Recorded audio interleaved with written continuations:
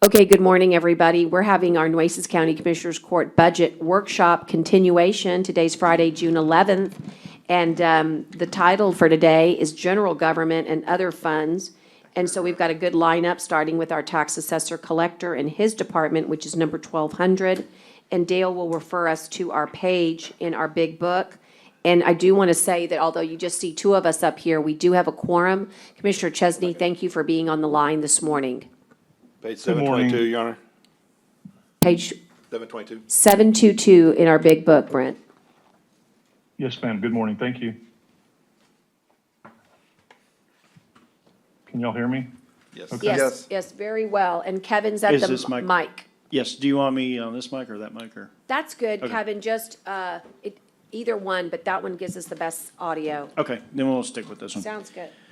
All right, well, I'll get rolling through here and make this, I'm kind of brief. Our budget is pretty standard, but I do have an increase request down the road that we're going to talk about. A lot of this, some of this is COVID related and just to our crazy economics, but just so give you a little heads up on that, and then we'll get into the details on that. Starting with 5217 postage and Federal Express, we have our every other year increase on this of 49,140. And just so you know, and for the commissioners here who may or may not be aware, every odd number of years, our office must mail out voter registration certificates to all active registered voters in Nueces County under Election Code 14.001. And the actual cost of the postage for the voter certificate mail out in 2019 was $44,765.13. And we are anticipating about a little slight increase this year for printing the labels of around $4,375. And we also do something a little different in our office. Before we send those mail outs, we also run a check with the U.S. Postal Service to try to cut down a number of return mail and also to prevent people from being removed unnecessarily from the voter rolls. So what we do is we go out to the National Change of Address, known as the NCOA. We try to capture that first, and then we send those mail outs so that way we're not unnecessarily removing people from the rolls. Because Thank you for that. yeah, we don't want to be doing that. And you know, especially with our younger generation that's tends to be a little more transient, moving from apartments and College. colleges and so forth. We don't want to miss any of these people, and hopefully we can capture them in that process. And so we're looking at total operating adjustment this year, 56,720 for those hard costs. And of course, this is something just for the general public to know. This is not something that happens every year. This is an every other year. So next year it'll come down by about that I was much. going to say, so really, your budget is exactly what it was in 2019. Pretty much. Yeah. And just as you know, we've had a really nice increase in the number of voter registrations. So of course that translates into more postage. Yes. So it is what it is, but we're not sending love letters to grandma. We're actually sending everything to, Got it. we're sending these voter registrations out. So, Got it. okay. And moving on, do y'all have any questions on that? line item? Anybody? Any questions? I think we're good on that. Okay. You want to take us to your personnel? Yeah, let me go on to capital outlay first. All right, sure. If you don't mind. No worries. Capital outlay, we have some small items that kind of add up a little bit for things we need in our office. We need to have multi-function printers for both Ralph and Sandra that need to be replaced. They're old and aging and failing to work properly. We need that scanning imaging ability, so we've got an addition there. And then there are also, as far as IT goes, you never know when a computer's gonna break, and because of the way we are budgeting, we're just putting potential to just in case we have a couple malfunction. You know, these things always go down at peak times. They never go down when it's slow. And so we're just budgeting in anticipation. It seems like we average about 2 or 3 computer failures per year. So we're putting that in the budget just in case. I hear you. And of course, we won't use it if we don't need it. And non-capital outlay, we need some chairs for our motor vehicle department. And we also need to purchase a safe in our accounting vault. It's no longer repairable. And if the next time it fails, we won't be able to get in it. That can tend to be a little bit of a problem, so. We'll mark that one as high priority, Dale. It's high priority. That one absolute must have Yeah. it's a must. Otherwise, we're all gonna be in a world of hurt or trying to figure out how to break through it through the ceiling.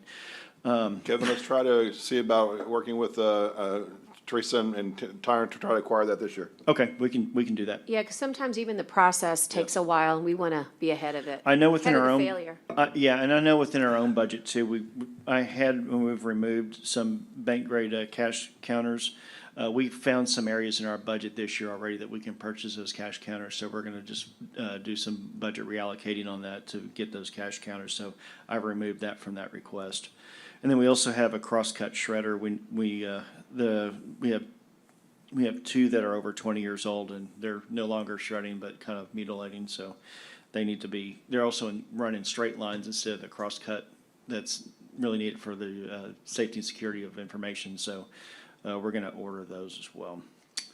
Okay, capital outlay adjustments of an increase of 12,570 is what those items all add up to.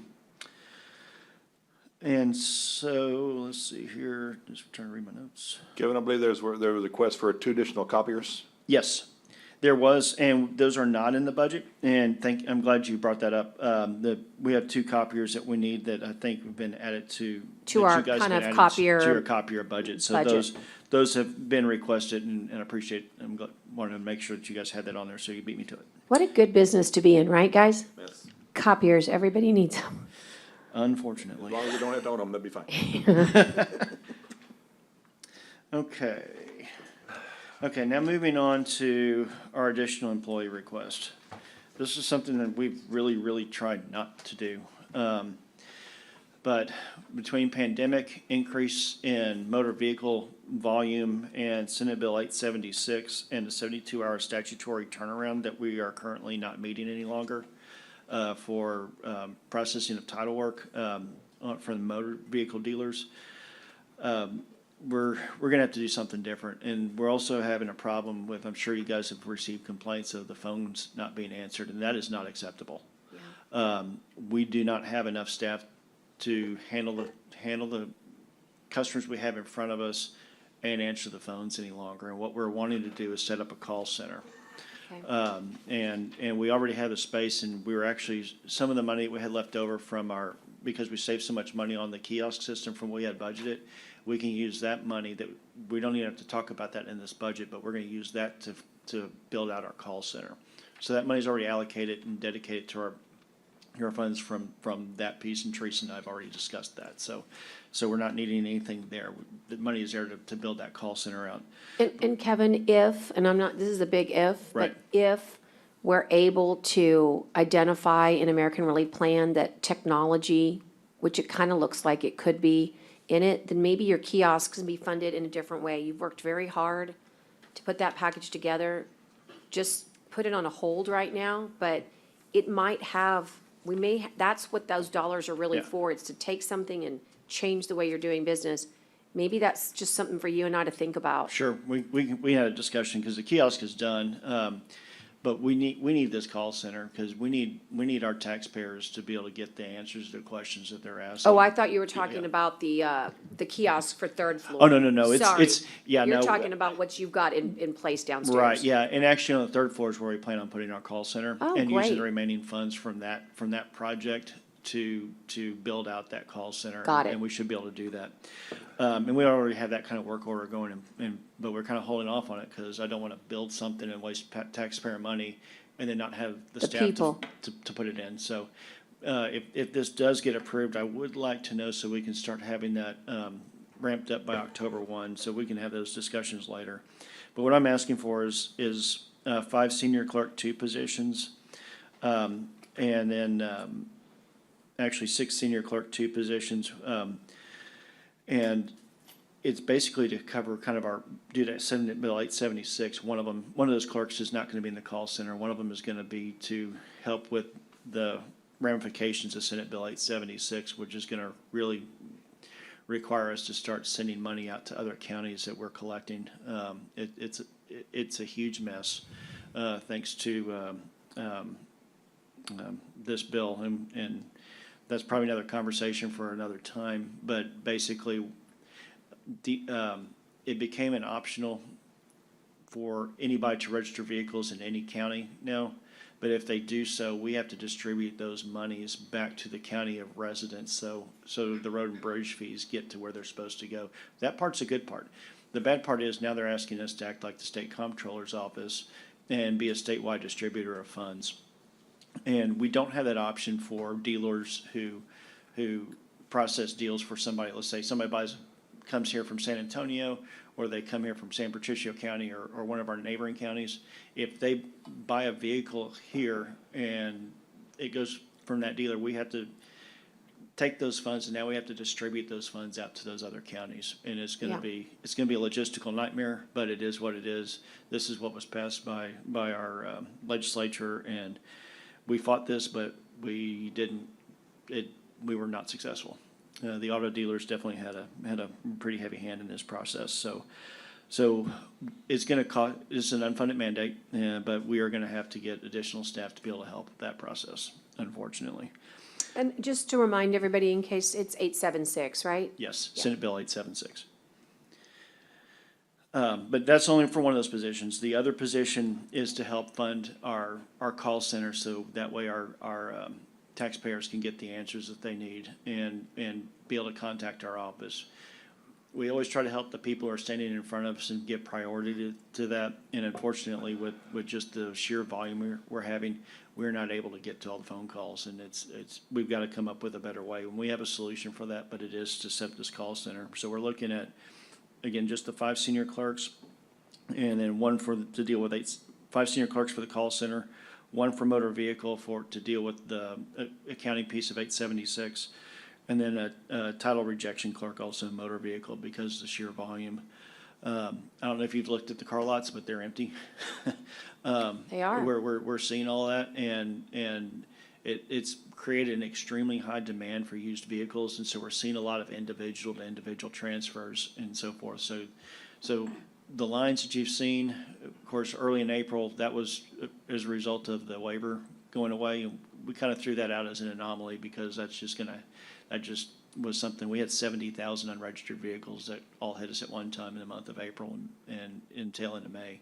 So that was about a third of our entire, that's why everything was so chaotic down in the motor vehicle section down there back in April. But that's come back under control. But we're still seeing the high volume of individual transfers and just a lot of motor vehicle sales in general. So we're just gonna have to do something different on that. Also, one of the things that the title rejection clerk, that's part of that request is because we're having more volume, we aren't inspecting enough of the titles to getting out of the office. And we really need to be doing that because we're responsible for the accuracy of that information. We kind of do audit checks on samples for all of our staff to make sure that they're doing things the way they are doing and they're not missing anything. And of course, we're also checking for some security issues as well to make sure that there aren't inappropriate gifts being done and so forth. And the money's being collected or being collected. And so we in-house audit those things, and then sometimes those titles just get rejected from the state of Texas, and we have to go back and fix those. And some of them are through the NMVIDIS process, which is National Motor Vehicle Title Information System. And sometimes we get rejections on the system because of that, and we have to go and grab those. Sometimes it's because of EIN numbers missing, or because there's 17 opportunities to mess that up. Or maybe there's a legal hold or something on those titles, and so it's very manually labor intrusive, and so we need that piece of the puzzle to. We have one person doing it; it's just not enough. And so that is the basis for those increases, and again, I understand budgets. I understand that our hands are tied up to basically 3.5%, and we get that, and we may or may not get these positions, but at least want to justify the reasoning for that. Okay. Look, I mean, one of them is completely out of your control, right? Right. That's the unfunded mandate. And really, the other is out of your control because it's just a volume situation. We're growing. I don't know what to say. Yeah, I we're mean, growing, and it is what it is. So Yeah. So we're doing our best to be as efficient and really streamline process as much as Yeah. possible, but it's a very, unfortunately, titling a motor vehicle is still very labor intrusive Yeah. and a very manual process. And when people don't do this very often, and one thing that's cool about the kiosk is we now know how long that takes. And it takes anywhere from 10 to 23 minutes to process a title or an out-of-state registration because of all the processes that are involved. So, it's not a fast process, and that's, it just is what it is. Yeah. Yeah, no, I appreciate it. But that's all I've got. I think that, since the kiosk got installed, for what it's worth, it seems like people are really responding. I was worried, anytime you change something. I was scared to death. I mean, gosh, but it seems like, it's really rolling well, other than, I will say, there's not enough places to sit. Right. And maybe, but our architect can really help us with that on the first floor as he revamps first floor for security. We're gonna ask him to consider what he can do or what he can recommend, Well, one of the neat things about the kiosk too is that it will actually ping into your cell phone. so you can wait in your car. So you can wait in your car. You don't necessarily have to sit right there, and that was kind of the idea of getting this particular system, so we could, so people could social distance on their own and not be forced into Yeah. a specific area. They can go grab a sandwich over at Shoreline, or they can walk outside of their car, do what they need to do. If they can see on there it's 2 or 3 hours, they can leave and run other errands and then come back. So that's kind of the beauty behind the system. That's where everything rolls back to the cell phones, which just about everybody has. If they don't have one, they grab a ticket, they can just wait there. But I'd say about 97% of the people are actually utilizing the cell phone feature of it. Yeah, I think summertime makes that tricky, but I think most every other time it'll be wonderful. Yeah. You don't but- want to be sitting out in your car right now. Right, You'll- but I you'll will bake. say, imagine a year forward from now, when we have the envelope done, our second floor is amazing. We got lots of great seating, it's beautiful, it's got canopy, shade, there'll be opportunities, it's just right now, it's a little tough. But I think within a year's time, Kevin, we're gonna have lots of seating.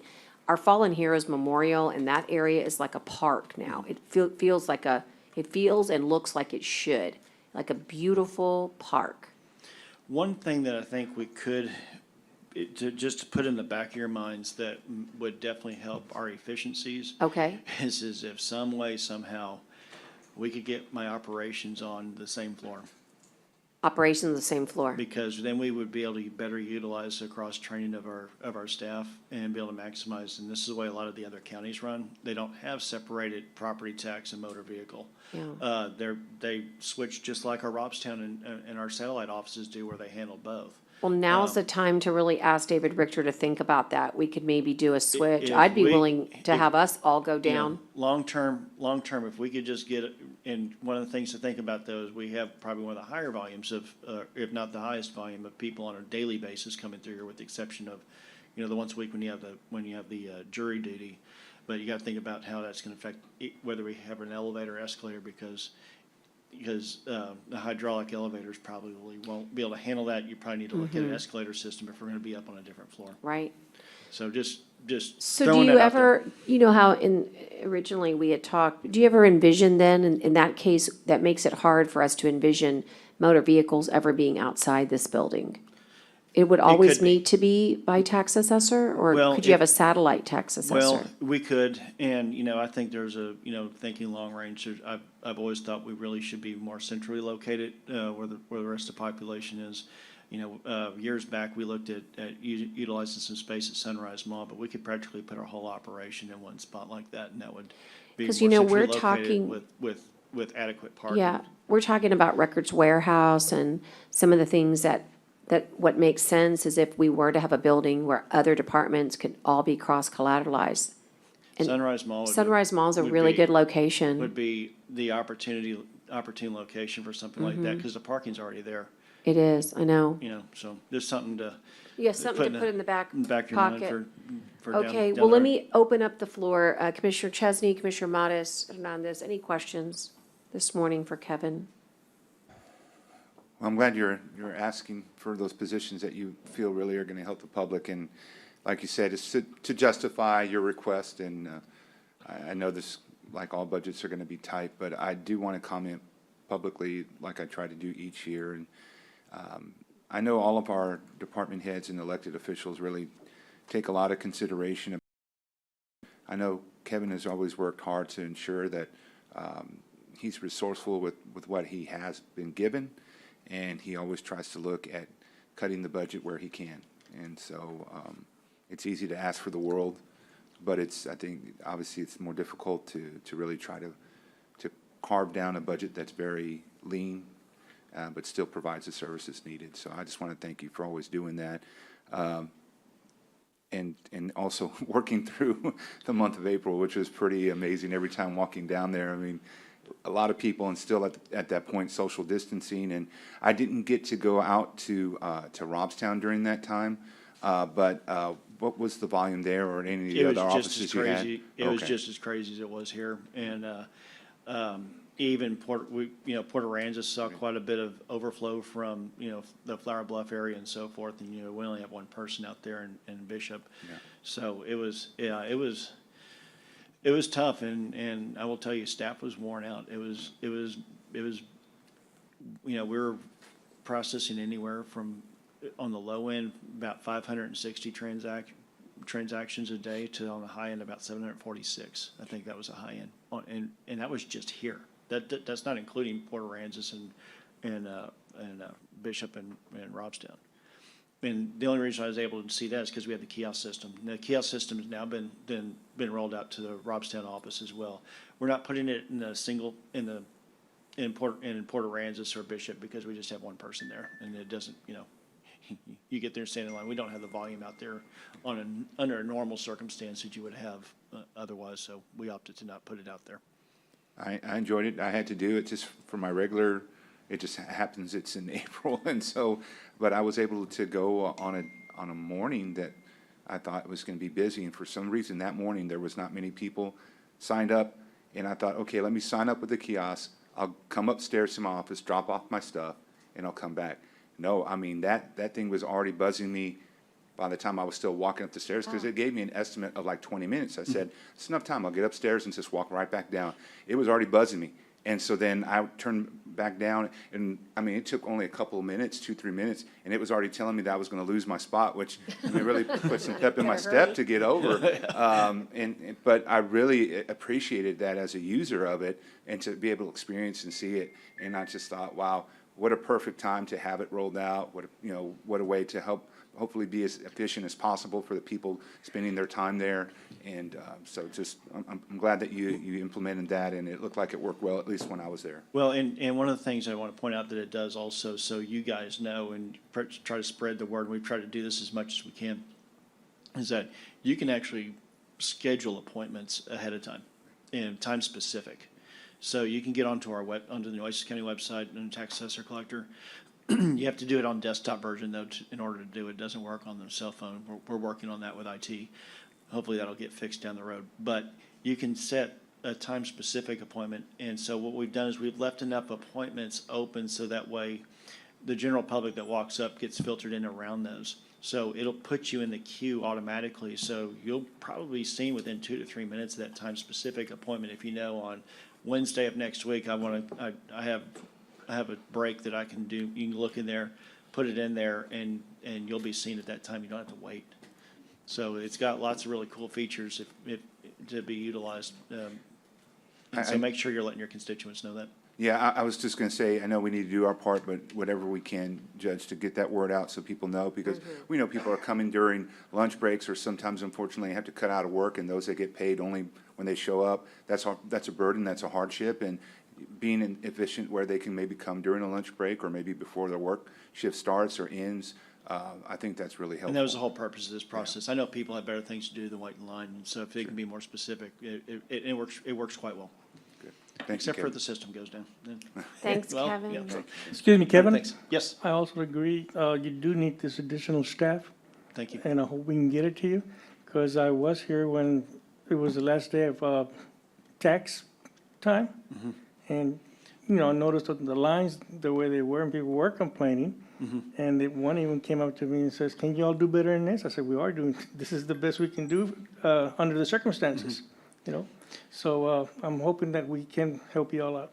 I appreciate that. And then, I always do remind people that if you wait until the last minute, expect to wait. It's just, it's. Right, there's no line right now. There's about a week time period when it gets really, really bad. And as we all know, we can't staff up for something that happens 1 week out of the year. You just expect to wait if you're gonna come at the peak time. It's like going to dinner on Valentine's Day and expecting to not wait. It ain't gonna happen. So but if you come, if you can just encourage people, come the beginning of January. Commissioner. Your wait time might be 2-3 minutes. That's what I do. If you come at the end of January, it might be 2 hours. So Chesney it has his just, hand up. but anyway, Oh, Chesney has his hand up, Judge. I'm sorry? Chesney has his hand up. Okay, great, thank you. I'm sorry, I'm trying to get a better pair of glasses here. Chesney, you are on. You have a question? Thanks. Can you hear me okay? Yes. Yes. You can. Just a point of personal privilege, I just wanted to congratulate Kevin on his son's graduation, and he had an outstanding academic and athletic career there at Cal Allen, and he's off to UIW right down the road to play a little Division I football, and I know Kevin's super proud about that, and wanted to make sure and congratulate him, thank you for the presentation today, but I know it's a big year in your family, just like it is for mine as far as graduations go, so congratulations to you and your family, Kevin. thank you, appreciate it. Very nice. Congratulations. Yeah, absolutely. All right. Well, wonderful. Well, we'll call Thank you you very back much. if we have any further questions. All right, appreciate it. Thank Thank you. Let's move on to the Road and Bridge Fund, which is in your books as Department 0120 and 121, 123. Page 731, Your Honor. It's page 731.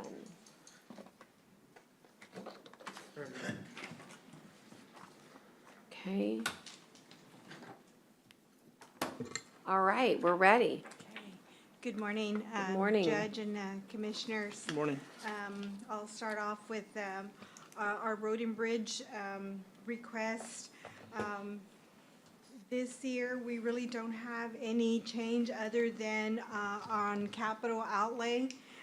We have a list there of all the heavy equipment that we're requesting with the lease program of the vehicles. That gives us more room to request the heavy equipment that is direly needed to be replaced. The list is there on the descriptions, we need backhoes and skid steers and a water truck, tandem trucks. All these equipments that we are requesting are just replacements. We're gonna replace them because what we have now is old and at times not really feasible to repair anymore. And the only two additions that we have are the backhoe trailers and one dump truck, so that we could use different vehicles at different roadsides, so we don't have to kind of wait for one backhoe to be done at one road construction and then move it to another. That way we have various heavy equipment working at the same time at different roads. And we're also requesting to replace some computers that we have in some of our field offices. We have like 6 computers that are at least from 2010, 2015, 2016, and they're getting old and slow, and we'd like to just kind of try to replace those computers.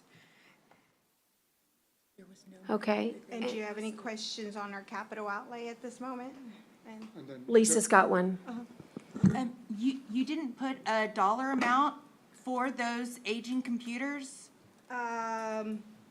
yes, there's a line item for 9,300. Oh, okay. I was looking at the line right above it where it said replace Yeah, it says agency. replace 6 computers. Okay. To replace 6 desktop computers for 9,300. I Okay. use the cost from that is provided to us for the desktop computers. All right, thank you. I'm sorry. And just so the court knows, the amount that they're requesting, $830,000, is very small, increase from what they normally have of around $600,000.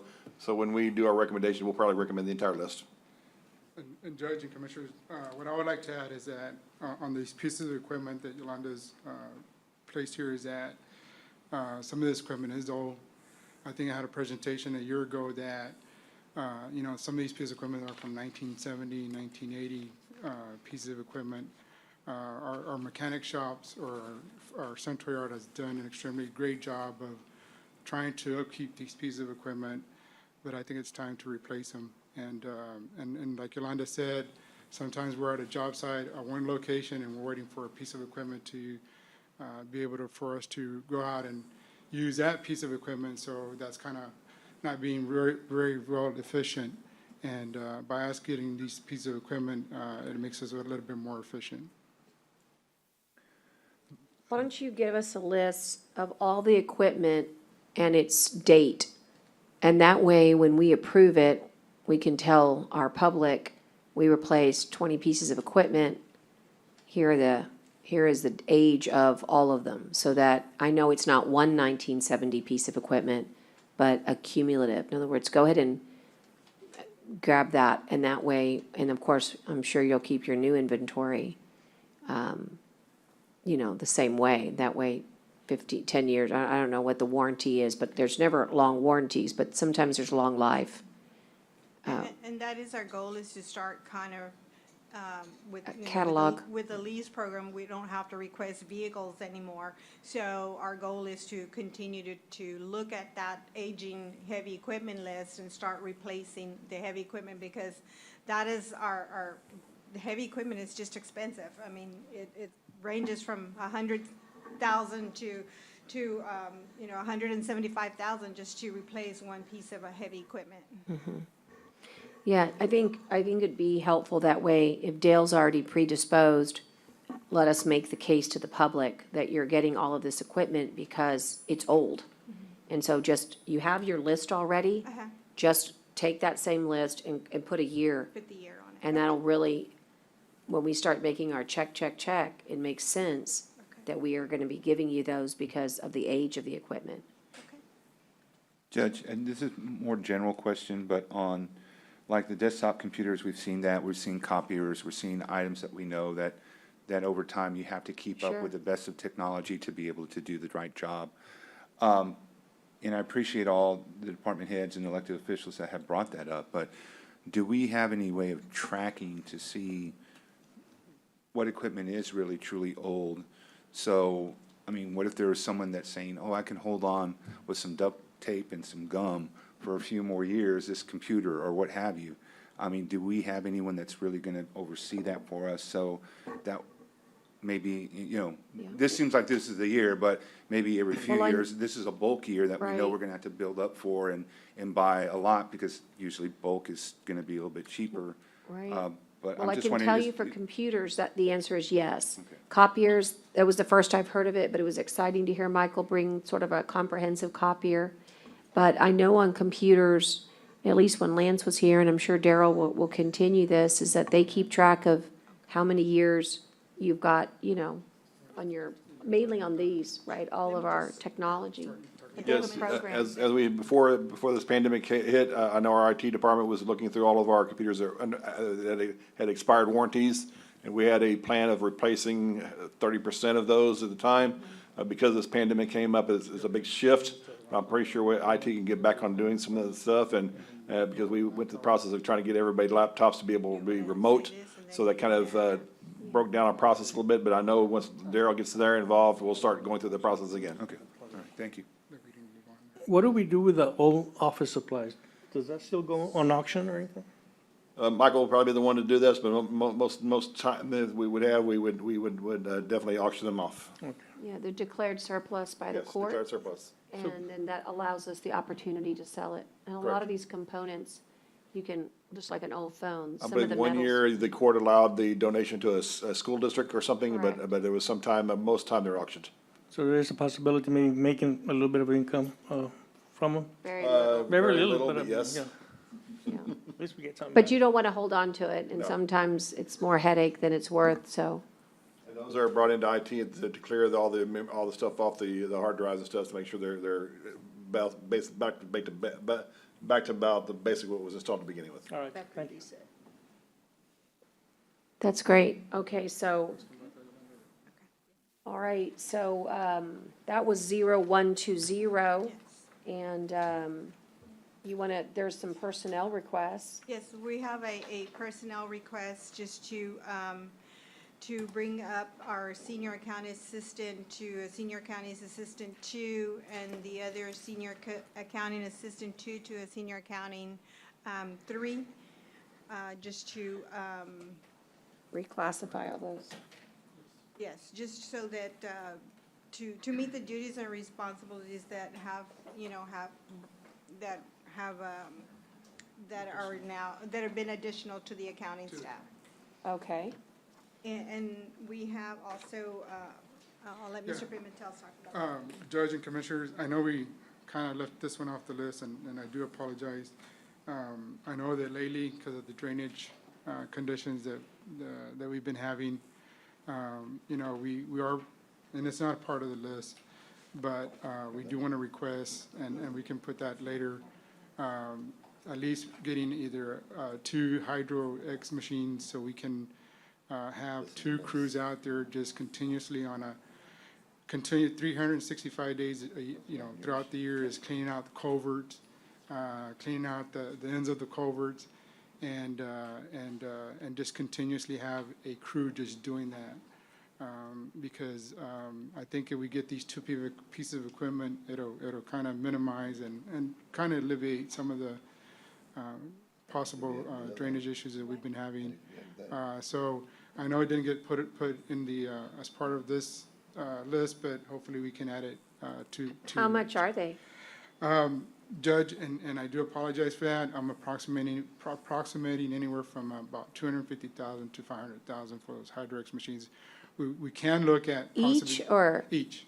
So we are looking at possibly maybe looking at if we can go to one of these used surplus equipment and see if they have any, and maybe get them for a lot less cost.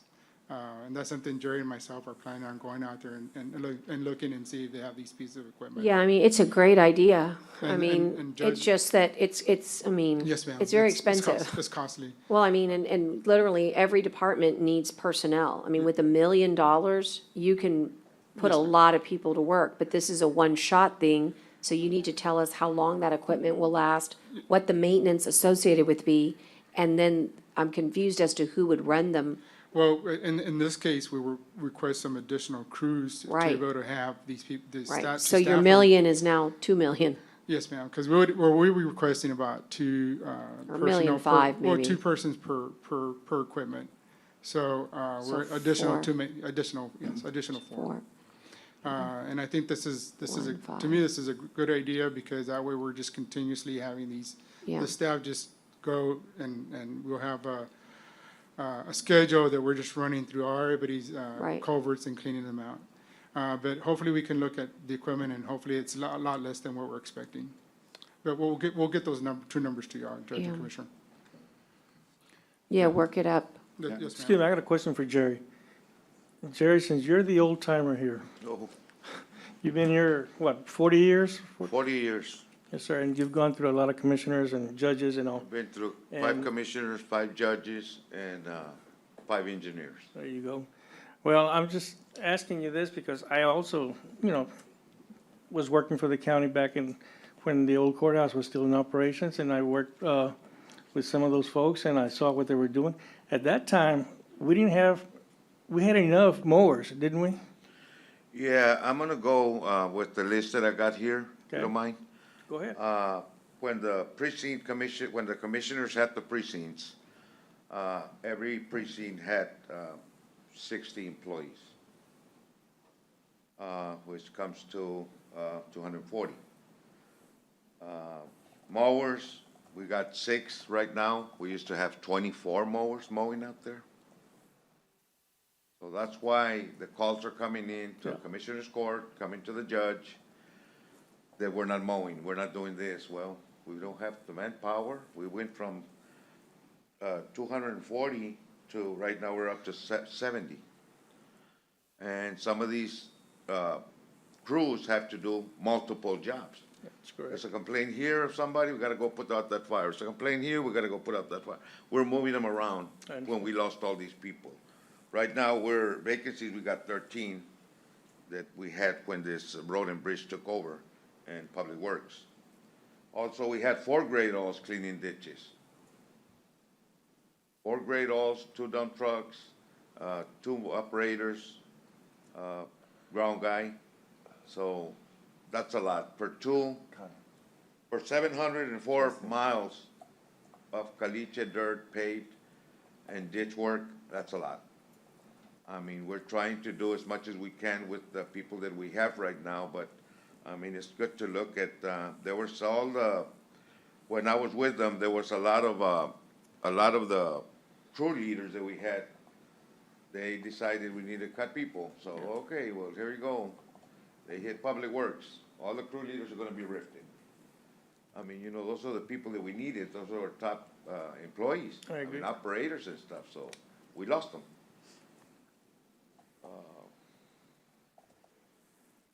Right now, on 4-yard, we just got 22, they should have 30. On Robstown, we got 16, they should have 23 or 30. At Central, we got, should have 16, we got 10. Mechanics, we got 14, and that comes to a total of 70. So, you know, we're really needing some help, really, on employees. And like Juan said, equipment, we got a lot of old equipment, we got, also mechanics. We're short on mechanics. There's one mechanic that's doing the whole 704 miles. Whenever something breaks, that one roading mechanic when we had 2. Yeah. And back then, we had one roading mechanic in all 4 precincts, that he would take care of the precinct yards with all the mechanical problems they had. So we're running short, and we are advertising, I mean, you know, and How many vacancies do you have right we now? have, right now, we have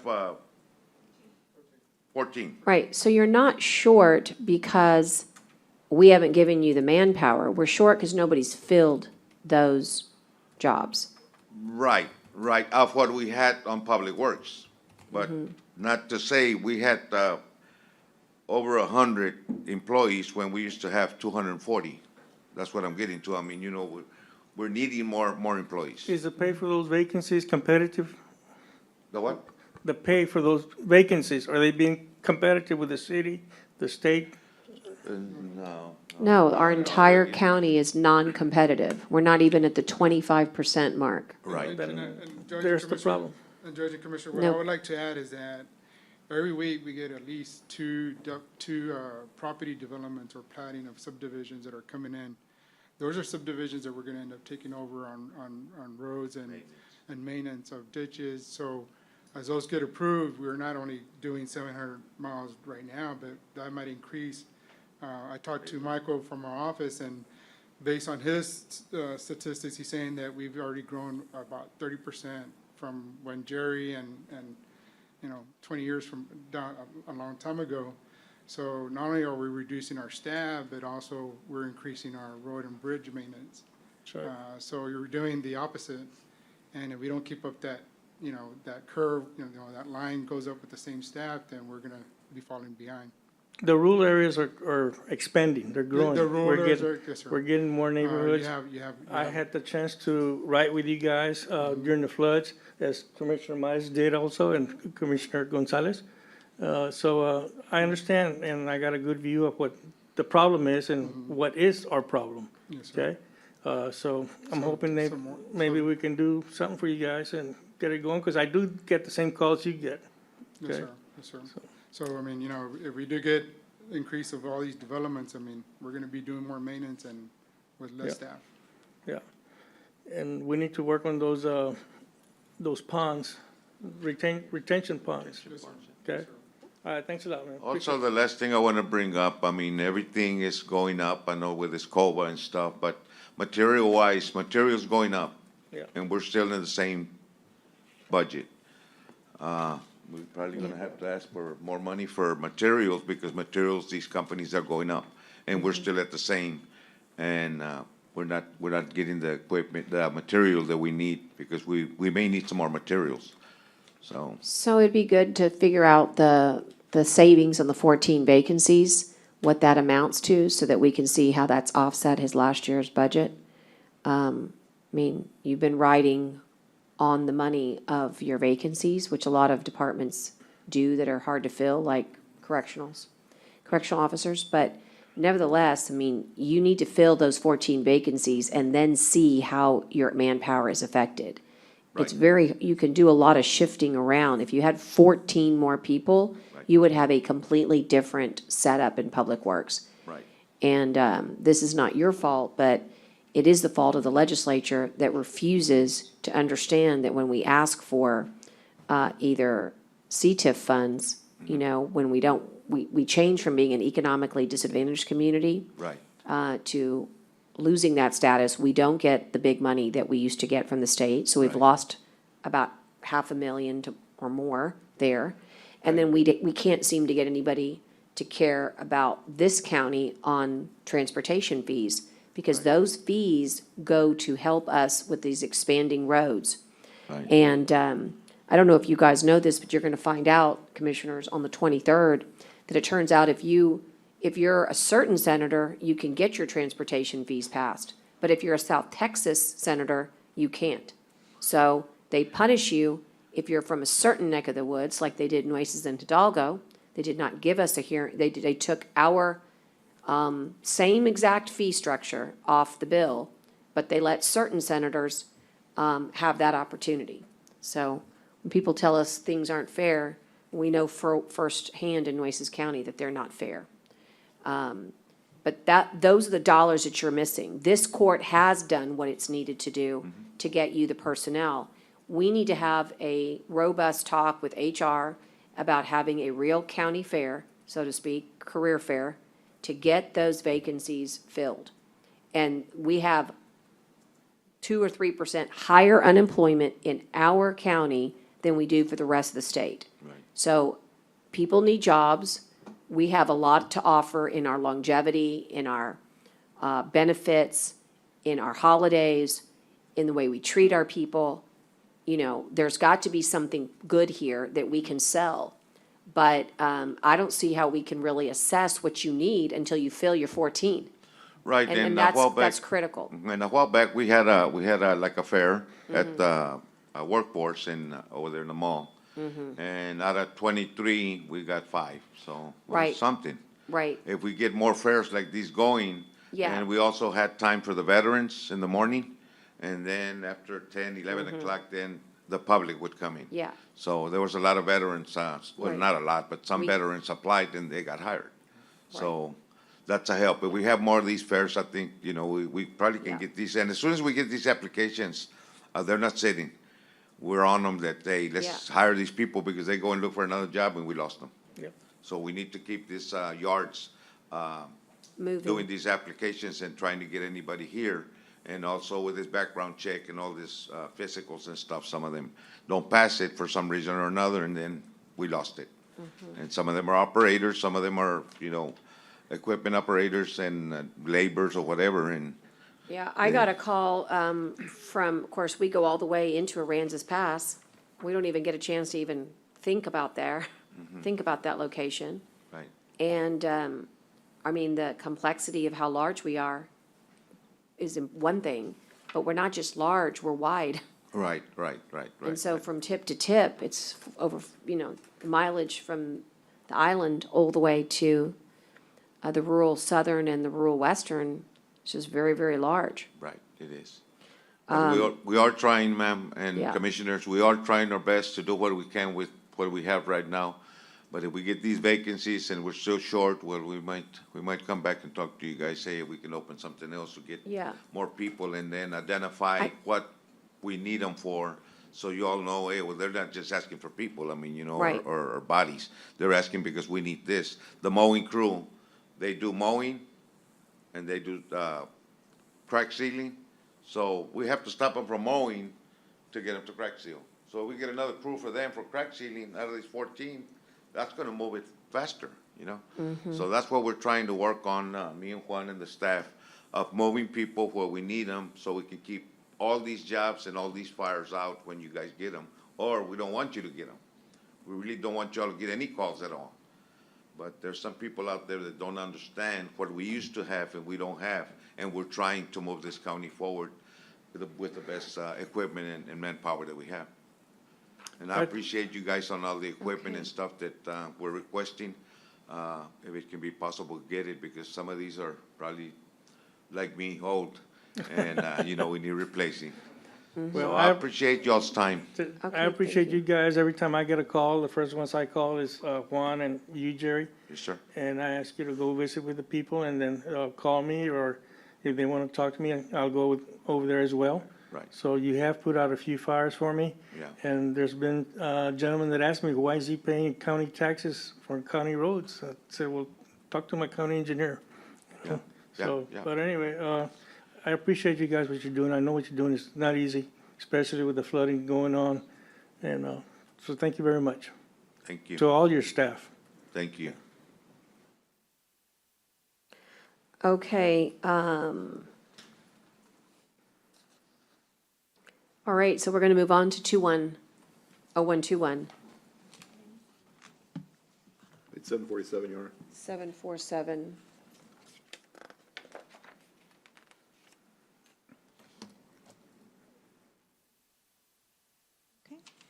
Okay, for 0121, we are just requesting,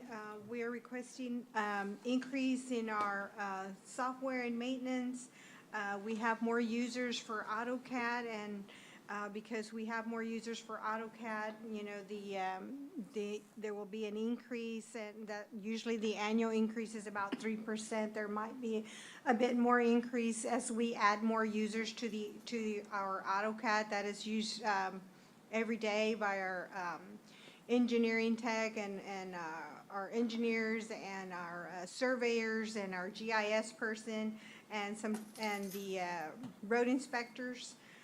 So that's a very helpful tool that we use daily at the engineering department. And they're also requesting in capital outlay a pretty big size scanner to start archiving the maps, scan the maps. Possibly later we can get maybe an intern or something that can start scanning those maps for us. It's easier to, it'll be more accessible if we have them scanned, and we don't have to go outside to have somebody do our scanning for us when we need a map.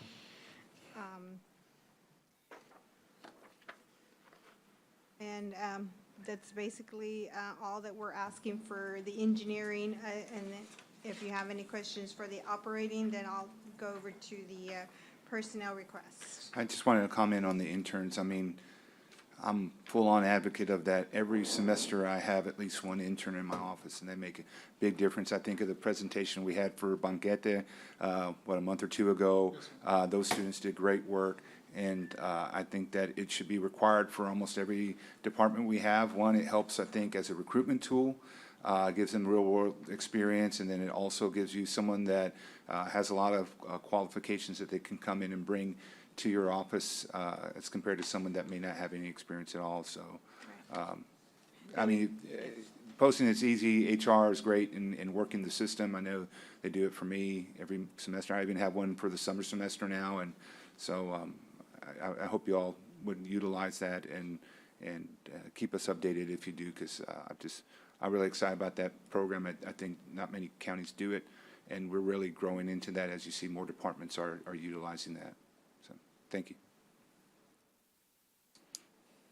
Okay, so really, it's just the scanner, Yeah, which is like 12 grand. It's Yeah, nothing, yeah. really, 11, 12. Yeah. It's very reasonable for Yeah. that piece of equipment. Yeah, we try to find something, we research something that's not very costly, but that will help us to start scanning all the maps that we have. And speaking of that, maybe what we can do when we get that scanner is the abomination that's on the 5th floor, maybe can look differently. Yes, ma'am. When you get 2 interns on that, first of all, we need that in emergency management. And I know you need the space, but we'll find you a different space, because you know how like tax assessor says, we need to be together? Well, we need to be together. But I can make a really good argument that could be your public works emergency management space when we're in a crisis. So it gets to have 2 duals. So I'm happy and you're happy. But the way it's right now, I'm very unhappy. Because every once in a while, when I think about it, I think this is like the Harry Potter room. It's like everything's in it that you need, but who the heck can find it? But if we got that scanner, maybe you guys could start digitizing or, scanning those maps and putting them up. Yeah, and you're correct, Judge, and that's the reason for the scanner, so we can digitize and put everything electronic, and we can get rid of some of those Yeah. old documents that we have. Yeah, and there's some wonderful, wonderful things in there, but the way it's organized right now, it's a mess. It'd be great, but you could use it as a little office too. It's big enough to maneuver it. That could be a great summer project for you guys. I'm telling you, it's awesome space. It's space that we wish we had, but let's make it both your space and Public Works Emergency Management, so that's where you go into, you could put your computer there, you could have everything you need there for emergency management. Yes, ma'am, we'll do that. Judge. I think it's a good idea. That sounds very exciting. Yeah, okay, and so let's move on to the next department, which is, 2-3. We have a Oh, personnel I'm sorry, we've request. got personnel, so Personnel. sorry, you're right. Let's do that. We have our personnel requests. We have a reclassification, and we're asking for 2 new project managers, and an architect, an environmental engineer, and 1 more construction engineer. Okay, so I have a ton of questions, but in general, start with the environmental. How would you facilitate them? Because we have an environmental engineer, her name is Megan, we just hired her at Coastal Parks, and she's doing all the dune permits. How would this environmental engineer interface with you guys, and what types of projects? For our underground storage tanks, we need an environmental engineer. I know right now we have an outside consultant that's assisting us right now, and also with the stormwater quality permit. We also have an outside consultant assisting us with that. And if you look at the numbers, we could probably have somebody staffed here for those type of contracts that we have going out. Okay, so underground, stormwater, and what was the third? It's stormwater, the stormwater quality. Yeah. Yes, ma'am. So was there a third one? No, okay. No, those are, oh, you have Those are the another one, two, right? okay, Every so often, we have to do a pesticide management plan. okay. And Judge and Commissioners, we also, I know, sometimes we need to go out and evaluate if one of the sites is that we're either gonna be working on is either, a wetlands or something like that, and having somebody like this can help us out in determining if we can either dig there or do some type of construction there before, and make sure that we get the right permits in order to perform the work that we're doing. Okay. Yeah, Okay, and then how about our construction engineer? Our construction engineer, I know we have multiple projects going on right now, and I know that with the new monies that are coming in, hopefully, for new construction, we do have somebody that can assist us, or not assist us, but somebody else that can minimize the work that we've been going through, and having somebody that can actually assist Bird and myself in the projects, and also help out Road and Bridge when they need to, so they can be out there monitoring some of the work. I know right now, I go out there, Jerry, to monitor some of these projects, just to make sure everything's going right, and then, so this would be a person that would assist me with that. Okay. And then, project managers, Yes, ma'am. On the project managers, those would be project manager that would assist us. Again, Judge and Commissioners, I know we have some new projects that are going to be coming out, and also hopefully some new monies that might be coming up for new construction. So these project managers would assist us with, again, overseeing the projects, scheduling the projects, and making sure that the projects are going in a timely manner, and helping us out during construction. And also any type of work that's being done here at the courthouse, or, anywhere, they can also be managed in that way too, or be used in that form. And then regards to an architect, it would be good to have an architect on staff. The reason behind that is so that way, I know we are gonna have a lot of ADA projects that we're gonna be doing, And it would be good to have an architect on staff that can review the drawings and look at them. And at the same time, if we do need an architect, kind of like maybe out in Calderon or some of these other offices that can assist us. You know, sometimes we get requests for new office space that requires just a remodeling, and they can they can do the floor plans for those type of work. You know, small projects that we can keep on going, that we can have somebody on staff. Okay. And so the total is 505,05023.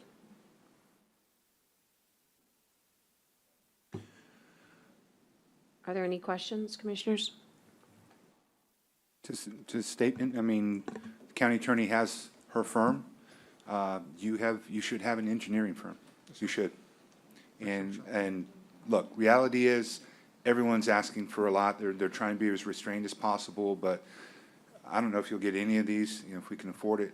But each year, continue to come back and ask, you know, for another position that you feel what is the most likely or the key to helping success for your department to help work with all the projects that we have and work with this Commissioner's Court. So, thank you. Thanks, Commissioner. Thank you.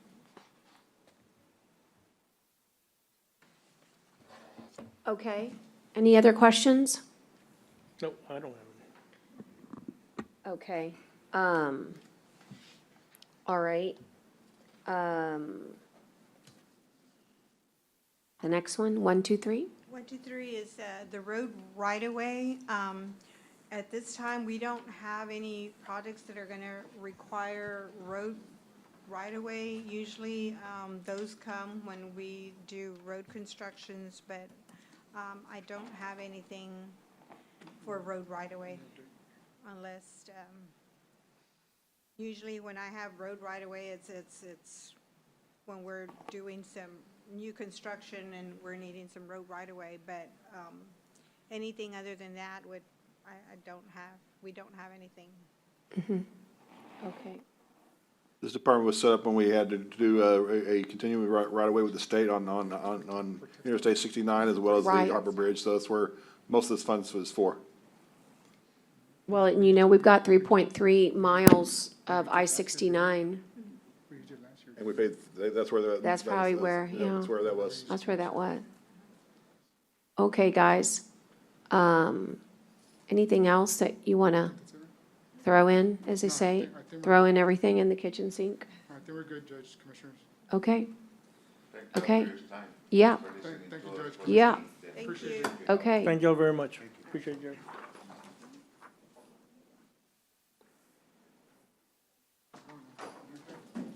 Before you guys leave, I just thought of something. You do have one vacancy that we have not filled. And and I know that you have some people that have applied and that's something that we need to talk about in the very near future. You do have applicants. The professional engineering piece of it is very important to this county for a million reasons you can think of. It's exactly why you have one. It's a lot like the lawyers yesterday that said, but they haven't passed the bar, but we want to hire them because they need to, you know, we have confidence in them, they're going to pass the bar. Yeah, it's something we need to talk about. We need to fill that position.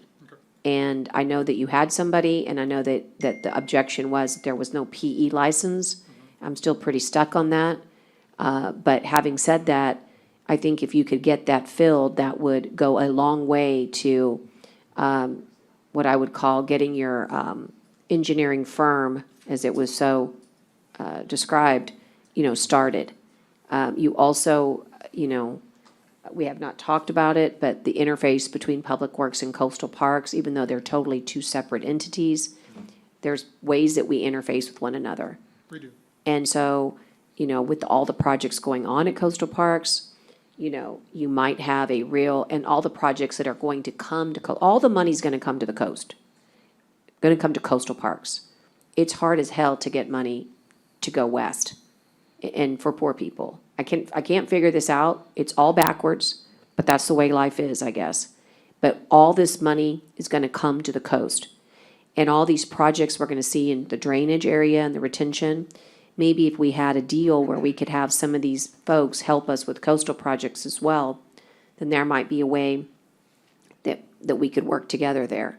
There is as many coastal new projects as you have subdivisions. So I'm just thinking on the environmental engineer, maybe that's something you all should entertain with Scott Cross and say, if we were to get this new position, you know, how would you envision that this position could be helpful to you as well? And that might create some more justification. Because the new hire was gonna take Depak's place, but Depak was really our number one ME here. And so you have an EE, you got an environmental engineer, you got a construction engineer. That construction engineer may be a good ME. I mean, I don't know what you were thinking there. I didn't ask you. And it depends on. It depends on who's out there. Yes, ma'am. And, you know, Yeah. who applies. But you've and got two civils, you and Bert, Right now, we have two civils, me and Bert and myself. right? So I'm just thinking out loud here, but that third person that's out there, you know, we really need to get them onboarded, and I'm mindful of that. I'm not trying to thwart that effort. I'm trying to make sure that that person fits in with the needs that we have. And Judge, and I know you hit it on the detention and retention ponds that we're looking at in the future. Yeah, That's gonna be another maintenance thing that we're gonna. It is. probably It's incur. huge. And it's gonna be huge because, when those ponds get designed, they get designed to a certain depth and certain volume, and within time, they start silting up.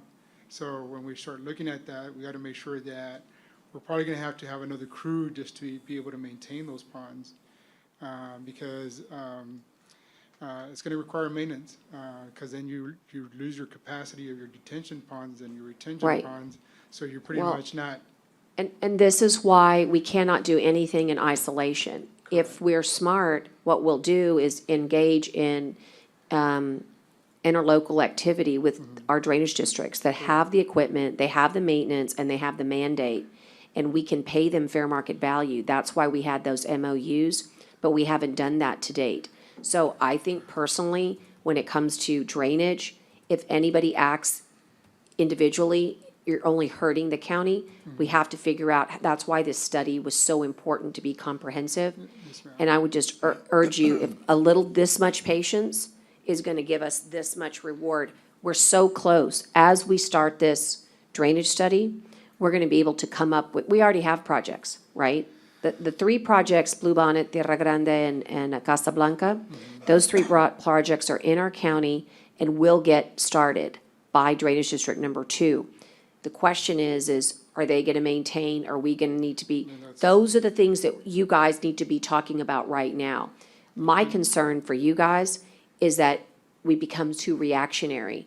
We say, we got a problem here, and then we start digging without any real understanding for what's coming upstream. So my request is that you're right, it needs to be contemplated, and when we go to Water Development Board with our next grants, it's got to include maintenance. yes, ma'am. And then the other thing also is that since these are gonna be applied for water quality, it would be good to have the environmental go out there and I agree. do an evaluation of the water, you know, the pre-conditions and then the post-conditions, and to make sure how much we're really getting out of this, of quality from these. I agree. ponds. And then the truth is that, you know, they say if you chase too many rabbits, they'll all get away. And I think that with a staff of 2, you and one other engineer, and you are the supervisor of everything from picking up tires to moving furniture to mosquitoes, quite frankly, that's not your role. That should not ever be your role in the, except for in the sense of what I would call a department head meeting, right? If you're like the head of the snake and you're trying to control everything, that's great, because you gotta have situational awareness. But I see what's going on, and you're involved in everything from rolling a paintbrush to installing a bathroom to working on ADA. It's too disjointed. And so the only thing I can say is that it's a ton of money, but I agree with Commissioner Modis. At least in principle, I like the concept of an engineering firm. What I have been very unhappy with, and I vocalized this, is that we're not working in tandem together. If you want to manage people, you have to work with people really well. And when the county judge isn't happy, have you ever heard the old saying, ain't nobody happy? That's kind of how I feel. But I feel like we can get back on track. And I want to get back on track. But this is a good opportunity to at least say, we share the same vision. Correct. I do. And we've got more coming down the pike, not less. And you're right. So I hope that we can, as they say, work on this. I'll be interested. We'll dive more into these job descriptions and how they can do this. And I actually have an idea on how to pay for those two project managers. I know you're not gonna like it, but I think it's a good idea. It's IGSA. That is how you pay for, that's how you pay for the people that you know you need, is you've got to create a stream of revenue, because we don't have this much money. I'm gonna ask Dale at the end of this week for a total of all the personnel requests that have come in, and they're gonna give it to me. They already have it. They're working on it. Yeah, by the end of and the it's day. gonna be twice as much, just personnel, not the regular budget. It's gonna be twice as much as the revenue cap would bring in. And that's why it's gonna be critical that we work together to figure out which of these would make the most difference. And secondarily, which of these can be funded by other resources. It's really important that we at least understand that if this is, I'm glad that you put everything that you think that you want to build, because at least I know that there's a vision. Yes, ma'am. Okay, all right, y'all were on your way out, as they say, you're 10 minutes early, that's good. Run, Thank you. don't walk. All right, let's go to Edward. We are a little bit early. Let me disclose to the court that the county clerk texted moments ago, and she cannot join us, Dale. So I don't know if we want to, I prefer taking the early lunch break. And we'll break at 11:30. I have a few calls that I'd love to make, so we'll take that. I would ask you during your lunch to please review the county clerk's 1160, 1170, 1180, 1190. Teresa, are we going to come back anytime where she could come back and join us next week, or no? If, date July the 6th. Why don't you give her that date? And Dale, what I'll do is you guys will review it. Dale can just provide an overview after lunch. What do you think, Dale? Well, right now we have the employees, personnel that everybody's requested. There's a few little misunderstandings with what the county clerk has, but we'll provide you what we've been provided. So you have a list of everybody that's requesting either new staff or reclassifications. And you'll have that by the end of the day. The rest, as we know, as we get through the process of being my recommendations to the court for this is gonna be changing up till the day we start talking our heavy-duty budget discussions in August. Yeah, exactly. So county clerk is on tab what? It was on day one, it was, Oh, it's tab. way back in. Okay, No, we moved it in your notebook. I know, but it was tab one, number 7, but I don't know if you moved it or not. Yes, it's been moved to your tab 5 for today. okay, thank you. Tab 5 for today. Okay, so what I'm saying You're is, 57, but in their book it's page 57. Unless they moved it. We moved it in Okay, tab 5, okay. okay, for whatever reason, I'll look with you I can't find it, but it might be that I still have it stuck up in the front. Okay, so Edward will be our last presenter today. Is that really what I was teeing up for, Edward? And We do have so you're gonna after the, handle, for lunch, yes. yeah, before lunch, forgive me, before lunch. It's like a whole new day after lunch. That's the stadium is on page 757, Your Honor. All right, 757, we're gonna start with the stadium and fairgrounds, that's 041, I'm sorry, yeah, 0140 and 41 and 42, and then you're gonna head into inland parks after that. And you've got plenty of time, not rushing you, just wanted to kind of get you the lay of the land, Edward. Appreciate it, Judge. Commissioners, good morning. Long time no see, but I've really tried to keep up with all the projects that we've got in the rural areas, and so I really appreciate this time. Judge, I also like to thank you for allowing us to be in the courthouse today. Yeah. It seems to be working really well. Great. We've got people all over the place. Hopefully, we'll get the target population that we're looking for. We're like the blood drive, we're looking for arms. We're convincing a lot of people. There's Little bit of a hesitancy. yeah, we got that. There's metal in there, isn't there today? No metal. No metal, no in these tracking. vaccines. And I tell them this, Judge, I said, okay, if you don't want to be tracked, let me have your money. I'll hold your folding money for you, so. If they want to be tracked, lose this, babe, because this tracks. Yeah, So- I appreciate that, Edward. What he's talking about, everybody, is that we're vaccinating. You can get your free life-saving vaccine downstairs, trouble-free and pain-free. All it takes is a few minutes. So if you're listening, if you have children that are 12 and up, as long as you, as a parent, consent, if you all are listening in the courthouse today and you have your kids home from summer, go and get them at lunch and bring them here. Treat them to a good sandwich and then get them their vaccination. It's so easy. And Edward, there's no wait, No right? wait, no wait. We It's like got an enough- infomercial. Have enough people that you just sign up and we'll That's get so you great. done real quick. Okay, thank you, Edward. All right, so we'll start up with 0140. 0140 is our stadium. So we've been working out there. We've been trying to refurbish the stadium, and our budget there is $250,756. We've had a decrease in the insurance expense, so that's a good thing. We're probably going to be going into that contingency appropriations for this next year. Again, we suffered mightily from that big freeze. It kind of hurt the field quite a bit. We had some broken water lines that we're trying to fix, and we're in the process of fixing them now.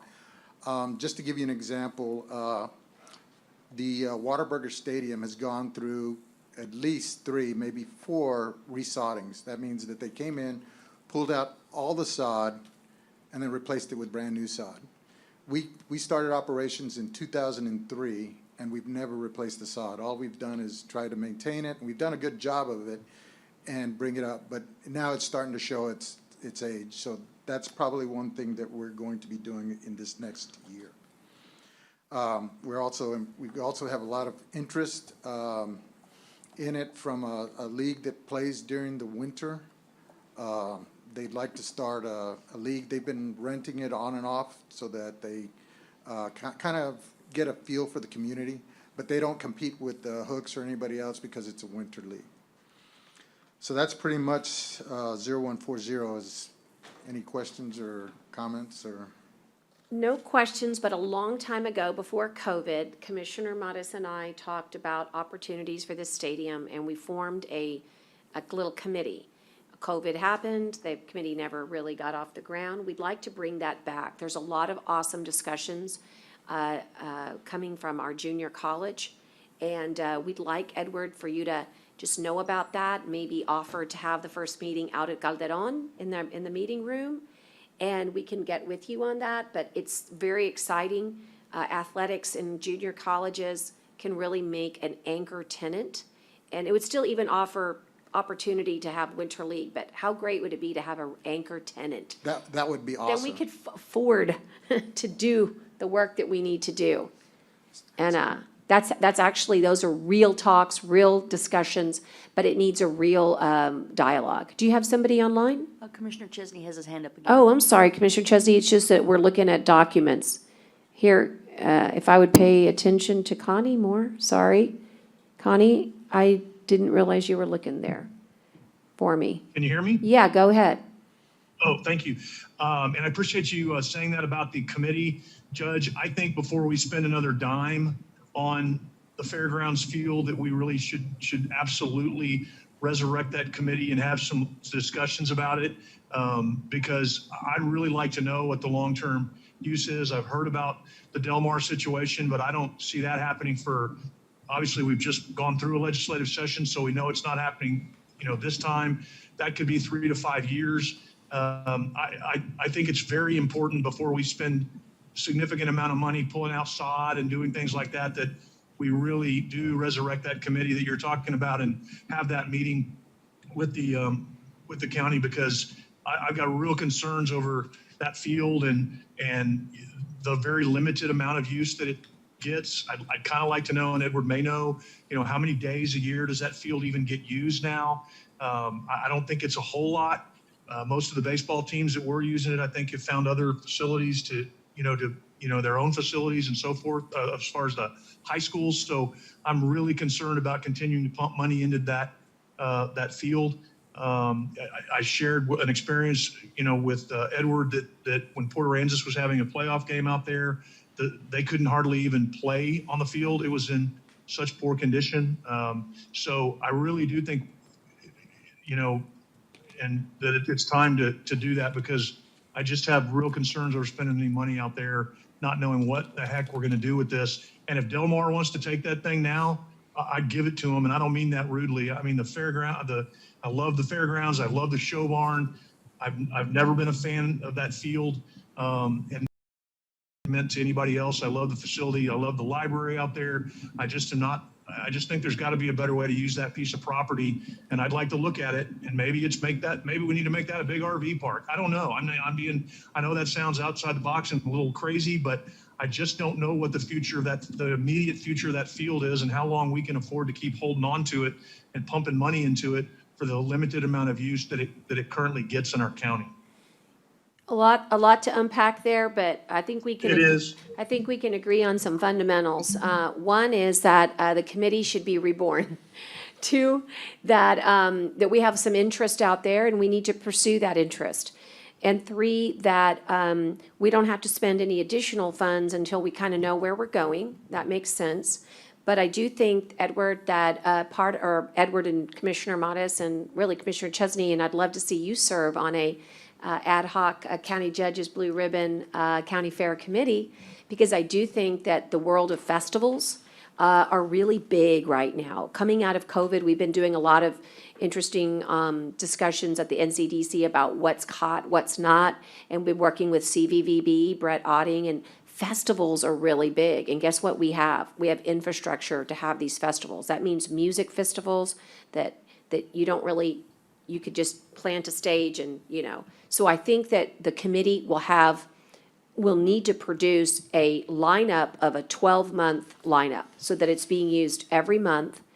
And we need to go ask every single ISD and the Islanders, a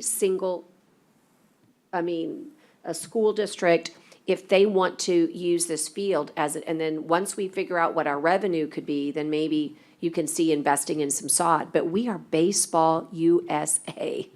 And if we can't figure out, not everybody has the ability to have infrastructure like that. And the only reason I think that I would depart from your thoughts, although, like I said, I agree on 98% of it, is that you can't build this stuff anymore. And so what you're doing is you're guarding an asset. So it's kind of like saying, I have a house, I have my grass, I don't want to water my grass because I'm never at my house.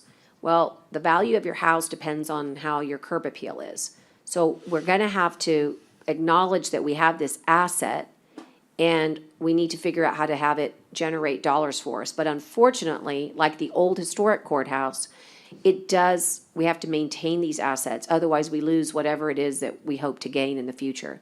But I hear you. And Judge, I hear you. I think that's a very, very valid analogy. And I would add only this: repurposing of your assets is also a very valuable and viable way of looking at this. And I agree. I think that is a very valuable piece of land. I don't know that I think it's a valuable piece of land as a baseball stadium. I'm just saying, I think we ought to look at what could we do? Could it be a festival site? Could it be an RV site? Could it be? I'm just saying, I think we ought to think outside the box and yes, protect the asset, but not necessarily the asset in the form that it currently sits in. And that's all I'm kind of trying to throw out there right now is how could we repurpose that? And maybe we keep it, maybe at the end of the day, the decision is to stay as a baseball field, but I just think we ought to look at everything we can because me personally, I don't see it as a long-term future as a baseball field, but I may be wrong and I'd be the first to say I'm wrong if I am. Yeah, no, listen, these are good conversations. Edward's nodding here. These are all great conversations. And like I said, I feel like I'm ready to do a little press conference. First time in 15 months, we're in single digits for COVID. Isn't that great, guys, today? First time in 16 months. It's a big deal.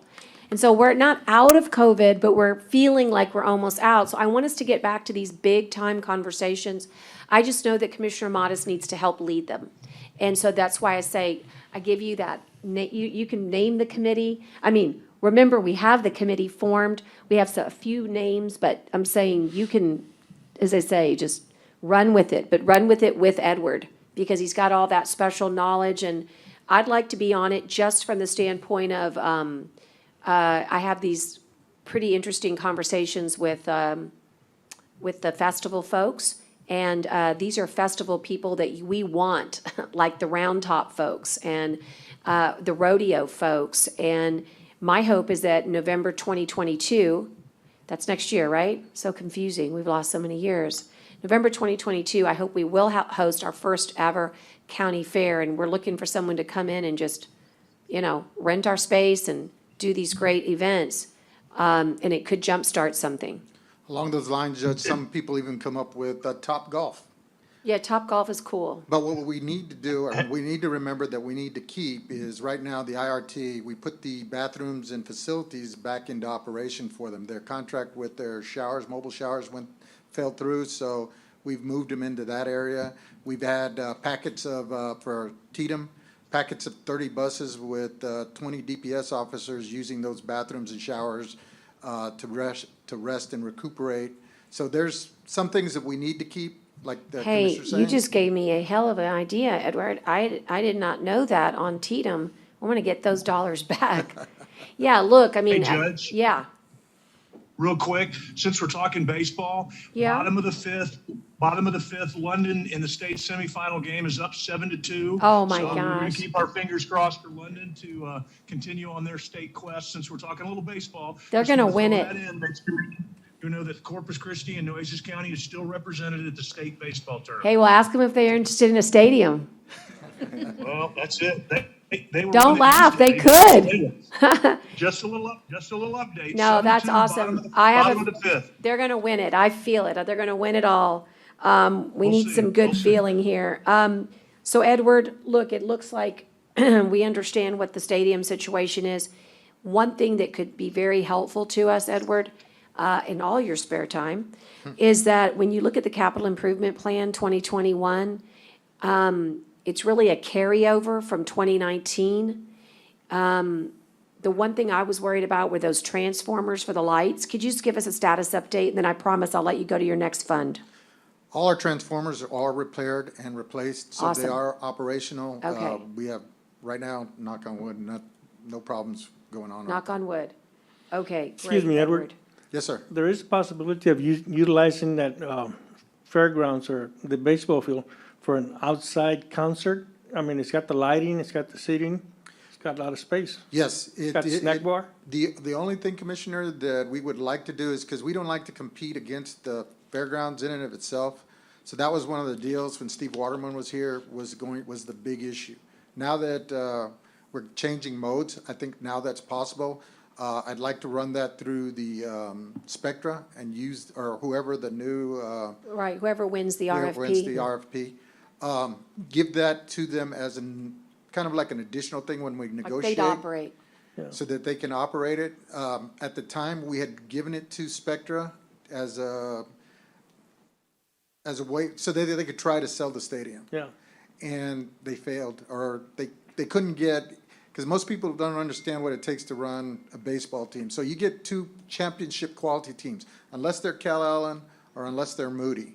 Those two teams are the exception. But if you got a team from Guero versus a team from the Valley, and they came to play there, they only bring maybe 300 people. Then now you've got to pay for the concessionaire, you've got to pay for the people on the parking the cars, you've got to pay for the ticket takers. Yeah, the and it's economics don't work. It doesn't work, it's a loss. Well, I wasn't talking baseball, I was talking about this concert thing maybe happening.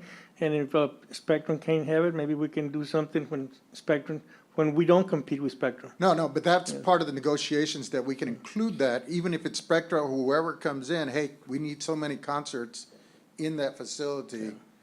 But the only thing with that, as the judge is saying, there's some improvements need to be made. The sound system wasn't designed for that. The transformer is about 320 feet to the south. We need to bring some kind of we've done it before, but we need it's doable, but it's gonna take a little bit of more effort to do it. It's just. Yeah, thought. no, But it's a good idea. The concert, the festival would definitely have concerts, definitely. That's sort of the concept, and that's also the concept of the amphitheater. It's about driving people to a locale. Once they realize that that's a great place and fun place to be for themselves and their family on a regular basis. Our problem is we had no consistency.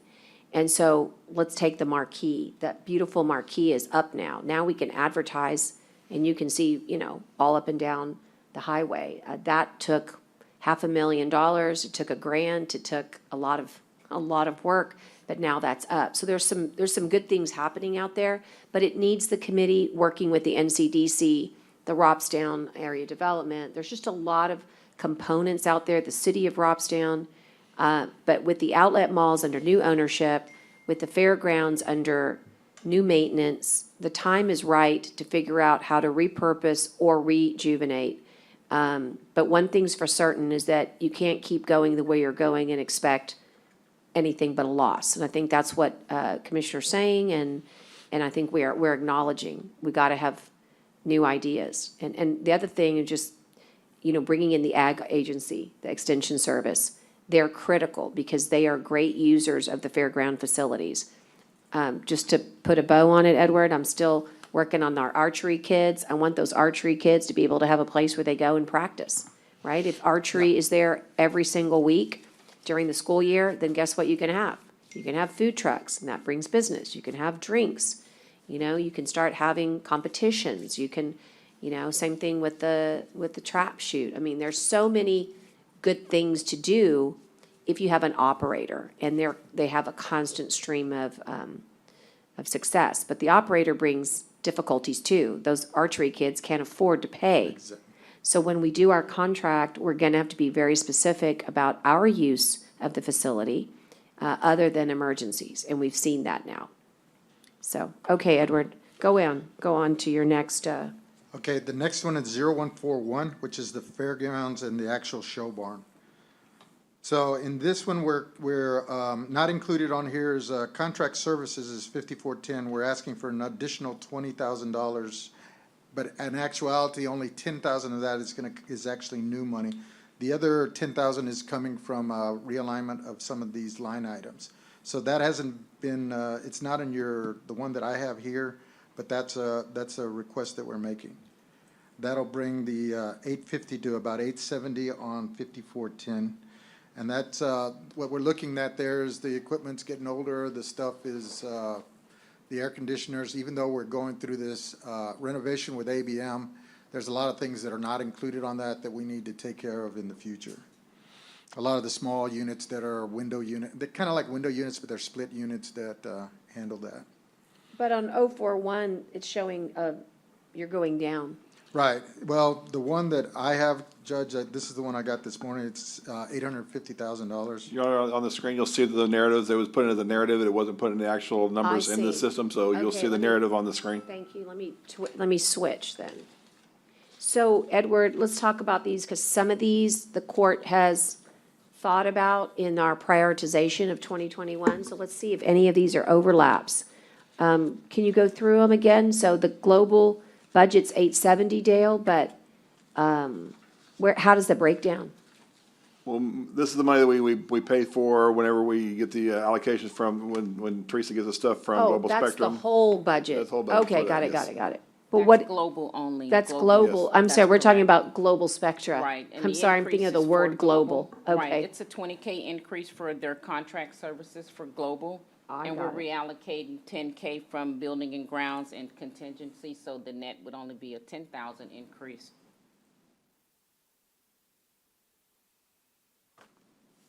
And these numbers will be added to the balances we have once we start putting the numbers together for submission to the budget requests.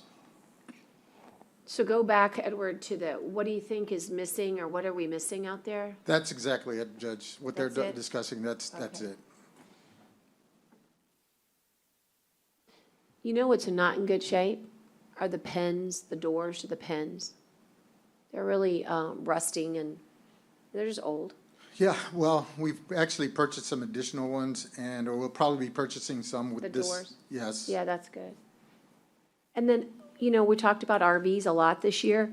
Can we get a status on the RV hookups and how, like, let's say we had a great festival. Let's just say, for instance, hypothetically, awesome festival. I mean, could everybody go in there and have power and hook up? Sewer? Right now, the IRT is actually working on the deck, and so a precursor to that was that we went in and since, the parking lot, I call it deck, but the parking Yeah. lot, we went in through and we fixed all the broken lines. Oh, that's great. So right now, it's, I would say 90, there's some that are messed up, but there's probably more than 95% are up and operational. There's a few that we just need to finish off, and that's more electrical than water-driven. Our biggest problem is water line breaks. Because what happens is when the original company or engineering firm designed those, they put them on a floating slab, and that floating slab has no bollards to protect it. So whenever somebody hits one of those slabs, it shifts it. it and then breaks the line. So that's what we're fighting for. So with this next go-around, we're planning to take time to start putting bollards around each one of those so that if they're gonna hit something, they're gonna hit those rather than the slabs of concrete to move them. Okay. That makes sense. Because those feel very underutilized.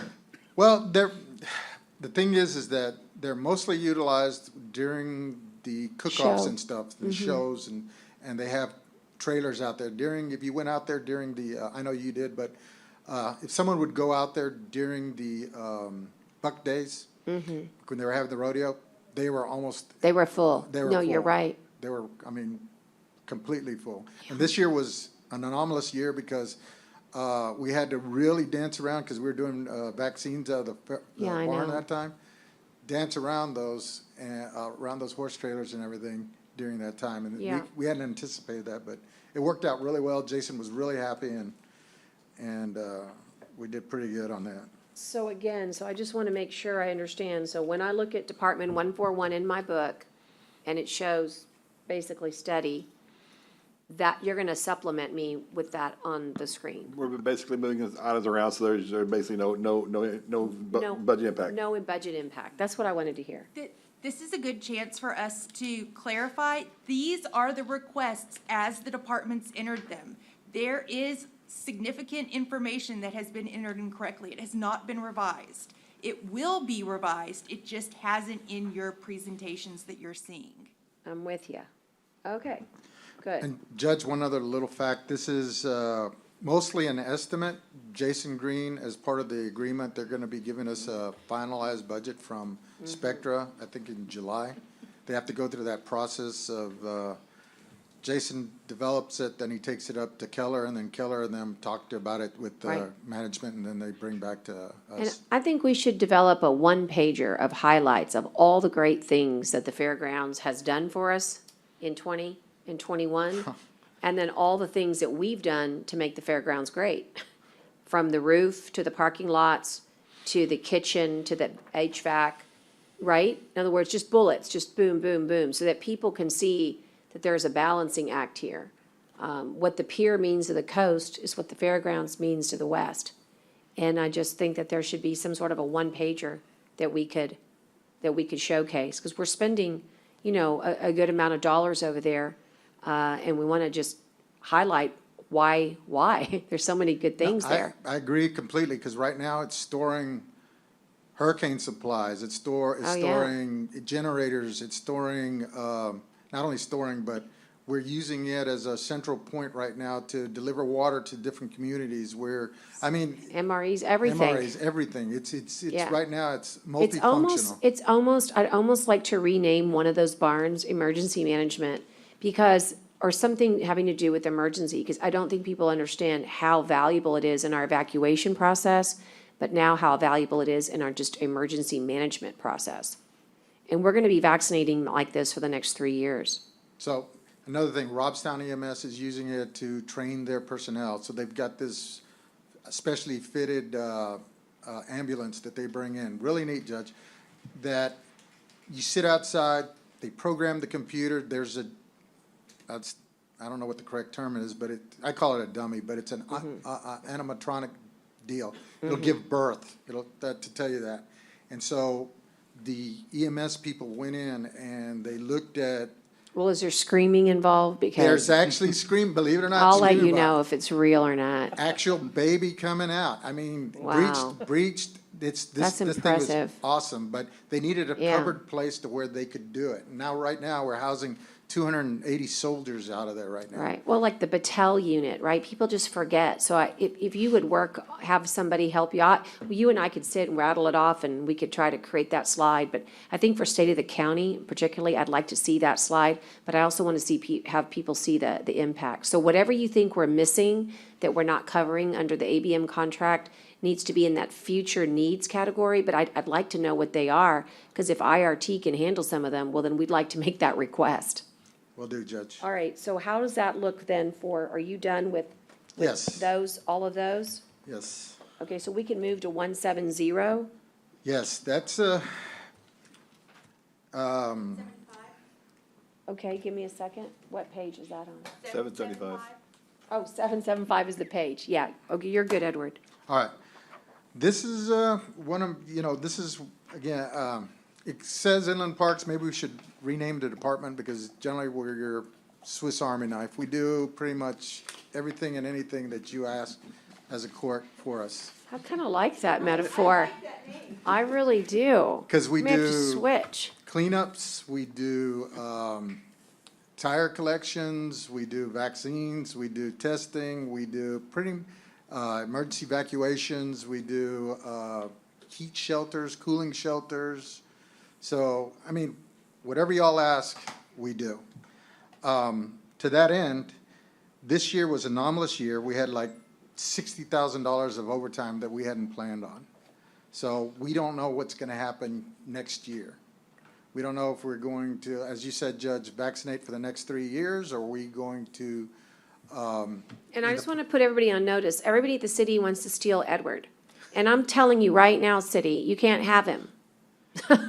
Sorry, Edward. no, But everybody literally thinks that Edward belongs to them. And that is because when somebody is so valued, that's how they feel. And I halfway joke because we're all in this together. And so the city and county public health, but you are so right. And I'm so worried that we're not being smart enough about planning for our future. I had a meeting with Annette yesterday, and we have an $18 million dishes grant, Dale. I've been dying, we just haven't had a chance because we're in budget, but we've got to get a handle on what those dollars can do for us personnel. By the way, we're already entitled to apply for more. Dr. Hellerstadt has told us that if we're not hiring people, we're not using that money properly. The only thing, Edward, I have to ask you is that there needs to be some recognition that that money might go away.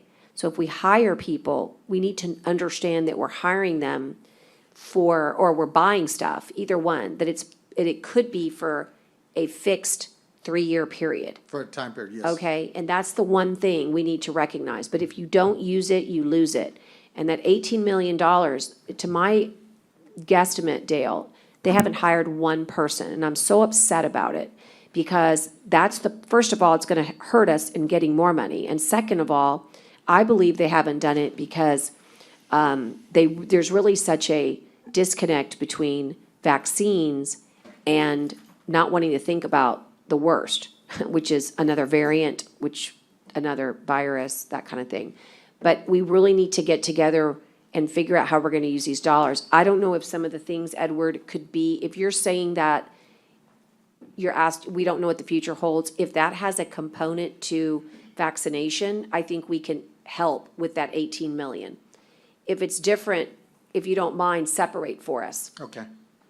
The only thing, Judge, that most people don't understand is we still are running testing sites, or a testing site over there at Memorial. Okay, so People are that one would count. People are still getting tested. There's still between 40 to 70 people A day? every other day, because it's Monday, Wednesdays, and Okay. Fridays being tested. And, people find that assuring, there's a place they can go, they can get tested in a reasonable, now it's more reasonable amount of time. It's a good, and it's a good feeling. And some people get tested prior to going to nursing homes or some other locations. Even if they've had the shots, they still get tested. It's one of those type of deals. And even sometimes you get a shot, you still get, the shot is 95%, doesn't mean that you're not gonna get sick. It just Right, means we have that. breakthroughs. Yeah, so that's one of those ongoing things that people don't understand. The other thing that we're requesting in this budget is, again, we are your operations arm during emergencies and during that. So I'm asking for a little bit of remuneration for our employees that do these things. When first COVID came out, it was difficult because everybody's afraid, why am I gonna go work over there when I could get diseased, or could get the disease? It was at the beginning, it was one of those, you're at Chernobyl, you're driving the helicopter, you're gonna get radioactive poisoning, but you're doing it for the people. Yeah. And that's the way that, the employees looked at it. We're doing it for the people. We might get sick. But we were very careful about it. Most of our people didn't get sick, except when they went home and their wives or our husbands or significant others had visited their comadre or their mother-in-law and got it from there. That was the biggest thing for us. Another thing that I don't have in here, but I should have put in here, was Sylvester Stovall. He's one of our good employees. He's done a lot of work. He's got a lot of skills, isn't it? Yes. It's a lot of skills that he has that helps save us money, so we really appreciate that. We do have a proposed insurance allocation. That's not mine. That's one of those deals from the public, from the auditor's office. We have a contractual increase in copiers. That's another thing that we have no control over. We are asking for additional equipment. We've got about 20 or 30 mowers, and we've got about 28 facilities that we cut and maintain. There's different communities and parks. So these will replace some of those existing units, and we're looking for another gator to help our efforts out there. We are also looking for some office equipment. Again, I've been here for over almost 34 years, but we still have a lot of equipment that we originally got back from the day, and those are those simple replacements. Now, we are asking for some additional monies or additional projects, as we call them. We are looking, even though there it says $1 million is for Hazel Bazemore alone, it's actually more for additional projects, such as in Agua Dulce. We wanted to provide a new pavilion, some new picnic tables. In Ortiz Park, we want to cover the basketball court, or at least get some semblance of a cover there. We're looking at replacing some walking tracks. I want to just, they're all so awesome. Can you just tell me real quick, go back to Bishop? I heard Agua Dulce. What was in Bishop? In Bishop, hold on. Oh, no, you started with Agua Dulce? I started with Agua Dulce. Okay, so it was the basketball court and the pavilion? We're looking at a new pavilion and new picnic tables is what we're looking at there. Okay. It's a small community. It's a very beautiful little park. What do you think would do it? In that scenario, it's probably about 20,000 To do all of that? to do all that. Oh, my gosh, Edward, you got to do I- that. That's easy. Yeah, but things are, we've got a large We've got list to of. take these Relief Act funds and transform every one of our small communities. That's what these dollars are for. That would be so exciting to be able to do that. And I want to put renewables everywhere if we can, because we can't afford the lights. But if we use solar, we could.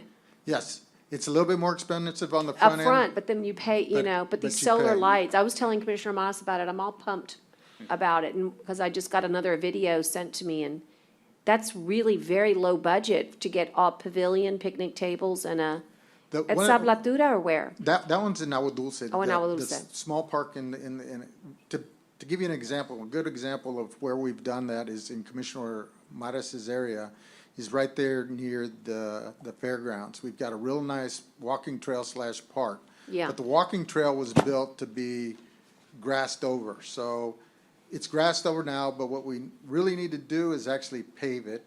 But right there, you have seating areas with solar lights where it's around a pond with walking trails over, how would you say, they're relief ponds. Actually, there are, our drainage systems. It's a better way, it would be, is a natural habitat drainage system. So if you go out there right now, there's one main pond that's always full, and that fills constantly because the fairgrounds is on a closed loop, and so their water hydrant kicks on every morning at, let's say, 5 o'clock, and it drains all these gallons of water, but that feeds into our pond. So then as that pond fills, it starts filling other little ponds. And this is both, saves us from, how would I say it? It's reducing the amount of E. coli. The reason it was designed is to reduce the amount of E. coli being, It's a water from, quality. yeah, from the fairgrounds itself. So the wash racks and everything, when you wash an animal, you're washing all the feces, everything goes in the drain, goes in this pond, settles out, then goes into smaller ponds that allow it to, the solar radiation to kill everything. We test it every once in a while, and then it dumps into the Oso. So this was all designed so that that would be the processes. But then it was also designed as a flood mitigation tool, in which as the water came off the new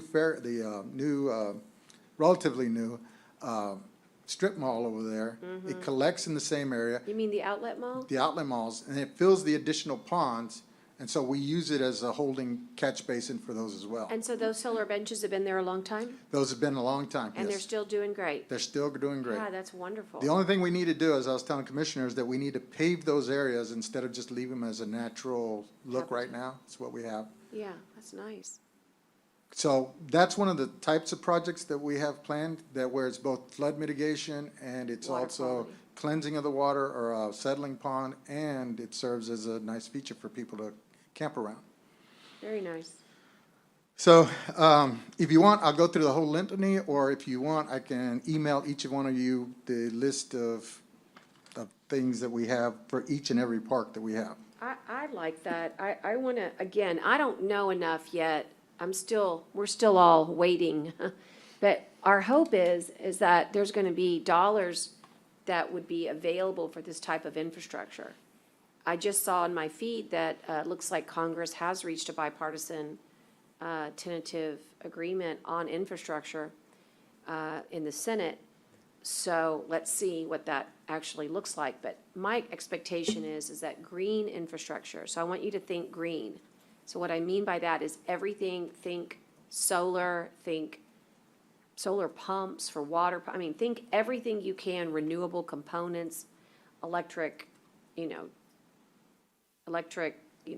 type of motors. Solar water catchment Trying to think of basins. what else I could think of, yeah.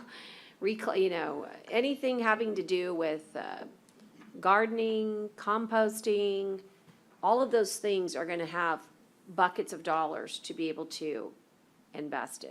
Well, right now, we've got mountains of mulch that we could compost. That would be great. With Commissioner Hernandez, we are working with the city on a project that where, in one of our parks, we can probably alleviate some of the flooding by creating a catchment feature, which is Oh, I also a like that. pretty, it slows down the water so that it doesn't flood the rest of the community out. And so it's a neat project, and those are the green as you can get. Yeah. Where it'll create a wetlands, and it'll also serve as a, most people think, oh, it's a pretty beautiful wetlands, but no, it's a drainage structure for us. Yeah, these So, bioswales are really cool too. yes, yes. I don't know if we can look at that, but yeah, well, that's great. I would, commissioners, wouldn't you like the listing of that? I think that's a good thing to send. I would. Will do. I know we have some old COs, 2014, 2015, that for each precinct has some funds available that can definitely be used for this. Yeah, you want to come out of this understanding how the world is different, and you need to focus on that. And these pavilions and, all, like you said, these community parks are everything to these communities. Yeah, and that's the deal, Judge. I can understand, again, not hitting the coastal parks or anything, but they have a revenue source that we do not. Right. We are just for the community, and it's not right for us to say, okay, because we could do the sticker program. We could take it to court, put it on the voting this fall, and say, okay, do you want to vote a tax on yourself to use your own park? I don't think that's right? Because you're already, as a community, paid for your own park. Right. From San Antonio, yeah, you might come and play at one of the baseball parks, but you're not gonna go to Sablichur to look at the birds, or Right. you're not gonna go to Agua Dulce and enjoy some small picnic there in the community. You know, these are for the people, you know, that's what we're Yeah. trying to do. No, I really love that. And those people are changing our world, you know. I think every time when I think about Agua Dulce and helping them, I think about Mike Howard, who owns Howard Energy, who employs thousands of people and has a huge ad valorem impact in our own backyard. And he's our hometown hero from Agua Dulce, Texas. And I think about, you know, all the other ways different entrepreneurs have started in small towns. So yeah, I think that's great. So Edward, the crux of your personnel seems to be mild, though. It looks like a lot of reclasses, but a total overall effect of about $20,000. You want to go over that briefly? Well, essentially, like I said, we're trying to get them a little bit more money. I mean, when we're doing these emergency deals, and again, that's just the start. We didn't know what the value is. I know that Commissioner Jagger one time said, well, maybe a stipend or something. This is for all your employees that go out and they're there at, let's say, the cooling center. They're gonna be there 24 hours, or warming center, excuse me, warming center is a better idea. Because it's gonna be 0 degrees at 12 o'clock at night, and we're gonna have personnel there because we are running a warming shelter. Or during a cool shelter, they're gonna be there till 8 or 9 o'clock until the heat level comes down to where, you know, it's reasonable that you can go home and stand the heat at home.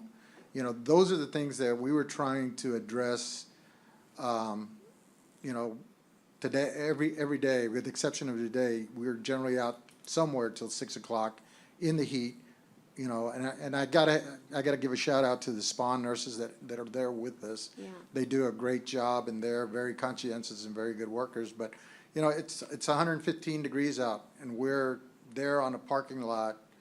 The heat's just coming up off the parking lot. Yes, we've put up tents, and we're trying to put swamp coolers out there to keep everybody cool. But it's something that your employees are doing above and beyond of what, you know, they're not cutting grass, they're out there doing these things. And we're hitting, in most cases, the most vulnerable populations, a lot of people that can't drive to the mall, that can't drive anywhere, they're walking to our locations. We get a lot of walk-ins, we get a lot of transients, we get a lot of people that, if we're not there the next 21 days, they're not gonna get their second shot because they don't know where it's at, Yeah. you know? And I will say that, you know, we talk about unfunded mandates everywhere. This is an unfunded mandate, you know, and you're the team that helps us make that happen in the rural, you know, areas.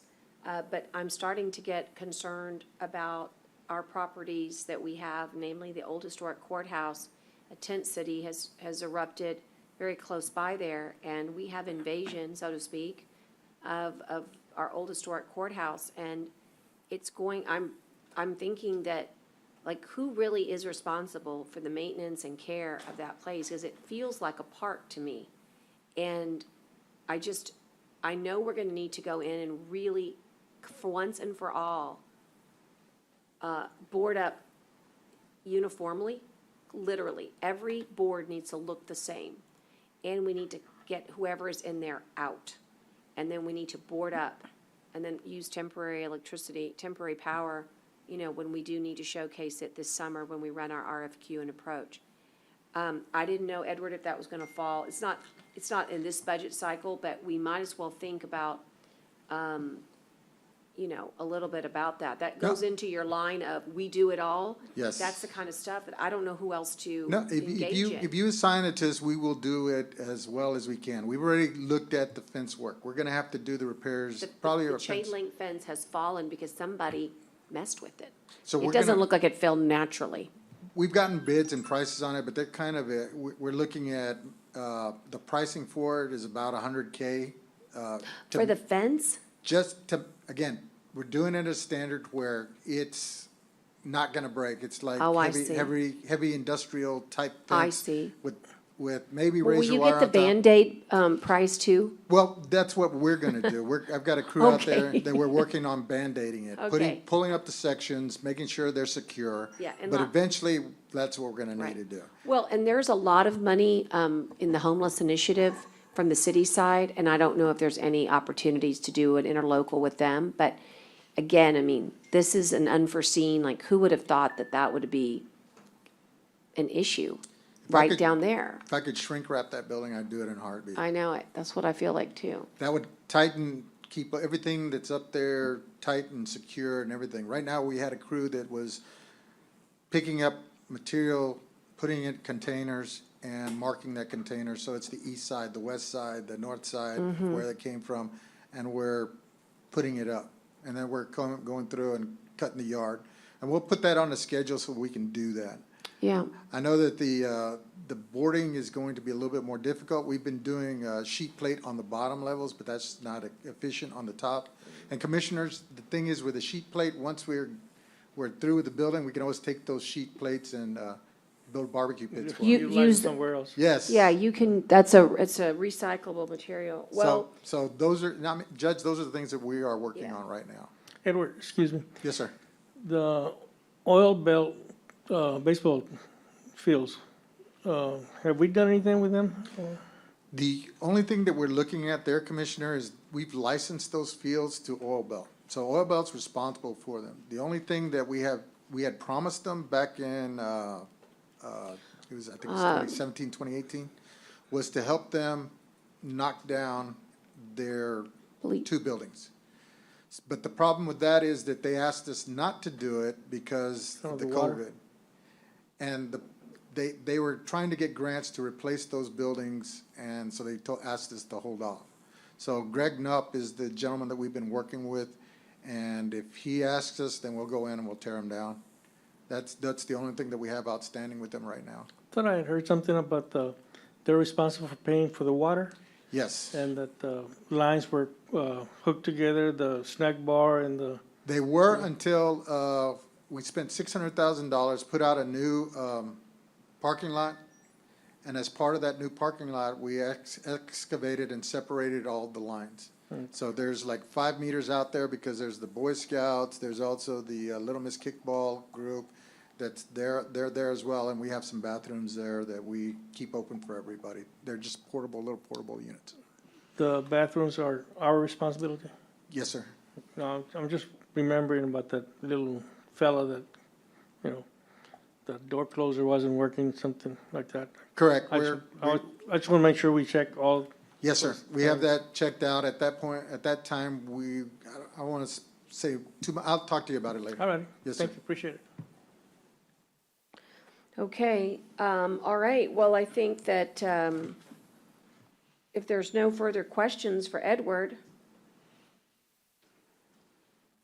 we'll let him off the hook and send him back downstairs to continue vaccinations. And as they say, it's spreading the new word of a different type. But basically, Edward, if I had to say one thing about yours, and I'm taking this one out because this one I have to study. This one's a little more intense for me. But it's really the capital outlay. That's the difference between this budget and year over last. Yes. And that's what I call the question mark. It's the unknown. Correct, Judge. I mean, the thing is, we have projects every year, things that we need or want to do, things like, we're building soccer fields. You know, there's inherent need. Somebody needs that field. I mean, it needs to be there. Right now, we've got even with the pandemic, I guess it's made it worse, is obesity problem in children. Yes. And those are things that we're trying to help address. Commissioner's part of the committee, and we're working on that, is to get them out there, get them back to playing, get them back to where they're, Yeah. you know, Enjoying. running and enjoying. So my question to Dale is that, and I'm not saying we will, but it's potentially a solution for that $1 million to come from COs, if you're doing a park, or if you're doing a soccer field, or we could say like, I keep thinking we're gonna save money on generators, right? I'm about to go have a generator conversation here in 15 minutes. And if that happens, Dale, then maybe if $1 million cuts loose there, or $1 million from some other area, would you see that as a potential solution for Edward? Because it's tough to come up with $1 million extra here. Yes.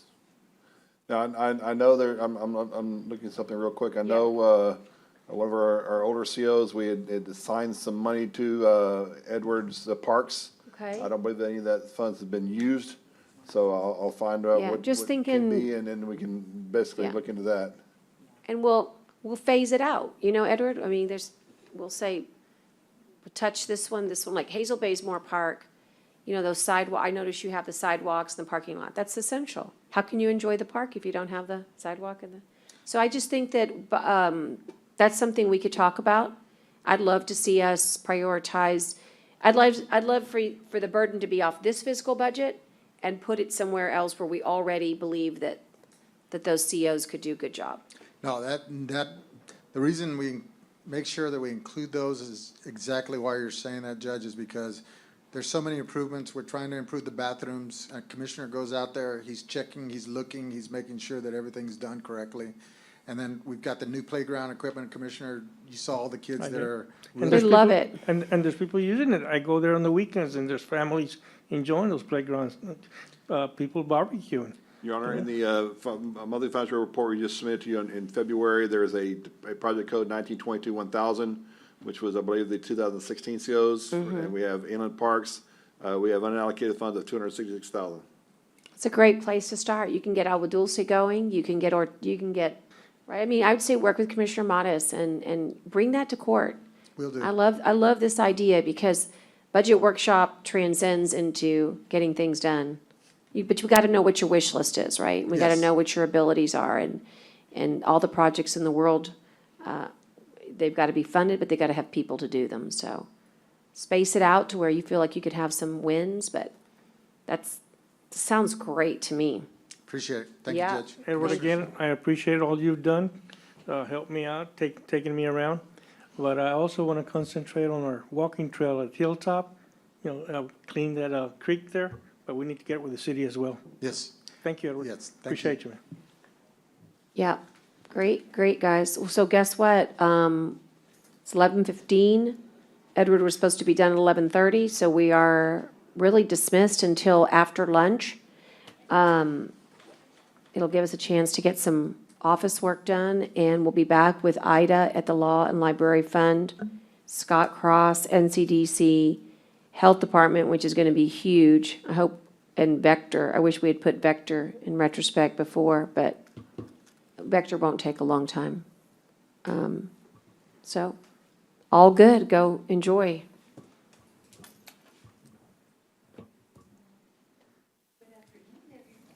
Good afternoon. Test. Okay, we're back from lunch. We're gonna start off with Department 0150. It encompasses the law and the library fund, or as we like to say, the libraries. It's on And, page 791, Your Honor. And we gotta turn our pages to 791. Okay, Miss Ida. Okay, good afternoon, everyone. How is everyone doing today? I'm ready to better get now that this- I've eaten. Much better. Very good. I'd like to start off by saying good afternoon and thank you all very much for your continued support. We have had of course, everybody has, but in September of 2019, it was when I had my conversation with the judge about us acquiring the law library, which has been one of the best things that I could have gotten, because I knew for many, many years that it should have been under my directives, but I was talking to Dale earlier, and we've gotten some good news. Even though we've been under COVID, yesterday, Jeannie had, Cynthia Garza, the librarian from the law library, has been communicating with Del Mar College. And I was a student in the legal assistant department way back in the 90s. So I made attempts to come here, but I fought it and I was able to walk in the door. But the students at Del Mar College have not had the opportunity because they couldn't. So now, they're gonna close the library for 3 years. The law library at the Del Mar College, because they're getting renovations. So they were going to ask if they could send their students over here. So I think we couldn't have asked for a better opportunity for them to be able to come to the law library to utilize what we have, and we can have more people coming in. So, great. so we'll give you details later. It's just in the beginning Maybe stages. they'll even give us, do they have grants? Yeah, well, we're hoping that we can still Well, I continue mean, to. you know, we're providing a Yes. great service, and they may have some dollars to share, maybe Yes. not, but it would mean to, you know, I mean, it just, they have a foundation that might be interesting. Yeah, so we'll keep you all informed, but I thought that was very good news because we're always, Yeah. you know, because of COVID, we have limited our capability to do outreach, and now we started slowly, but because of a grant that we're applying, we wanted them to communicate with us and send us a letter of support. And then she told us what they were gonna be That's doing, so, fantastic. so No, hopefully we'll we give you like- more good news. We like helping each other, but Yes. that's really, and when will that start, forgive me? Probably in the fall. In the fall. So we'll keep everybody informed, and if we need an MOU with Del Mar, we'll, you know, or whatever we need, we'll work on it. But I'll begin my budget, and, well, first of all, I had to say thank you, because we've had a lot of great things happen at the law library. We had the carpetings removed because of the molding, the mold and stuff in there. And, so now we have luxury vinyl floors, which has worked out really great. And slowly but surely, we've had a lot of people. I did attach several items that can give you the statistics of what we've done and how many people have utilized the library. And, I'll start off by talking about our budget, and our base budget right now for the supplies really needs to be increased, because now that we have our automation, we need to catalog all the books. So we're gonna need cataloging supplies, and I'm asking for an additional $4,600 for supplies. And that would greatly help. I mean, the supplies are very expensive. They need to have the strips and stuff in the back so we can know where they are and track them. And then we're also asking for $1,500 for a license renewal, because we did get a grant from the state bar. We need to continue with a license renewal of $1,500. So that's in category 5311. And then 3% increase for the Westlaw, which was approved last year by Commissioners Court. That'll be another $15,000 for books. And I did submit, we have had several attorneys that have requested lots of materials. And some of the books, which totaled up to almost 65,000, 63,614. And these are books that we currently do not have. And I'm only asking for 15, but it depends on whatever the court sees is necessary for us to be able to utilize the needs of the attorneys and the clients that are coming into the library. When I had a conversation with Commissioner Mares, he did ask me, well, how much more do you need? And at the time, I didn't have a figure, because Jeannie was working on all the books that attorneys have asked for. So it's approximately 65,000. I only asked for 15, but it'll be a start from the current budget that we have right now. And then also on contractual increases for the copiers, no, I don't have anything there, I'm sorry. For the capital, we can go to capital now. What I did ask for capital is for the Biblioteca Gate, which is what's at the entrance of every library, or the gates that if people try to take a book, it'll beep, and we don't have one. We already have the automation, but now we need the gates, and that does cost $27,000, approximately $300. And then for non-capital needs, we have about $8,734 of needs for the law library, beginning with some specific equipment, technical processing table, replace the old dilapidated chairs that we have that are not ergonomically or ADA compliant, around 4 of those, some adjustable height tables that are ADA compliant for the public area if they want to stand and utilize the computers and look up information. We also would like an intercom for somebody to come in to the front door. If they have a question, they can press the intercom, or if somebody's in the back, they can answer them. That's about $1,600. And then also replace the law librarian's desk with storage and a credenza. And we got quotes from Michael, roughly about $3,500. So these needs are about $8,734. Any questions so far? No. And my next item is our staff. Our library attendant is one of the positions that Ms. Julie had called, and there were three positions that she asked that we have them reclassified from the intermediate clerk, which was at 30,076. And she said in order for them to all be the same, to increase it to, from a step 11 to a step 13. And she said that that would align my staff with all the other positions in the county. And so I didn't have intentions to do that, but I went ahead and did that on the last day, which would increase it by $624. And then I'm also going to recommend that we have a technical services law librarian position. We need to have all the books cataloged, and currently we have about 13,000 books. And Crystal and Christopher have been teaching Jeannie and Amy how to do the processing. And it takes one person to do this work.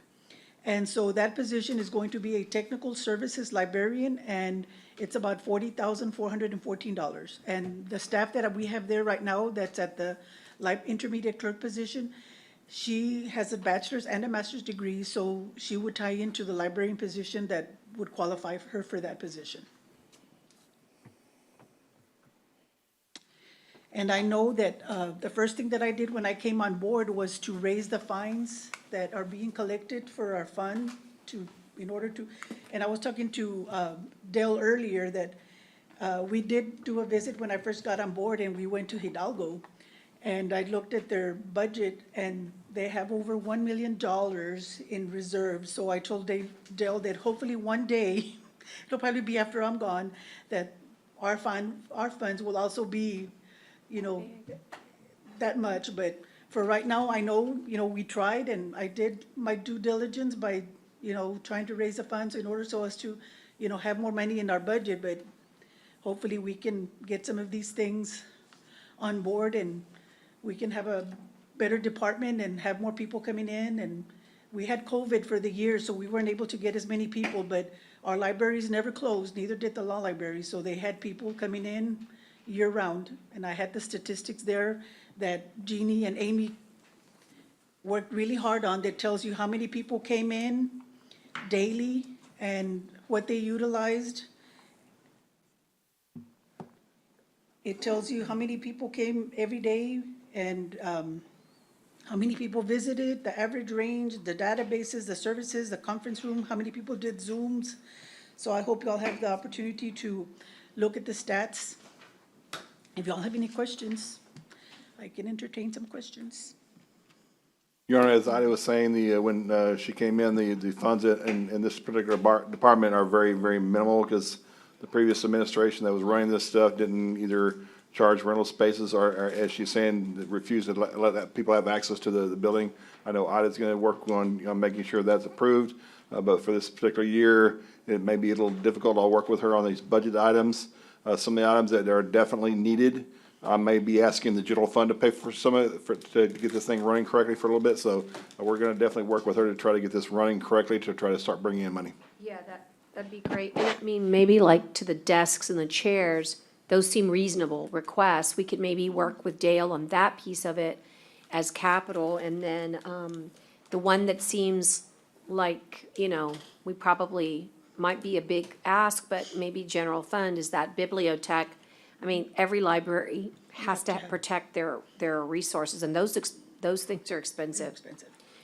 We also, I don't know if I missed it, but we also offer to the public Westlaw. Yes, well, they can utilize it to some degree. Pay for some of it. Yes, and then we also have all the materials, because mainly if they come in, they have to tell us exactly what are they looking for, and they'll tell them, here are the books, and it's up to them, because we're not attorneys, and neither one of my staff are attorneys, but they will let them utilize, the books, the materials. Most of the times it's, something easy that they can answer, and if they can, they guide them to whatever they need. And right now, we just have one terminal or two? One. Just One one? license. One license. And we did remove the people mapping that y'all were talking about yesterday. I sent a message to Tyner. I think y'all were talking about something that somebody needed. Well, we were and- talking about the fact that we do so many Westlaw licenses in this courthouse. I mean, our Westlaw account is huge. And I was just wondering if, when we negotiate, if we could negotiate for a secondary license in our contract negotiation Yes. for the specific purposes of the law library, not because we have an attorney assigned to that terminal, right? But something that we could do. And then the one I was thinking of was the one that, whether you could do searches. The LexisNexis. LexisNexis, yeah. And do you have that No, still? we don't have, we've never had the LexisNexis. We Okay, only have which is the Westlaw. one that allowed them to help trace the people that, Oh, it was the people map, or the people piece. that's people- what you're talking about? Yeah, and that's the one that we got rid of, yeah. And so we're out of that one, but who has it? Some investigators in the DA's office Right, have it. CID has it. Yeah. Okay. And you don't feel like you need it? No. That's really more appropriate in the Yes, criminal department. Exactly, yeah, we didn't feel like we wanted, I didn't want to subject my staff, because they had people coming in that wanted things that were nothing having to do with what we're supposed to be doing, so. Not appropriate. Immediately, when Tyner asked me about it, I asked him, I said, Tyner, if it's something that we can just cancel at the end of the contract, we did. Got it. So we just chose not to Not to subject my staff to renew. that, yes. Okay, okay. All right. And we're all ADA compliant up there? Awesome, thank you. Go ahead, Commissioner. Yes, I just, when I think of the law library, I kind of think of it standalone, separate, but it really is a part of the system. Yes. And I know that I need to start using that language because I think that really promotes the work that you and your staff and all the multiple hats that you have kind of are all delved into one particular department head, but one, like I said, a system, a network. And I think that will just help the community understand that this is expanding. I always think Keach because that's where I go. It's in my precinct. But like you mentioned, it's just thinking overall, the larger group, it's, Bishop. And I remember even discussions of maybe something at one of the piers, I think for educational Yes. purposes, Horace Caldwell or one of those, I remember. But I appreciate the work that you are doing here. And I've never been to the law library because I'm not an attorney, but I guess got to go up a couple of times to the law library to see it, visit it during COVID, and that was really, it was during the times I think when the judge had just rolled out the call center Yeah. Oh, yeah. for the COVID hotline. Yeah, And then that's had a right, we couple did. of meetings up there, and I was really just taken back because I've toured like pretty much, I would say, the entire courthouse and its tower, but not that particular floor. And so to be able to go in there and see that, one thing that kind of rings back in one of the multiple presentations you've said before, at some point this year or last, was the law library, like a lot of libraries, I guess it's a race to catch up to the most current publications. And so, my thing would be, I would obviously want to be able to have, the most recent if we can. And so, once again, I know it's all about balancing out the budget, and it's not maybe practical to have every single document, but, hopefully we can get you at least the basics that you need that should be current all the time as a resource. And following up on that, one of our Bishop constituents wanted a divorce handbook from as a form, but the law library had it. So as librarians for interlibrary loan, we check it out to us, and we take it to Bishop. But they can only read it there at the Bishop Library. They don't check it out. So that's something that we help our constituents to help find legal access or forms as librarians. It's good to know. Thank you. And another thing that I wanted to add to was that when we came on board, we're always used to, as being libraries, public libraries, the law library did not have any kind of social media. So Crystal, and especially our website. And right now, we're getting ready to step up to Granicus. So all our libraries are gonna have Granicus, which is great. updated and wonderful. So we're waiting for that. It's in the next week or two. But Crystal took it upon herself, and my staff at the library, and immediately they started working on it. And so now we also have social media, so they're on Facebook, they're Twitter, been giving them updates on what we've been doing and the renovations. So, I mean, we're just trying, and it's working, because we've had a lot of people coming in, walking in, and they realize that we're there. And, I mean, as long as I've been at the Keach Library, we've been there 14 years, people come in and they go like, we didn't know this was a library. And I said, I've been trying, we've been there 14 years and people still don't know it's a library, but, it's always a work in progress. And so, I really have to thank, my staff, at the Keach Library for assisting them here at the law library. And then, of course, my librarians here have done a great job in the past year and a half to renovate and move books out, clean up. And it was a lot of work for many, many months to clean it out, because there was stuff in closets for 30, 40 years, and I really have to, give them a lot of credit for doing all of that. And it was a group effort. We all, dug deep and in the trenches and took care of it. And I couldn't do it either there was a lot of departments, Public Works, Juan, his staff, and Michael Robinson has always helped us, especially getting all these quotes that we've had. So I have to thank a lot of people that have helped us along the way. Yeah, very good, Ida, very good. So again, just as a recap, it looks like it was about 60,000 overall, but a half of that is that bibliothèque to protect from the books walking off. Yes. And some of it is like we see everywhere else, contractual increases from copiers and, but the other big ticket item, if there is one, is what I'm calling cataloging supplies. Yes. Okay, that helps me. So I take all my notes here. And then on the personnel side, do you want to address that? Yes, that was the one position, Judge, for The the. 50,000. Yes, it's about 40,000 plus for the one position for the cataloging.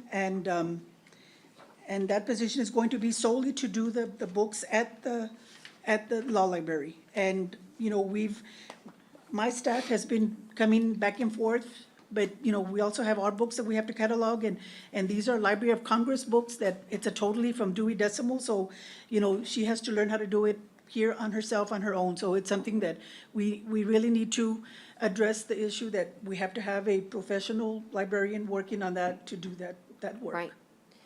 And I'm not suggesting that I know somebody that would do this, so I'm just throwing this out as ideas, but we haven't because of COVID, but now we're able to. I know you ladies have thought about hosting a bar association. Yes.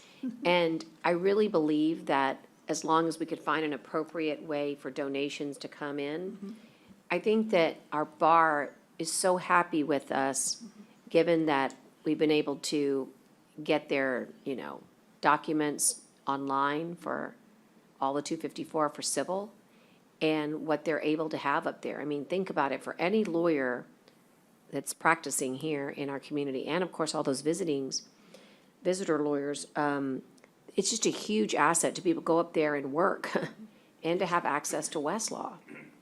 So I'm just thinking for maybe some of our needs, I don't know if it would hurt. We are allowed to do CLE, is that correct? Yes. So maybe I'd like to encourage you girls to, let's plan for a fall event where you could host CLE, really showcase what we've done in the last 2 years, and despite COVID, and then maybe even talk to the leadership about a capital campaign where they would have to do it. But they might, if they knew what our needs were, then maybe they could help contribute. And it could be something capital that would allow us to then help you in another area. Does that make sense? Well, and I was talking to Crystal yesterday about that, because we had the Buy a Book campaign when we first moved into The what Keach Library, campaign? the Buy a Book campaign at the Keach Library, when we were the Buy a library Book, that yeah. had no books. And they raised funds for us, and I think it was about 250,000 for us to, of course, we had a lot of boxes and books that were not processed because we couldn't process them at the old library because we couldn't store them. So, but we did have, people raise 250,000. So, I mean, there's always things like that if they want to, y'all or somebody can do Yeah. a Buy a Book campaign or whatever can be Yeah. done for the law library that would benefit everyone. Right. I feel we built a courtroom on the 5th floor, and with that pretense, I would like to give the bar an opportunity to see if they want to contribute. That's all. And Dale, maybe you could help us just make sure that that's, as long as they're doing it, you know, they would do a donation and, you know, as long as you tell us what they can and can't donate to, but a lot of your supplies and stuff, I mean, that just seems like there'd be a willingness, because we're doing our part. We've done a lot for them in the last 2 years, getting this library. It's workable now. You can really go up there and work. Just food for thought, because I know it's going to be hard. If we could please everybody, boy, wouldn't that be lovely? Yes. Okay. Are there any questions for Ida regarding her law library? And also the personnel request under 0150.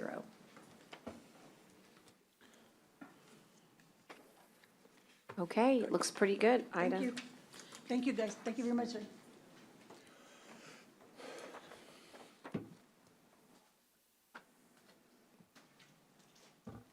Judge, I just wanted to preface this next one since Scott's here with, this may be the first time in the history of me being on the court that I've actually put in for some increased funds without subsequent cuts to go along with it. I'll try to find my cuts, but so part of this is, Scott, was at my request because I wanted to add some additional funds for lifeguards to get more coverage on the beach. Yeah.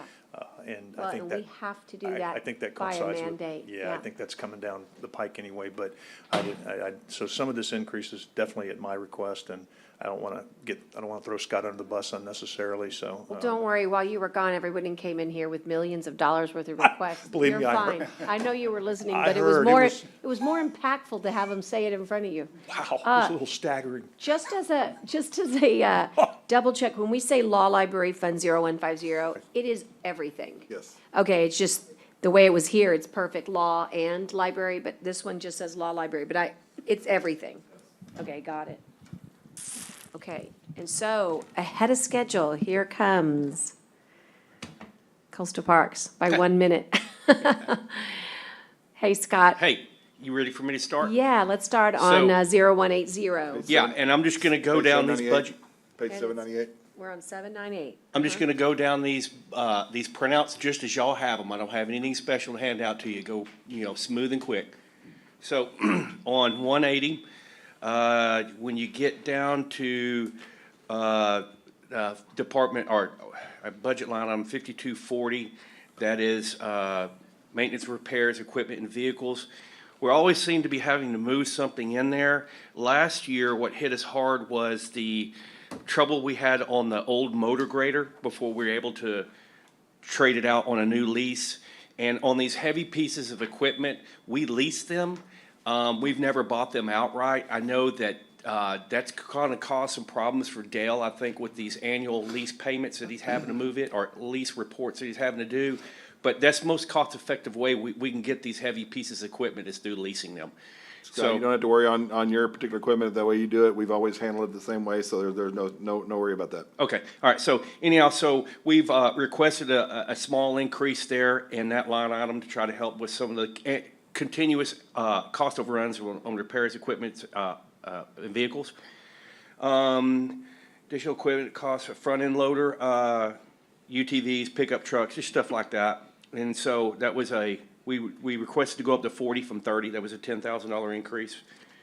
Nothing more on that page. Then you go to, on the maintenance, buildings, and grounds repairs, we requested a $34,000 increase, and that was for us to cover the commitment that y'all supported me on with ABM janitorial services.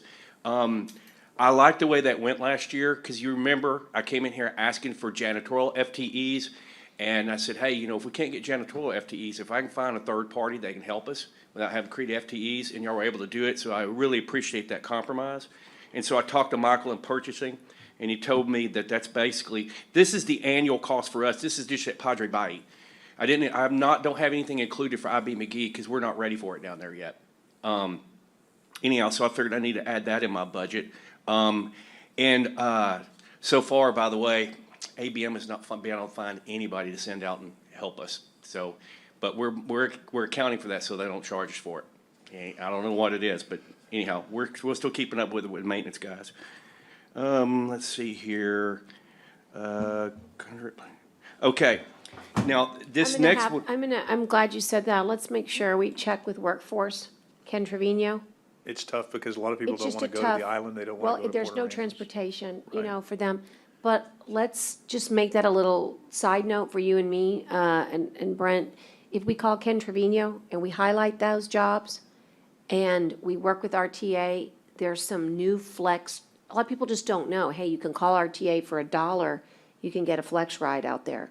But it's gonna have to be, I think we're gonna have to help it along, so. okay. Okay, go And ahead. that's a good point, because the Padre Bay Park has a designated FTE bus stop. Yeah, that's what. And they have that express route to Port A if you need to go out there. So Right. I think that's a great suggestion by the judge. If you'll call Ken Trevino and just make a Get you call to his him. and number. tell Who him- is he, Ken Trevino? He's the head of workforce. development. Oh, okay, okay. He's next door, and Okay, he's. you making a note for me, Alana? Okay, And they and really, he's he'll have a Lots pretty of good, people yeah. to. okay. He vets for you, but the other great thing is, sometimes he's got grants from Texas Workforce. He can actually put people, there and pay for it. Well, and he'll vet for ABM. I mean, it's not, maybe one of those deals Yeah. where whether if ABM's not gonna do it, then they don't charge us and you have to pick them up, Scott, for a period of time or something like that. And then we deduct the charge from them and we pay for it. Or Yeah. however we need to do it, we've gotta get you help, so. Yeah. We'll So- work on it. But you're not, but just FYI, you're not paying for No, I what's in know. the contract, No, I because know. we're making sure. No, right, it's just when they become available. Yeah. Okay. Okay, so the next big increase here is, and I didn't know how to approach this, take it or leave it, Briscoe King Dune walkover. Okay, so I know I've talked about it with you, Judge, I've talked about it Yeah. with you, Commissioner. Right now, I need the $18,200 just to fix the end of it so I can get it open to the public. But at some point, we need to rebuild the thing. And I went back and it was in May of 2009, right when I started, I didn't even know this happened. Evidently, Charlie Zahn, Port Commissioner Zahn, went up to the General Land Office with Commissioner Castles at the time, and they met with Commissioner Patterson, who was chair of the, Jerry. GLO at the time. Well, evidently, Patterson and Charlie were college roommates. So at one point, they wanted us to basically fix Briscoe King Pavilion and get it elevated, because the rule is it needs to be at least a minimum of 3 foot over the dune to meet the beach and dune rules. Well, now the dune has grown up beside it. And so they grandfathered us in as long as we would keep the sand from falling on it. Well, now that's becoming even more of a problem with the way the dunes have grown. And so if we fix the end of it, now to get it open for the general public, we can come back and make this a fall or wintertime project so so the public can use it during the summer and get it elevated and get it compliant. And that would actually be fixing it not only in its current state and getting it elevated, but that would also be addressing all the ADA issues and transitioning it to the back of Briscoe King Pavilion, where you have that smooth transition onto it that we don't have, that's gigging us on ADA right now. But, so, I know, Judge, we've talked about, other means and methods of accomplishing this. I just put this in here Yeah. because it's as a placeholder. So, and let me just expand, so thanks for the clarification, because I've gone this, and then I've hopped here, and then I'm back. So now, Teresa, forgive me, I'm back, because I thought that I read the email that said, we'll wait till the fall, but it sounds like we do have a desire to get it open for the public for the summer. So I had asked Teresa to scour to see if we had any, of course, this was before we did the 20,000 to IRT. So if I still had any special revenue that I could lend to Briscoe King Pavilion, just to take that off your. Boardwalk. I'm sorry, boardwalk, forgive me, the boardwalk behind the pavilion, to get that off your plate. And the answer at the time was yes, so now I'm gonna renew my question, could I do half of it? Because I did the 20, that was, I asked you at a different time, would you go back and look at that? And so that's, Commissioner, what I was talking to you about yesterday, is that I feel like that's so important to handle now, because it connects the pavilion to the beach, and I just hate the way that plywood looks, and, So, and we've gotta get it done. I would get- go 50/50 No, and- if we could do that. Here's my caveat, because, and what I was trying to say, and when we were texting and never kind of says when we're doing it, I think we've got another 100,000 coming, Scott, for IB McGee, 70-something plus for that Yeah. park. So and I don't know how much I've already. But we could do those of 2021. Right, and so that's what I need to look at, Teresa, because I think I've already covered 150 to two? No, you covered $186,000 in cost overruns. How much? 186,000. So I've already covered 186,000, of which is, you know, I get it, I got it, but I've got other projects, believe it or not, that I'm trying to plan for too. And so I know that sounds like a little bit of money, but I got another 100,000 coming, I think, right, Scott? What you're telling me is, Yeah, there's another 76,000 on a change order from Mako that I'm gonna be bringing to the Commissioners Court on the 23rd. And we've also discovered that the boiler system, the hot water system in the building is shot as well, and they're estimating I'm 40,000 gonna to come to replace you and it. ask for half too. So that's what I was trying to lay that out yesterday. The reason is. I just need, I'm getting to where. You can't, No. So she's Well- talking about, I'm talking- Judge is talking about her special revenue. No, I get it. I'm as just far as saying, the boardwalk. she's asking me for half, and I'm saying, I've covered 186. I think I got another 100 coming, so when it's all said and done, I'm gonna probably have to cover $300,000 on these projects. That's starting to, for the I think people, that. my friend, for the people. No, you know what? I'm just gonna come back and ask you for the people too, because you are the county I've done judge. my share. No, I I've just been wanna with tell you, I've been with you. I'll do toe half to on this toe. one if you'll do half on the next 100 and I don't mean to something start coming. trouble. Yeah. That's what No, I'm trying to, The that's, reason is that I want you to know that I want, because Dale has to make heads or tails of all this. Yeah. And so if he hears where we're headed, what I'm saying is that I'm committed to the boardwalk at 18 to get it open for the summer. Yeah, and then we can mess with the other later on. Right, I just had to ask, Teresa's got to go back I and was just look. saying, I'll do half of this one if you'll do half of the next 100 that's coming for it as well. That's what I wanted to go back to. I don't have it anymore. I'm She out. has nothing. Oh, I'm out, but she has no COs. no, I'm out. Okay. But I'm happy to do, Then do that and I'll figure out what, because I'm gonna have to figure out how to spend the next chunk that's coming. let Teresa go back, but Scott, my goal is, And I let appreciate you us doing take it. care of Thank you. the, yeah, Thank you. let us somehow is us, maybe me, take care of the boardwalk. It takes 18,000 out of your budget request. I think that helps. Yeah, 18,200. Sorry, I'm 200. sorry. Brent, you can throw in 200, right? 200? Oh, she has 200. He doesn't acts she? like Come on. $200 is, So I'm just that would teasing. fix the end of it and We'll get it open immediately for the summer. I've already got a buy board contractor that we've gotten a quote from, so we can go. Now, it's 290 square foot at the end that has to be repaired, and that's allowable without a due permit, as long as it's under 300. Now, I personally have a hard time with that 18.2 for 290 square foot, but it's these It just- outrageous it is- inflated construction right. prices. And it is what it is. And Yeah. I do want to tell the court that when we get to doing the new boardwalk, Mm-hmm. which we need to elevate 3 feet so we can get it above the dunes, where Scott and I and having a lot of fun looking at new and improved materials. Mm-hmm. And these are materials that will be weather resistant and also storm resistant. There's always pros and cons to fiber and rosin, right? That's the Yep. fiberglass. Sometimes they can get real fine particles in your feet, so, but there's all these new high-tech materials that are built from polymers. And I think, Brent, that's gonna be a much better solution in the long run for this coastal environment.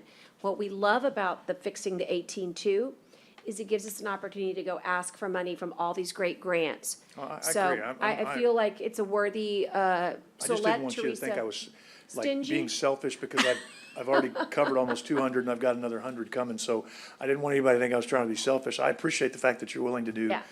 the no, I think boardwalk. it's a really important for the public, it's their access point. So Teresa will go back and look, but she can't invent money or print it. She can only see if I have it to Oh, give. Teresa's good at finding money. And well, if it's She always comes, there, tells me how to spend mine. if it's there, we'll do it. And now, knowing that you're gonna, I won't be able to help on anything, Thanks until a the next lot. fiscal year. Judge, one of the things too, I wanted to, while he's talking about Briscoe King, Scott and I had a conversation the other day, very preliminary, but I kind of wanted to, I like to kind of throw things out so the court hears it and doesn't get sideswiped by it. One of the things I've asked him to look at, not today or tomorrow, but as a project is, there is really no facility on that island right now with the fact that Schlitterbahn has gone away. Michael Venue. Mays is out of, commission. We rent that quite a bit at Briscoe King Pavilion, but if we were actually to have that facility, and I don't know that's practical, but if we were able to actually have that facility in an air-conditioned, insulated type facility, again, don't know if it is. I mean, we looked at it, I think, before me, way back in the day, and it kind of got put on the side. But I think it would be something that could potentially be a real return of investment on the county depending on the cost, because I think we could increase the rental fees dramatically. Huge. Dramatically because that's got a huge parking lot. It's got, once the boardwalk is fixed, it's a beautiful place to do it. You have And we rent the lighting. heck out of it now, and it's hot and it's not super comfortable. So I've asked him to do an analysis. Again, no need to discuss a lot today. I'm just letting the court know one of the things that we're looking at. It may not work. We may not have the Yeah. funds, but I think it's worth Well, looking and the at because I think board- we can make money off of The it. board has expressed that, we had that at the board meeting, that came up, and that sentiment is echoed. Everything you just said is endorsed and echoed by the board. So I say, you know, everything that we need to figure out as a county, if you want to keep your tax rate uber low, which everybody does, you're going to have to figure out a way to make revenue. And that's exactly right. And Well, that's where we're driven. And we've done that. I mean, that's Well, the thing about Coastal Parks is a Parks model is- for that, but you Yeah. have that luxury that you can do it. Yeah, I think it's great. Well, anyway, look, budget is what you wish, but as we see things that we can move around, we're doing it. So let's let you continue. Okay. What else are your big ticket items? Okay, well, going down on other services charges at 5410, the operating budget, I put in there $23,000 to work with Granicus but there's gonna be a change here. This is positive. I put in $23,000 to help with Granicus and another firm underneath Granicus to help us build a website. Coastal Parks does not have a viable operating website at all right now. I know. And so, and because we are revenue dependent, that our revenue site needs to be more than what the county site is and just informational. It has to market us. It has to be interactive. And so I went into 181 already this year, working through the auditor's office. I had a contingency amount there, and I moved enough over to get this website project started without putting it in my next year's budget, because I didn't feel I could wait. You know, I need to get my website out there. So that ask right there would only be $11,069.74. It would reduce down to that much. That would cover the second and third year of maintenance and upkeep and oversight. The website that they're working on us for, Judge, Commissioners, it's one that will interact with the client. We could move towards an online reservation system, which we don't have right now.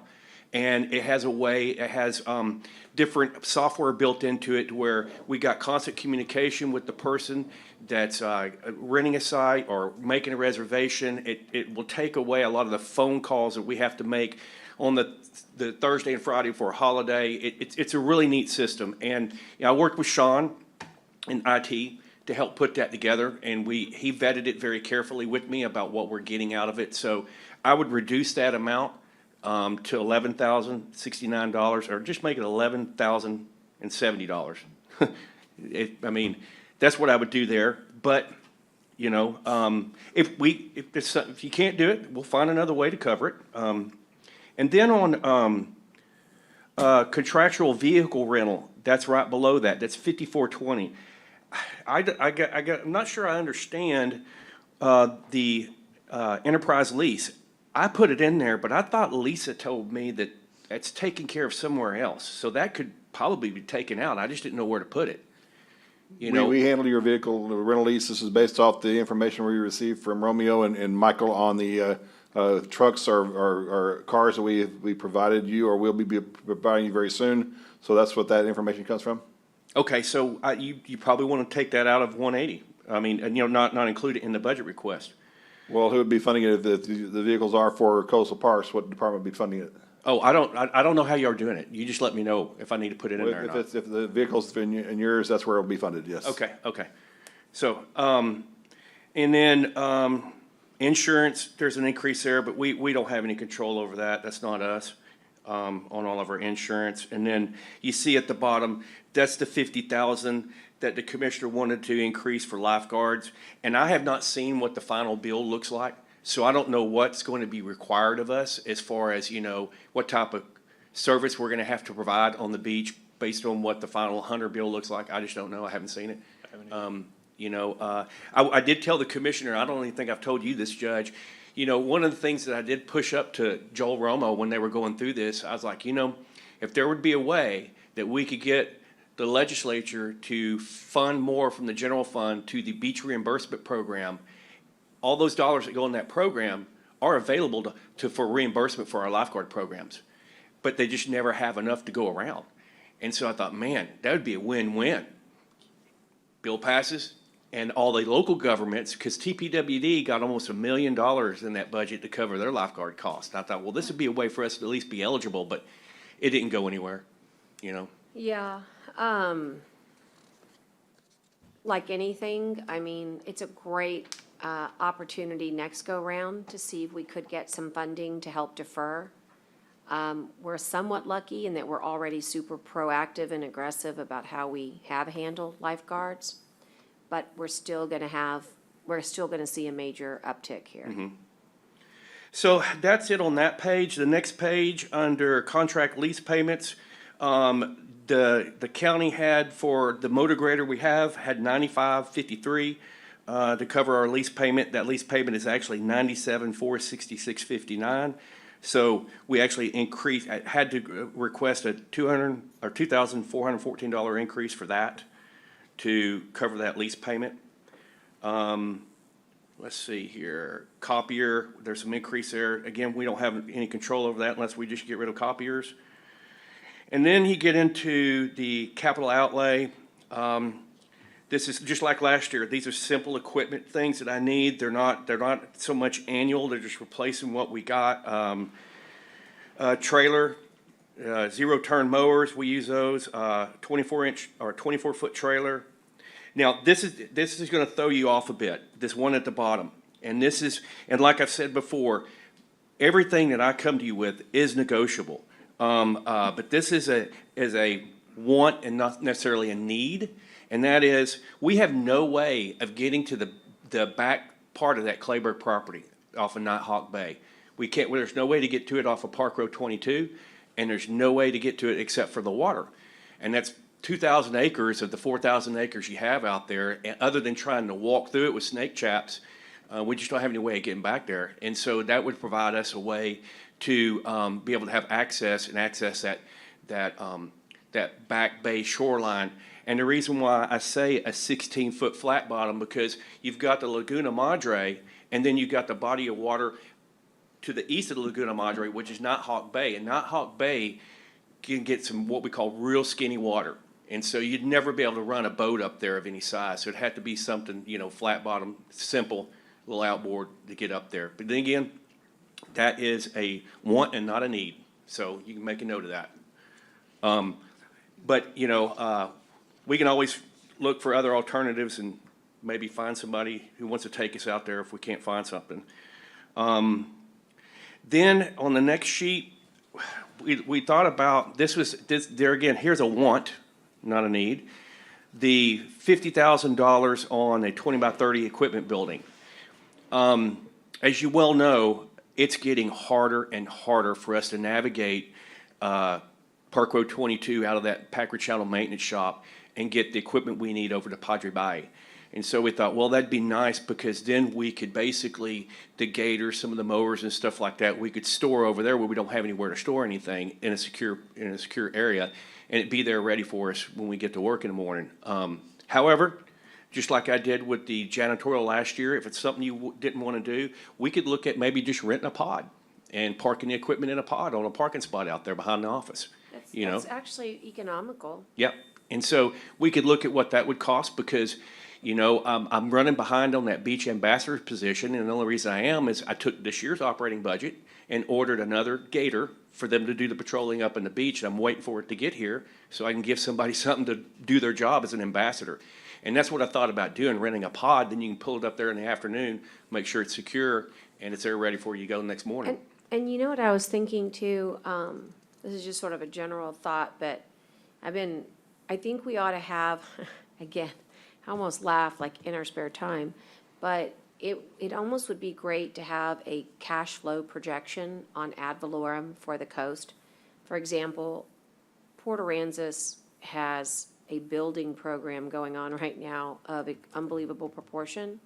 We could actually guesstimate based on current, like take Cinnamon Shore 1, you can see how many real first homes there are there versus, real words, how many homestead exemptions there are versus non.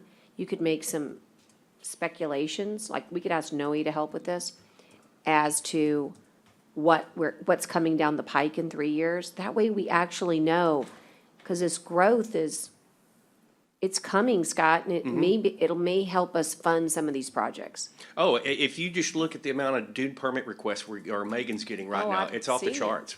Yeah. So, and these are large scale and, permits, not small scale like homes. We're getting large scale now. So, And are they mainly in Port A? no, they're in North Padre as well. And we got some guy right now, we're trying to calm down because he doesn't want to follow the rules. He wants a huge hotel, RV park. I mean, just a huge, like a resort, you know, down next to where Mustang Towers is, but in Corpus Christi City. But is the TERS all the way geographically in that area?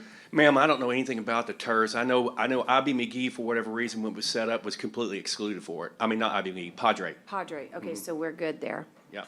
Okay. So, okay, on here, and there are two other things that I need to really point out, and that is on IB McGee, that's number 5610, 60,000. I talked with Michael. When we get IB McGee back open, we're gonna have to put all new office furniture in there. It all got so rotted and mildewed, there's no furniture that was salvageable out of there. The conference table, the chairs, you know, I mean, there was nothing. And so, we're gonna need all new office furniture. I mean, you know, whenever we get done with that insurance settlement, you know, that should cover it, but You know, I'm gonna need all of those to add to that, to the insurance. If you don't mind, this budget worksheet is a great, where do I send that to? to Timothy Everest. Okay. And to me, just copy me on it too. Okay, so and Michael, I talked with Michael in purchasing. They do have a local vendor that they do that doesn't just do individual office furniture, but they do whole office setups. Does that make sense? Yeah. Okay. And so, and along those lines at the very bottom, there's 5,000 there for 2 computers and 1 printer and the little credit card machine. Those got wasted when the hurricane came, because when the roof leaked, it all got wet. And so those are just hurricane damage related items from Harvey that we're gonna have to replace. So, we smiled about I'm Judge. just thinking to myself, God, this is like not that we should ever smoke, but you almost like need a vice to listen to budget workshop all day long. Okay. You need to like smoke or drink. I mean, it's like, is there any good news anywhere? Well, I do have an idea after I'm finished. Okay. Like on the budget page, it's showing 0 capital outlay. It's worse and worse and worse. Huh? It shows that you're requesting 178.5 for capital? Are we looking, let me come look at what you're looking at so I can make sure I'm looking at the right thing. Yeah. I'm trying to make sure I stay on time. But it's not really 178.5 because it's not showing that you actually even have any capital. It all evens out, Scott, don't worry. 178 is your total, but you're. I don't know how this thing See, works. This is all new to me. Lisa was driving me crazy. The budget for 2021 shows like, 0 for capital outlay, but he has capital outlay. Numbers below it, 5,000, 12,000, 15, 18,000, all those add up to that 175. Right, but it's showing 0 budget for capital outlay, and he has capital outlay for 2021. We have to zero out the beginning base budget because, with general fund, we would be continually adding for it, so the base budget is 0 for everybody. So that's how we have to do it for this system. Right, but the net that of his increase will only be 74,000. Yeah, once we get all the stuff we know that needed to be done, then whatever the budget is, but theoretically, he's requesting 178,000, but it's not additional cost, correct? It's right, it's only $74,000. Correct. Okay, did that help you? No? Okay. All right, Dale will figure it out. Okay, now, in this same budget, now, here's the deal. You have to remember, commissioners, the way we participate in the beach reimbursement program, we can't commingle any of our funds that we use for beach maintenance and facilities and stuff that we do that's eligible for beach maintenance with other funding sources. So really 180 kind of addresses a lot of the costs that we have with personnel, maintenance, trash, beach cleanup and stuff like that. And then 181 picks up a lot of other stuff, and then 182 is for Bob Hall Pier. So just wanted to make that distinction. But going back, last thing in 181, there are some personnel things that I asked for. And let me get to that page. So, 807, Your Honor. Yep, I see it. So one of the things I Page did. 807. Oh, am I ahead of y'all?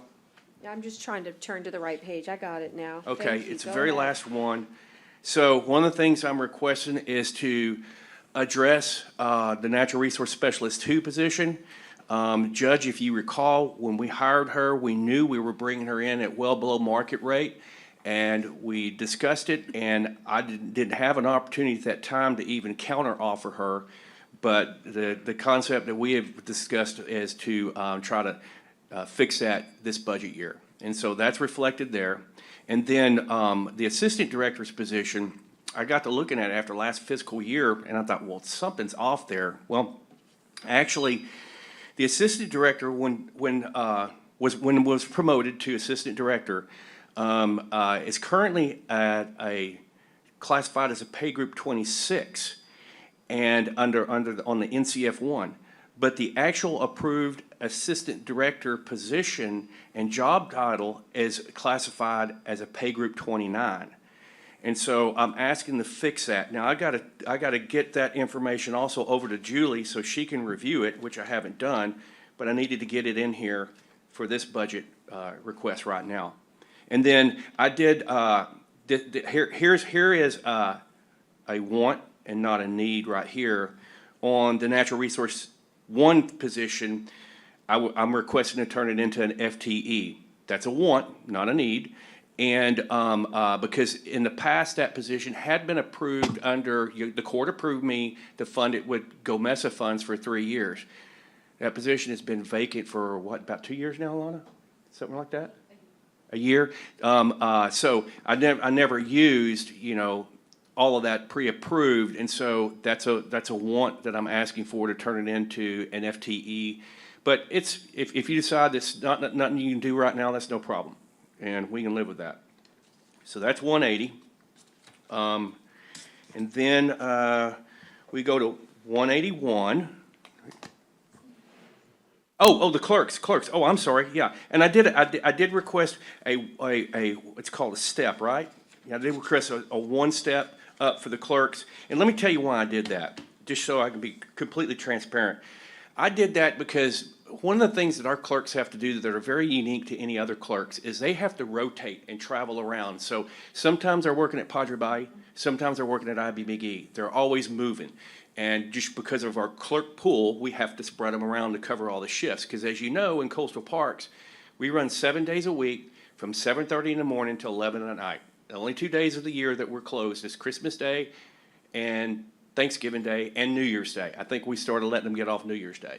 Other than that, we're out there every day, and all the holidays. And so I did that as a way to try to help them. Per individual, it's a very small jump. And in total, it's 5,000 and some change. I did that to help them because I know what's coming ahead, especially with these fuel prices, and they have to drive their POVs to these locations, and it was just some way for me to try to get the court to help out on that, because they're just unique in that they rotate and they travel unlike any other clerk in the county that's assigned to a specific location. So that's why I did that. I did that ask. Understood. Yeah. Okay. So 181. There in salaries temp, I requested an increase of 15 to support the TCQ internship program for next summer that I presented here in the court. Now, I don't know that it will be that much. Your best case scenario, if we could get 2 or 3 graduate level interns or even undergrad interns for a summer, I think it'd be a great opportunity. And don't forget, we're gonna have to get a policy associated with that, since we don't currently pay interns.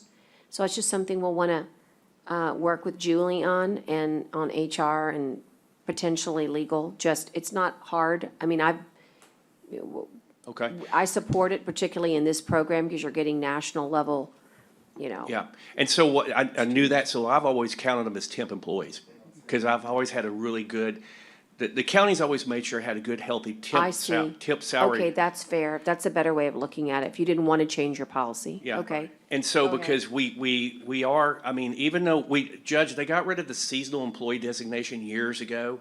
And so we were looking at this years ago, because I am seasonal in the summer. And there was this issue under the employer mandate, under the Affordable Care Act.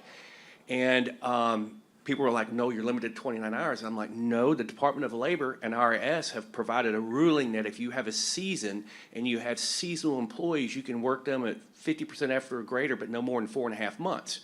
And so my temps kind of function as a seasonal, even though we don't have the seasonal anymore. I'm the only one that would really use seasonal, I think. I don't know if Edward would or not, but. Okay. So, so that was in there in 181. We asked for a 30,000 increase to cover additional maintenance at Packard Channel, Nature Trail Park, and Horace Caldwell Pier, because we're not rebuilding that pier. Let's see here. We asked for an increase to cover additional engineering and design fees, a small amount there, it's not much. And then in 181 is the 10-year annual state-owned lease for Horace Caldwell Pier that we paid to the GLO. That's in there. So we had that in there, and that let's see here, we'll make sure. I think that was it on that page. Yep, that was it. That was all in 181. And then 182, the only thing we asked for in there is, even though the pier's not running, Bob Hall, and even though it's not open, we do have our annual lease payment for that subsurface lease every year. We don't want to lose that. We've got to worry about core permitting and everything else with this project, but we keep the annual lease payment. It's reflected in there under 182. That's the only increase in 182 is to cover that. So let me ask you this. So obviously the salaries, or maybe this is better to Dale, the salaries that are attributed to this, I mean, those don't go away. We just kind of continue to parcel out to the different areas, or? Yeah, well, Scott will definitely work at the balances for, like you said, 181 is more of his temporary services, or as he says, more seasonal, but I remember it was either our attorney or some other attorney says, well, we can't qualify them as seasonal in the way they work. But I know Scott will definitely work those through what he needs to for covering most of the beach area, but 180 is most of your operating side of it. Gotcha. Hey, and there was a request that came in, we hadn't had a chance to really delve into this, and I'm not sure that we have to put it in the budget, but we certainly need to think about that, Brent, and that's lights out there. It's getting, we don't have anything, we've lost it all. Maybe some sort of temporary lighting for public health and safety Where?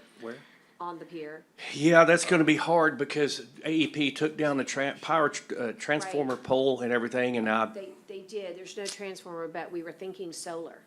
We were looking at some modular, they're about 5,000.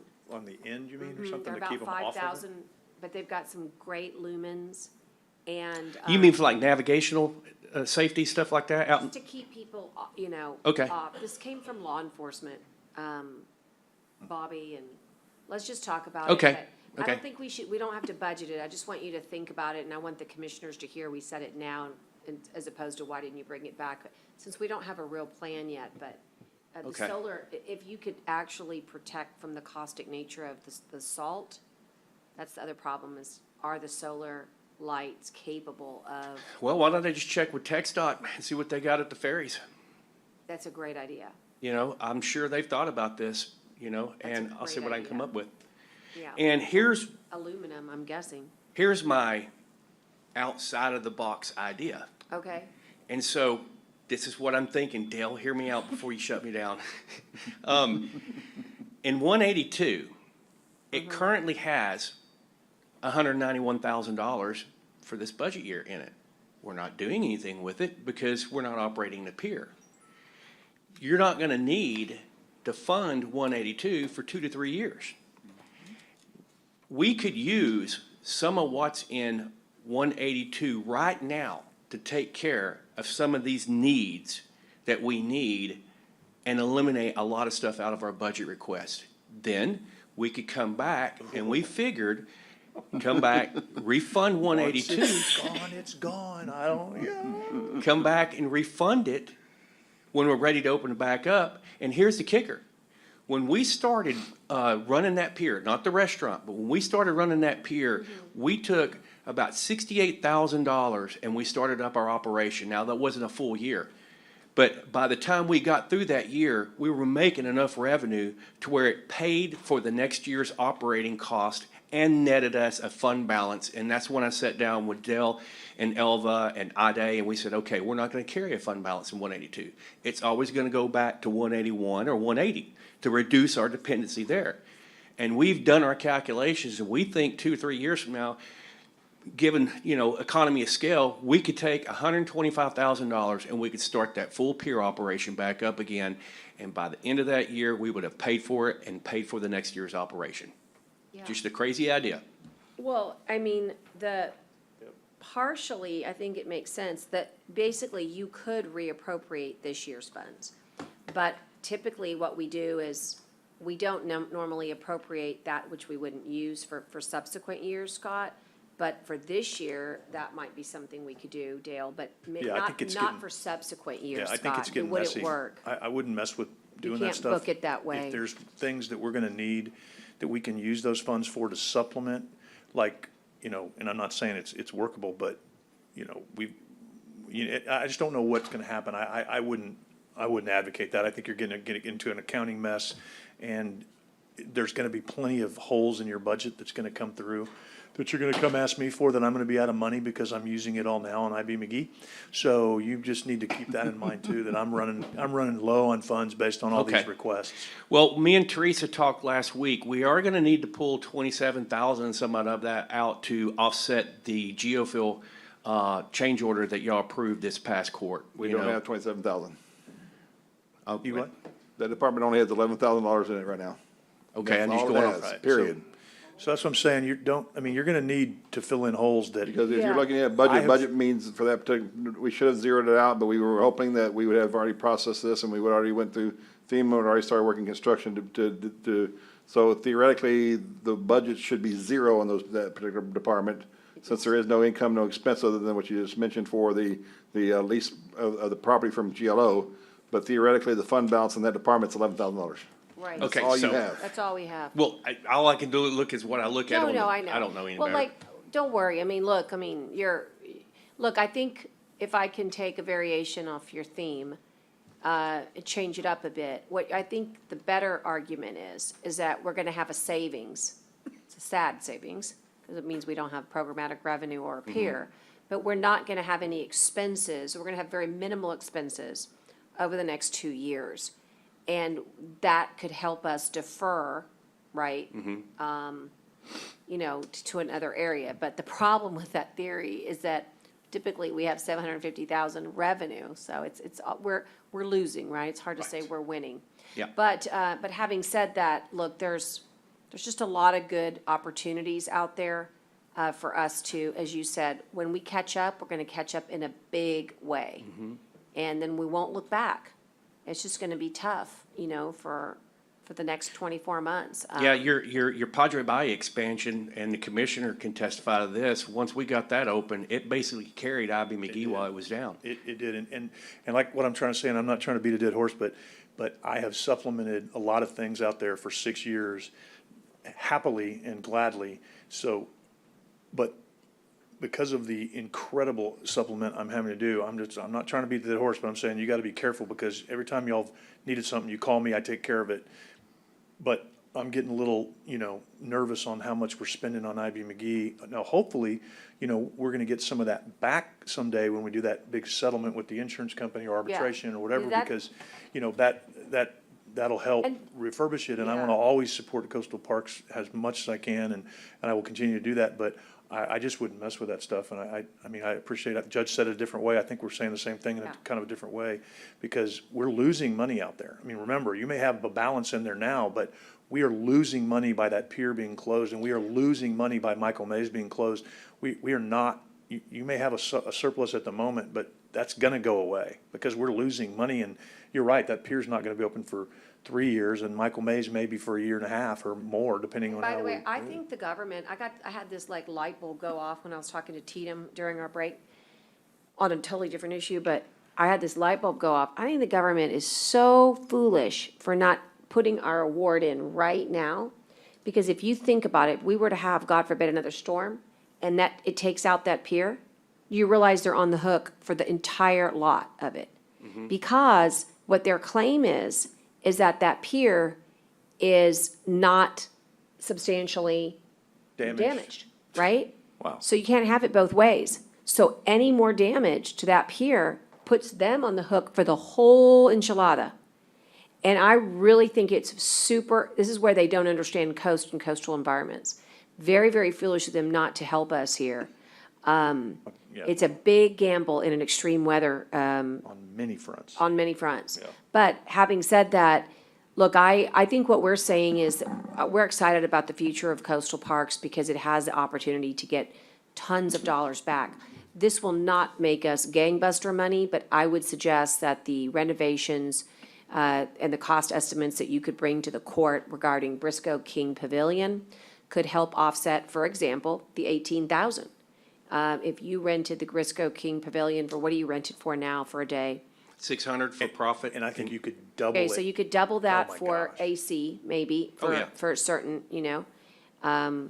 or tell them, we'll make it 600 if you turn off the AC, you know? But I mean, you can't have it both ways, No, right? we want the real But, money. we want to make sure we keep the AC on. You know, I just had an idea, threw it out there. I didn't know, what was there, what was not. Oh, and- no. and I I'm mean, just presenting and. it's, It's all good. and it's all good. I mean, we've got a real opportunity here to make I think, quick up. having IB McGee now open and it is full, it is running, God, the occupancy rate out there is off the charts. With Padre expansion, yeah, it hurts that Bob Hall Pier's down, but I mean, And I also want to say on IB McGee, we knew that the budget that we put forth was for, and we funded with CO 2019. We knew that that was a low amount, but we could not, I heard you, that it was going to be more like a $2 million project rather than a 1.6. But the way it works around here is we can only fund that which we have a contract for. And so we knew that this one was going to be a weird one. So I think that CO 2021 and to whatever extent the next 100,000 comes in this way is going to help make up that deficit. And I just want you to know, you are not in trouble here because you have been disclosing transparently the whole time. But unfortunately, we couldn't make a cost estimate until the walls got peeled back. yeah. There's also something else that's gonna be positive, that's gonna be happening, but we've been working with Maria and to get our FEMA reimbursement on all the electrical improvements. That got approved under Hurricane Harvey and FEMA. That's gonna come back. That's like 245, It's 200. significant, And- 245, yeah. Yeah, and so that's gonna help, somewhere. I don't, because we used CO money, we used RTA money, and we used GOES-MESA to recover IB McGee. So Yeah. however it comes back and wherever it goes to, y'all just keep that in mind, it's gotta go somewhere. Correct.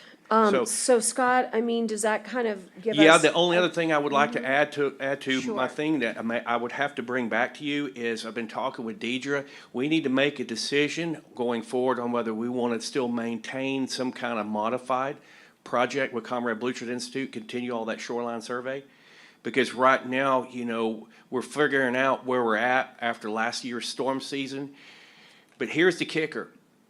If you don't have annual survey data, this is a big if you don't have annual survey data, where you would have a major storm and it would impact your shoreline and do any dune deterioration like Hannah did, then you have no way of going to FEMA, and FEMA will do beach renourishment, but you gotta have annual data for which to use to say, okay, this is where we're at, and it's where we need to rebuild to.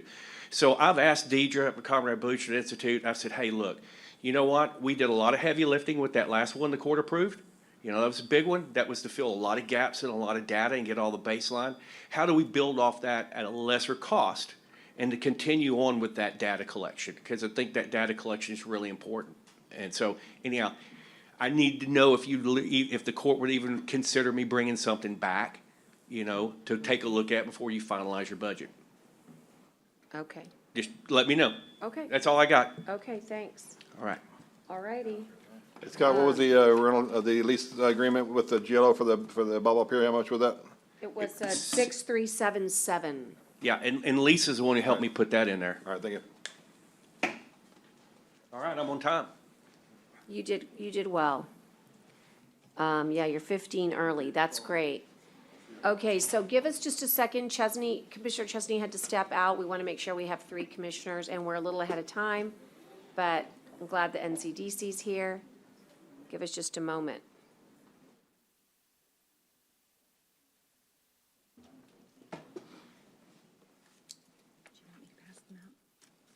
Not yet.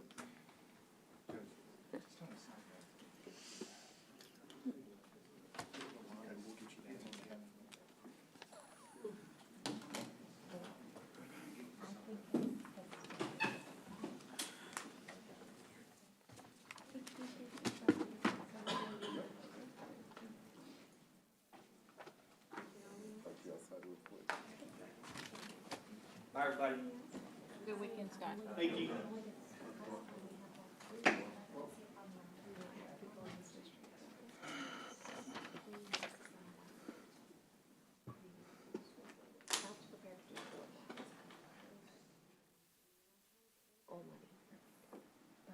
You want to do the boardwalk?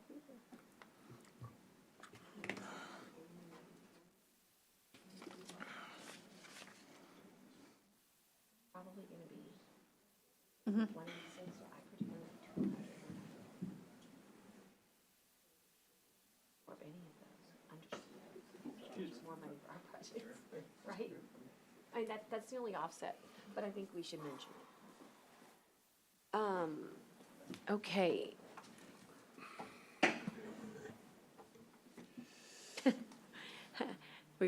Did one get up, one come back? It's like a little, but we've got 3 now.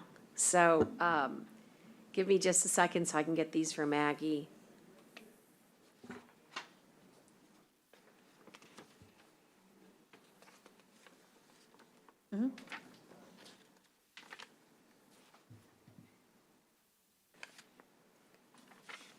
Just kind of in a holding pattern.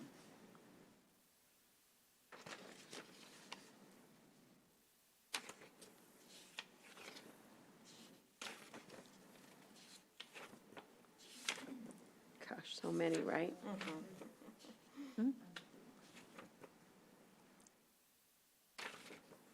let them get introduced and whatnot.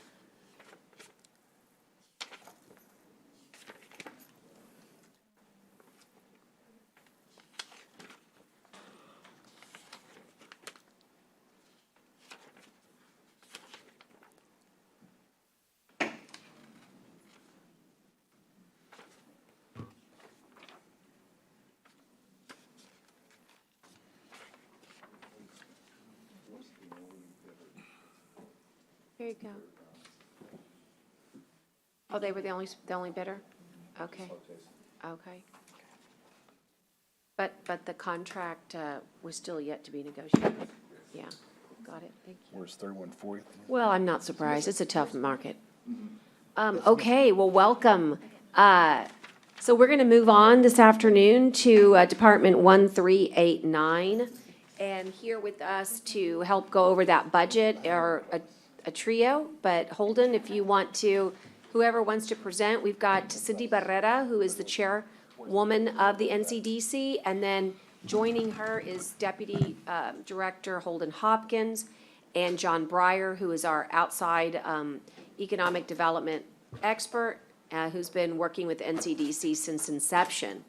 And let us just kind of get to the right page number, and then you are so welcome to begin. I show it as 809. 808. 808. Oh, 808, okay, let me go back one, yeah. Okay, welcome, Cindy. Good afternoon. It's so good to be here, not wearing a mask. Great to see everybody's know. face. I just wanted to bring greetings on behalf of the rest of the NCDC Commission. We wanted to express our gratitude for the continued support for our organization, and what a year it's been. In the middle of COVID, just wanted to let you guys know, and you are already aware, we did not slow down. We had to pivot just like everyone else. We remain constant with our meetings, and the level of activity that our staff has been involved in, we could not be more proud. Holden, of course, is going to cover the budget, but I just, again, wanted to express how grateful we are for all of the support that we receive from you, Judge Canales, and from all the commissioners. And we look forward to that continued support as we continue to bring exciting projects to Nueces County. That's great. Thank you. And Cindy, I mean, Cindy, sorry, Commissioner Monas. a little company, just a little company y'all help bring along. Small, tiny company. Yeah, Amazon, I mean, you may have heard of them. Never heard of them. Goodness, yes, that was just fantastic. What a way to start, you know, and bring such an amazing name to the county. And we were excited for the collaboration, you know, that took work on behalf of course, the judge.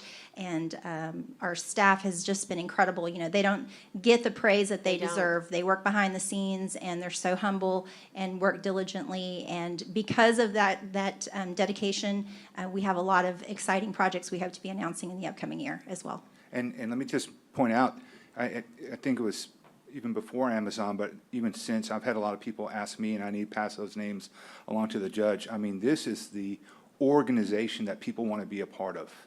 Like, there are a lot of names that are out there that they want to be a part of this team, a part of your Sure. group, part of your commission. Well, and we're so pleased to hear that. You know, I want to emphasize that we're not here to compete with any other organizations. We want to be a collaborative partner, but our emphasis is on Nueces County. We're the only organization that's committed to the county as a whole.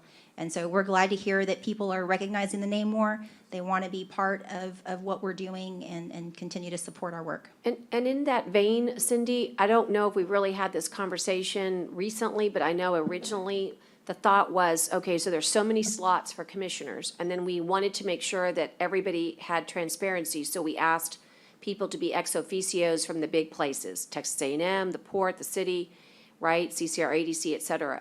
But then, if people wanted to be involved, but they weren't necessarily in the role of commissioner, couldn't they be appointed by you guys inside a committee? Absolutely. So if you could get those names, because that's how you get your name up so that the next time, and I believe in moving, you know, I Right. mean, everyone should stick around and then say, hey, let me move on, maybe I'll go chair a committee, but Right, we just added a third committee, so we are definitely looking for people who are willing to support those efforts. Currently, we have our Economic Recovery Committee, we have our Marketing and Public Relations Committee, and now a fundraising committee. So we're looking to get to work with that group as well. So please do send over names, be happy to have them. that's great. Okay, well, Holden, we've been really great on time. We want you to take us through and then offer comments along the way. Sure. This is your first time to do this. Don't be nervous. Just so you know, because this is informal, but this is our first stab at getting to see what you look, you know, what this projection is, and then Dale will actually go through it, try to make his edits. He might call you, ask for more backup data, but this is your shot at telling us what you need. Sure, and Go I sent ahead. a last-minute update to Lisa. I don't know if we got that. It came in late, but I have it here and I can walk through that. Go ahead. It's just a little different from here. But did want to, you know, follow up a little bit, talk a little bit about kind of, you know, what this has all been, you know, going towards with the NCDC staff. You know, we really commend, you know, looking at the budget that came out of last year before we really had a full-time staff. Honestly, really impressive because it's come really, really close to meeting our needs, and so we've been able to do a lot of great things this year. Obviously, operating in a state of flux like the rest of the world with COVID, and also operating as a new organization. But you know, building those relationships, working with partners. Obviously, the Amazon project being a big one, and just had a great meeting yesterday to figure out kind of what we can do with that Amazon project to make sure that that investment is felt by residents of Robstown and our rural Nueces County. So we're going to work to get a collaborative together with Del Mar College and Workforce Solutions and Robstown ISD and anyone else who wants to be a part of that to see what we can do about training, about workforce development to make sure that those 100 jobs are, well, they're going to go to county residents, but you know, we want to make sure that we're helping the entire county here. And we've also been working to gather together a lot of the data on a lot of projects the county has been in on. Get that all together from the courthouse and right-of-way redevelopment to Bob Hall Pier to the county airport. So just kind of trying to figure out everything that's going on and bring together documents that have had a diverse array of homes under one roof at Tower 2. And Jill Striznick, our clerk, has been doing a great job with that. And we've also got, I will say, just in the past 2 months, and this has really been picking up, which is exciting. We're looking forward to the next year because just in the past 2 months, we've had 4 more new potential projects pop up, and we only anticipate that rate to pick up further. Not any details really that I can share yet outside of the code names that we're giving these projects under an economic development umbrella, but really, really exciting stuff. And so as we grow the NCDC and our fundraising, we know we're going to just have more of these. And Holden, I'm going to just interject, although he can't tell you, not that he doesn't want to, he's not allowed to at this time, but what's important that you should know is that we're vying for these projects against San Pat. Okay, so why is this important that our NCDC, sit there and really advocate? Because otherwise, there's no one to beat the drum for us, and they might be missing an element in their thought processes. So, do they represent? I mean, I think I remember them, but do they represent a diversity, or is it because it's not just energy businesses? No, without getting into too many details. Don't reveal it to get in trouble, but- I will say they really represent one of the core missions of the NCDC, which is economic diversification. All of the investments we have in energy are great, but we want to really be able to grow the pie, not just in terms of the overall GDP, but also just in terms of the different types of opportunities that we have for residents of Nueces County and for people who are going to be future residents of Nueces County. So each one of these 4 projects is in a totally different industry. So that's the really exciting part too, is it's not as though we're running 4 of the same type of deal. It's each one is different and each one is fun in its own way. And we really look forward to working on those as those develop and the new ones that are going to pop up. We love keeping a bunch of balls up in the air. So I'll get now to the budget. So should I just run through item by item? I think I would stick to what the variances are. Okay. If they look the same from last year, you can just leave it alone. Sure. Talk about the itemizations that, that look new. Sure. So the first change, we've had. So I mentioned Jill earlier, who's our clerk. She's been temporary part-time. We had a clerk before her briefly, before my time, but we've had that position now for over a year. And I believe that the intent with that position was always, as the NCDC grew, to be able to take that something full-time. As we talk about job creation, there's one there. But Jill has been just an absolute rock star for us. So we're looking to take her full-time.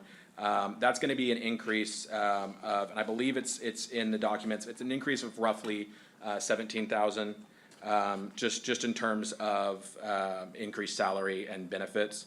But Jill, like I said, she's been working to prepare all the data that we get, go out. I mean, she's not just within the county. I mean, she's going out to Texas A&M and to other kind of archives that have these documents that are literally collecting dust. These beautiful blueprints and documents of things that really are good to bring back under the county roof. That have just kind of gotten scattered over the years. And so it's nice having someone who's focused on, as part of her job, getting these things together so we know where we've been. It's been great to see her doing that. And honestly, a lot of the times we'll end up reaching out to someone in the county. She'll send something off looking for some document, and they're looking for some other document, and it just so happens Jill found it the other day. So it's not just a benefit for the NCDC. I really think it's a benefit for the county. And if y'all haven't had the chance to meet or interact with her, she is sharp as a she is just great. Her work ethic's incredible. And so I'm a little scared. We have her right now for 29 hours a week. I'm a little scared with what she's going to do with 40, to be quite honest.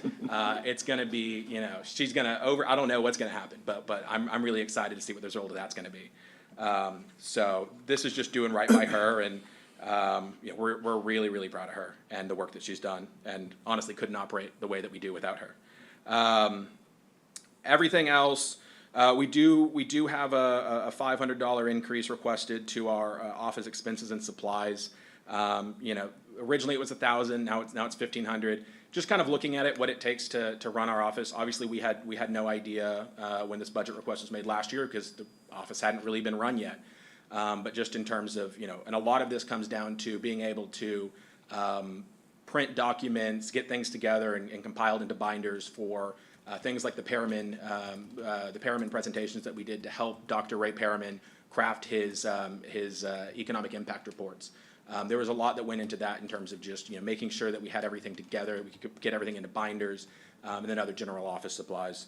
And then we do have, it's really not a change, because it's the same contract as last year, but it just wasn't, just noted differently in the budget last year.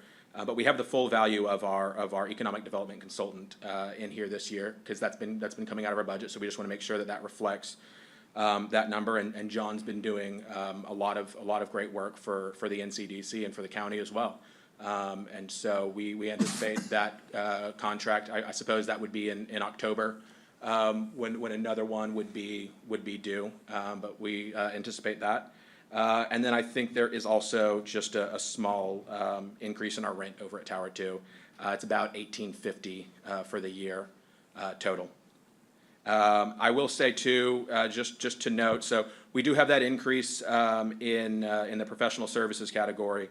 That may not be noted on your, that's the one discrepancy that may not be on your documents. I don't know, because that was, we updated that kind of late, and I'll take the blame for that, for not having that sooner. But we still have our $90,000 that we received from the port, that we've been receiving from the port, the generous support they give us, which we're so appreciative for. And we had a preliminary conversation today too, to say, hey, can we do something? Because especially as we're starting to kind of fire, I wouldn't even say on all cylinders yet, because there's so much more room for us to grow and more things for us to do. But as we're just kind of coming closer to our full potential, kind of being able to say, hey, can we get a little bit more? And it sounds like there's a pretty positive prognosis for an additional $60,000, totaling $150,000 from the port in their next budget cycle, which would offset the increase. A lot of the increase that we would then have requested to the county, and would basically put our request for the county at about $67,000. And I think that one of the dialogues that we've had, with the whole board is, look, the intention was to always fundraise. Yes. And you have a new committee called fundraising. And so I imagine now that we're out of, into a better normal, that can proceed. And so maybe part of this is me just giving a suggestion, but maybe when you go ask the port, and of course I'll go with you, but when you ask that they at least maybe could give grace, so to speak, we could always back off if we were a successful fundraiser after a year. Sure. But if we really want to see economic recovery, we've got to have some wings to fly. And so give us a chance to go back to the fundraising that was always intended, but give us a little grace this year and increase the budget. And that way, we gave you guys 50 last year, and so the increase would be 17,000, which would basically take Jill from temporary to full, as I understand it. Exactly, yes. Yeah. Well, I mean, I believe we're gonna be able to fundraise based on all these good, I get excited just hearing about all these, code name projects. I do wanna say, I know we're on film, and I don't wanna embarrass you, but I thought this was such a great story. I'm gonna somewhat repeat it, Holden, and that is that, you too are a rock star, and I knew it the minute I met you when you were young, and then, of course, when you graduated and were interested in economic development, I was really excited, but it was kind of a fun moment for me when I ran into your family, and we were talking about, it was close, after Amazon and recently, and we were talking about it, and they said, do you know he wouldn't tell us? He was absolutely closed-lipped. So thank you for your discretion and for the, when we violate not even telling our parents, then we know that you're serious and intent about those NDAs. And so I just want to say it was just so funny because they were so proud, but they were also like, could you believe we didn't know either? I said, yes, that's the way it works. But look, we've had some exciting moments, but like you said, I think the best is yet to come. Absolutely. And so I do want to hear a little bit more about the fundraising, because I think it would help the court understand the ask for the extra 17,000. Do you want to just tell us a little bit about what you're thinking and what your goals would be? Like, what are you trying to raise in this next fiscal year? And Cindy's probably kind of come up and echo, but Do you want to? Sure. tell us at least what the goal is and what's realistic. So let me actually start by sharing who our fundraising committee is, because I Okay. think that'll speak volumes Yeah. to the potential here. That'd be great. We have Wayne Squires, who is going to chair the fundraising committee. Okay. Or is chairing, not will chair, he is Uh-huh. chairing. We have Catherine Hilliard, Carolyn Vaughn, and myself. So Yeah. I feel we couldn't have a better group to go out and ask the community to support our efforts. We met just a couple of hours ago, and we are in the early stages of determining what that budget's going to look like. I'll just share Wayne through a really aggressive number, and it won't be our first year budget, but he feels confident we could probably get to the point where we're raising close to $1 million a year. Wow. And I'll tell you, Carolyn was sitting in the room, and she said, "I like the way you think," and I quite frankly do too. Yeah. So, of course, that's not our goal probably for the first year, but we really think that there's a sustainable, opportunity here that with the projects that we're working on. And after bringing Amazon, we think this is exactly the time to start. We wanted to add some credibility to the name of NCDC, and I don't know what other than Amazon could have done that.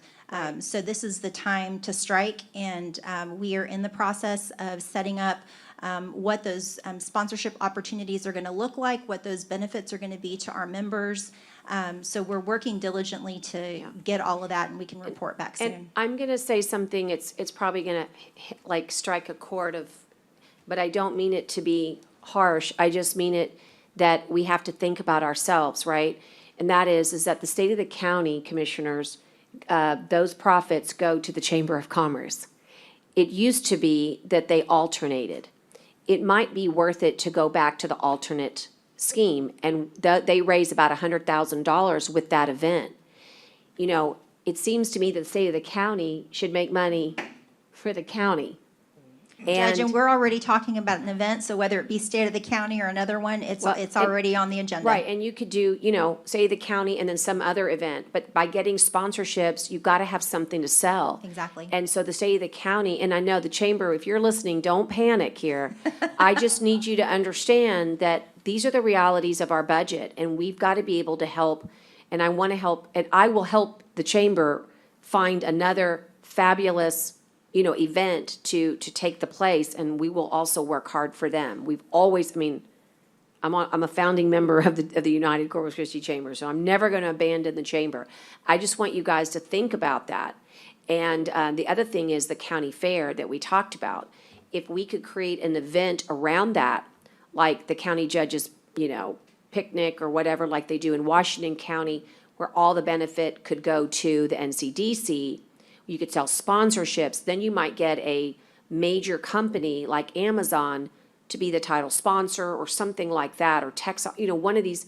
All I'm saying to you is that there's a responsibility that we have, and I know that, but I think you guys could really come on strong and help us so that we want to be a part of your budget, but you wouldn't have to rely on us so heavily in the future. I just think we need a grace period, and that should be, at least this fiscal year. Judge, and let me give you the confidence that everybody on that committee is like-minded and thinking, exactly the way you are. So I'm very excited for the future of our fundraising. That's great. Commissioners, do y'all have any thoughts about that, or, okay, Hilton, go ahead. I don't know, I didn't want to interrupt anymore, but any other pieces here with this budget, or?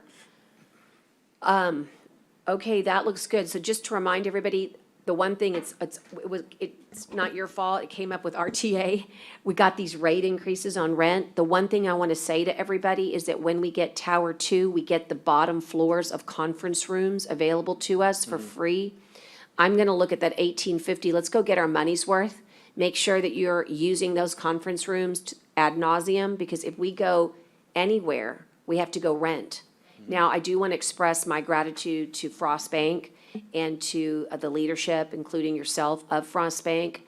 Every time we use your facility to host someone special, I get goosebumps. It's just such an incredible facility. So thank you for that, but we also want to take care of our own, and so you make that 1850 rent work for you. Rent all of that. Now, the one thing that we do is when we have county conference room needs, I do go through Holden and I do say, please go rent that for us. So I just want you to know the 1850 is an ouch. One thing I'd like to ask Holden is that the Rochelle Foundation has been very supportive of us. We maybe just think about going to them again and just saying it's a tough year for us.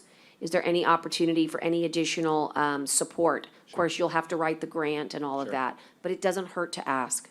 Thoughts, comments, commissioners? I just, on moving that position from part-time to full-time, I know you have your project, so you have your code name. I would say the same thing for Jill, just because you don't want that name to get out there. She's great. I really hadn't had a chance to sit down and visit with her, and I did last week for about, I thought it was 30 minutes. It ended up being a lot longer, but it was so, I came back with so much information and about a packet that big, and she lives in Robstown, so she's so passionate about the area, and so we talked a lot about that, and just how economic development really ties in with our education system and just our living, our lifestyles that we have here in the county as a whole. So I think she's obviously a great compliment to you all, and I hadn't really discovered that until last week, and so I agree. But let's use a code name so no one comes and poaches her. Yeah, that's away. great. You gotta be careful about She that. is I like great. that. Commissioner Mize, our last employee actually is now a county That's right, employee we in lost another her. department. Yeah. We lost her to another department, so we are certainly gonna give her. Yeah, we have to be Yeah. careful. Yeah. Listen, we're a little ahead of schedule and the next group isn't here yet, so just touch lightly. You've created a website for us as Sure. part of your duties. Just let the commissioners know about that. You've got, we're on, Sure. mainstream. Yeah, we've got a website. It's ncdctexas.com. Can we pull that up, Connie? It's been, it's been a really good learning experience for me because I have no background in web design. Luckily these days, you really That's don't. what we call cheap labor, guys, cheap labor. I love it, Yeah, Holden. you can see it here, and of course our banner is gonna really push the Amazon. I will say on the Amazon too, with my parents mentioning that I wouldn't even tell them. It got hard. I mean, I'm over there a lot now that I live in town. I'm over there a lot for free dinners, and so I think there was a point where they started to kind of threaten. Okay, maybe you can't come here for dinner anymore. You don't tell us, what these projects are you're working on. Holden, we got you, buddy. We'll feed you. You're all right. Thank you. Keep it quiet. Just keep it quiet. But yeah, take a look at this website. It's really great. And so one of the things I'm learning of CCREDC is that we can track how many hits we have. And then we can actually see who's hitting us. And so we can proactively call. Holden can say, wow, why is this company calling us, hitting on us 20 times? And then he can call them and say, hey, I'm Holden Hopkins. Is there some information we can give you, right? And that's what's cool. Because the courthouse is up, and again, we've still got a little time, will you please tell everybody what's happening? When you mentioned Jill and her gathering data, we're starting to get antsy, but our data room probably needs to open here fairly soon. Tell everybody why that's so critical and what's going on there. Absolutely. We need to get all this, it's kind of lived, like I mentioned, this is the same story is true for a lot of these projects, that, if you want to get the information on the historic courthouse, whether if you're a developer and you want to do some work here, it's not been the easiest process in the past. And so we are trying to get that all under one roof so that we can have a developer or whoever, whether they're interested in the courthouse and the right of way, just getting involved in that project and learning more, making it easier on them to get that stuff so that we can have them come over. We're looking at getting, And we got a request this week. I sent it to you guys. I don't remember who it was, but Right. somebody wanted to know if they could come, and I didn't know what to say because I feel like we have to announce it equally at the same time for everybody, but I thought that was a great sign. well, and all of the, all of the documents that we have here, I mean, they're public documents, so we can share them. Oh, well, that's true. That we can share them, and that's not an issue. If someone asks us for documents, that's where we're able to do that. But it's just nice to be able to kind of, I mean, people aren't going to come in and say, hey, I want the 2011 study by this specific, they don't know that exists, they don't but know. they may want to know, hey, I want to know this type of information. And so and when I say we, I really mean mostly, I mean, it's not just the database that we have, and we're getting everything online, but also just Jill having just kind of that immediate recall to say, oh yeah, it's this document, it's located here. And trying to get all that figured out to be able to get information to people as quickly as possible. Look, everybody look at the bridge we don't have. We're gonna get it, and that's one of the things that we're also working on is, John, I don't know if you want to just say a few words, but I need to tell the crew that You have been very tight and with keeping the governor's office very well informed, and Adriana Cruz in that office has come to visit us several times. You know, again, we're just so crazy busy, but as we get back to normal, I am gonna ask you to get on our agendas at least once a quarter so that the commission always feels informed. But you guys are doing amazing work with the state of Texas. 2 of the 4 projects are being initiated by the governor's, or one out of 4 is being initiated by the governor's office? That's Nueces potentially bound. John's connection with that office, and the fact that he used to run the Economic Development Office for the state of Texas, it makes him incredibly valuable. So we don't just work with one entity. We're really, we're very strategic. And also, we've been working with our friends in Midland to understand the connection that the business world plays from the Permian here.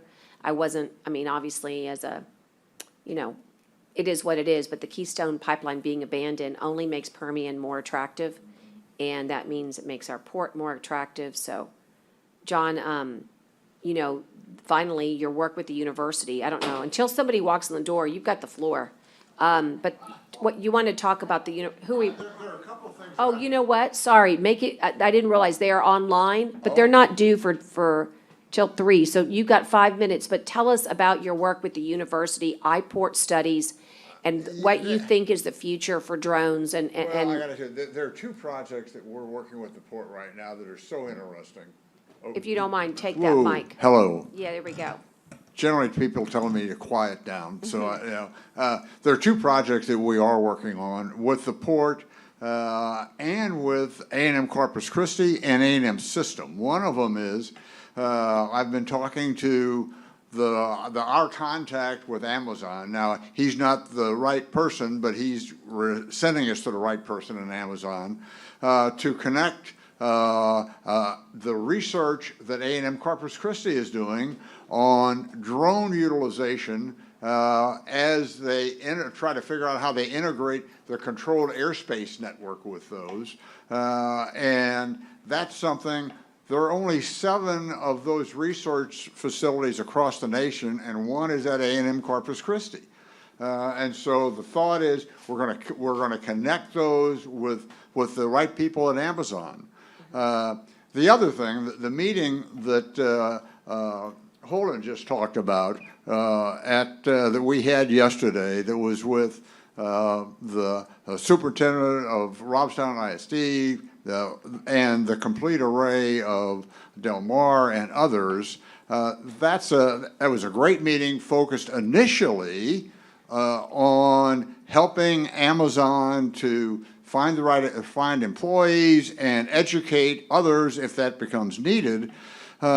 But one of the things that we've been researching is when the federal government finally figures out what this infrastructure document is going to look like, one of the big focuses is going to be on rural areas broadband capability and getting that out to the rural areas. And when I think about,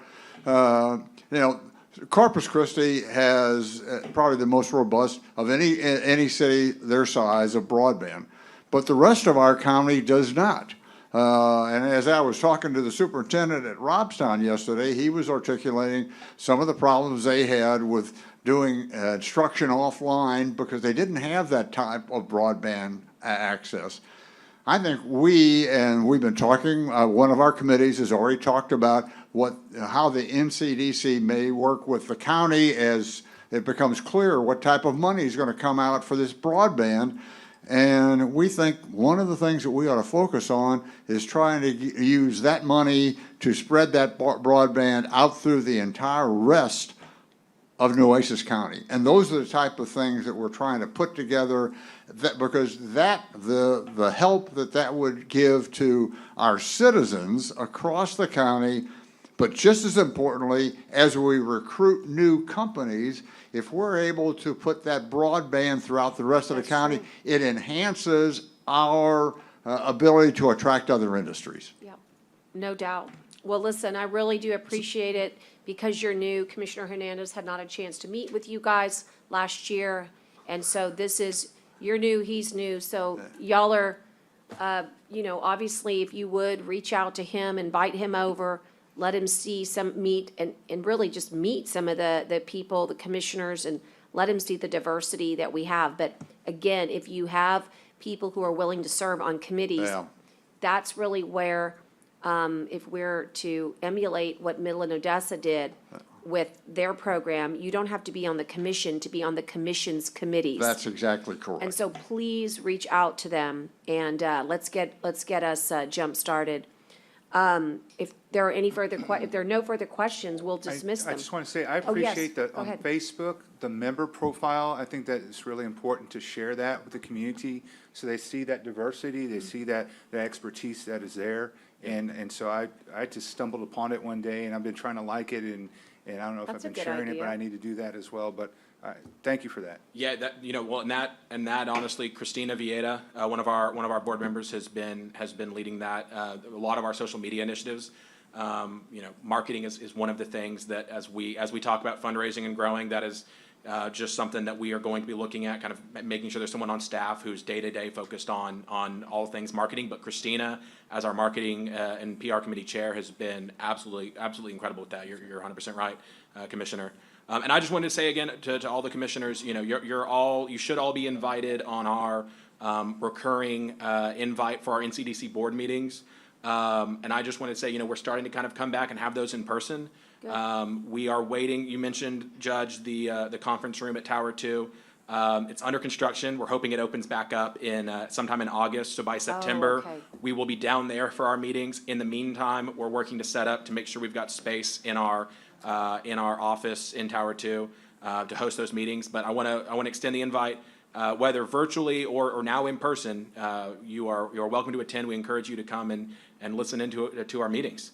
And also, if we can ever, you know, we help the judge sometimes if there's some requests for that conference room. When it opens back up, please contact me or Jill. If there's anything you need to book the Tower 2 conference room for, we can try and help you get that done if it's available. We should be able to help with that. So, thank you. Yeah, that's great. And just as a little final, I think that you might tell Christina this, that I've noticed that with all the kids home this summer, if she could market for an intern for you guys, you know, that would really be great. If, you know, we were just talking about that, you know, it's having that on your resume, that you worked economic development. If you're going to business school, could really, you know how important that is, Holden.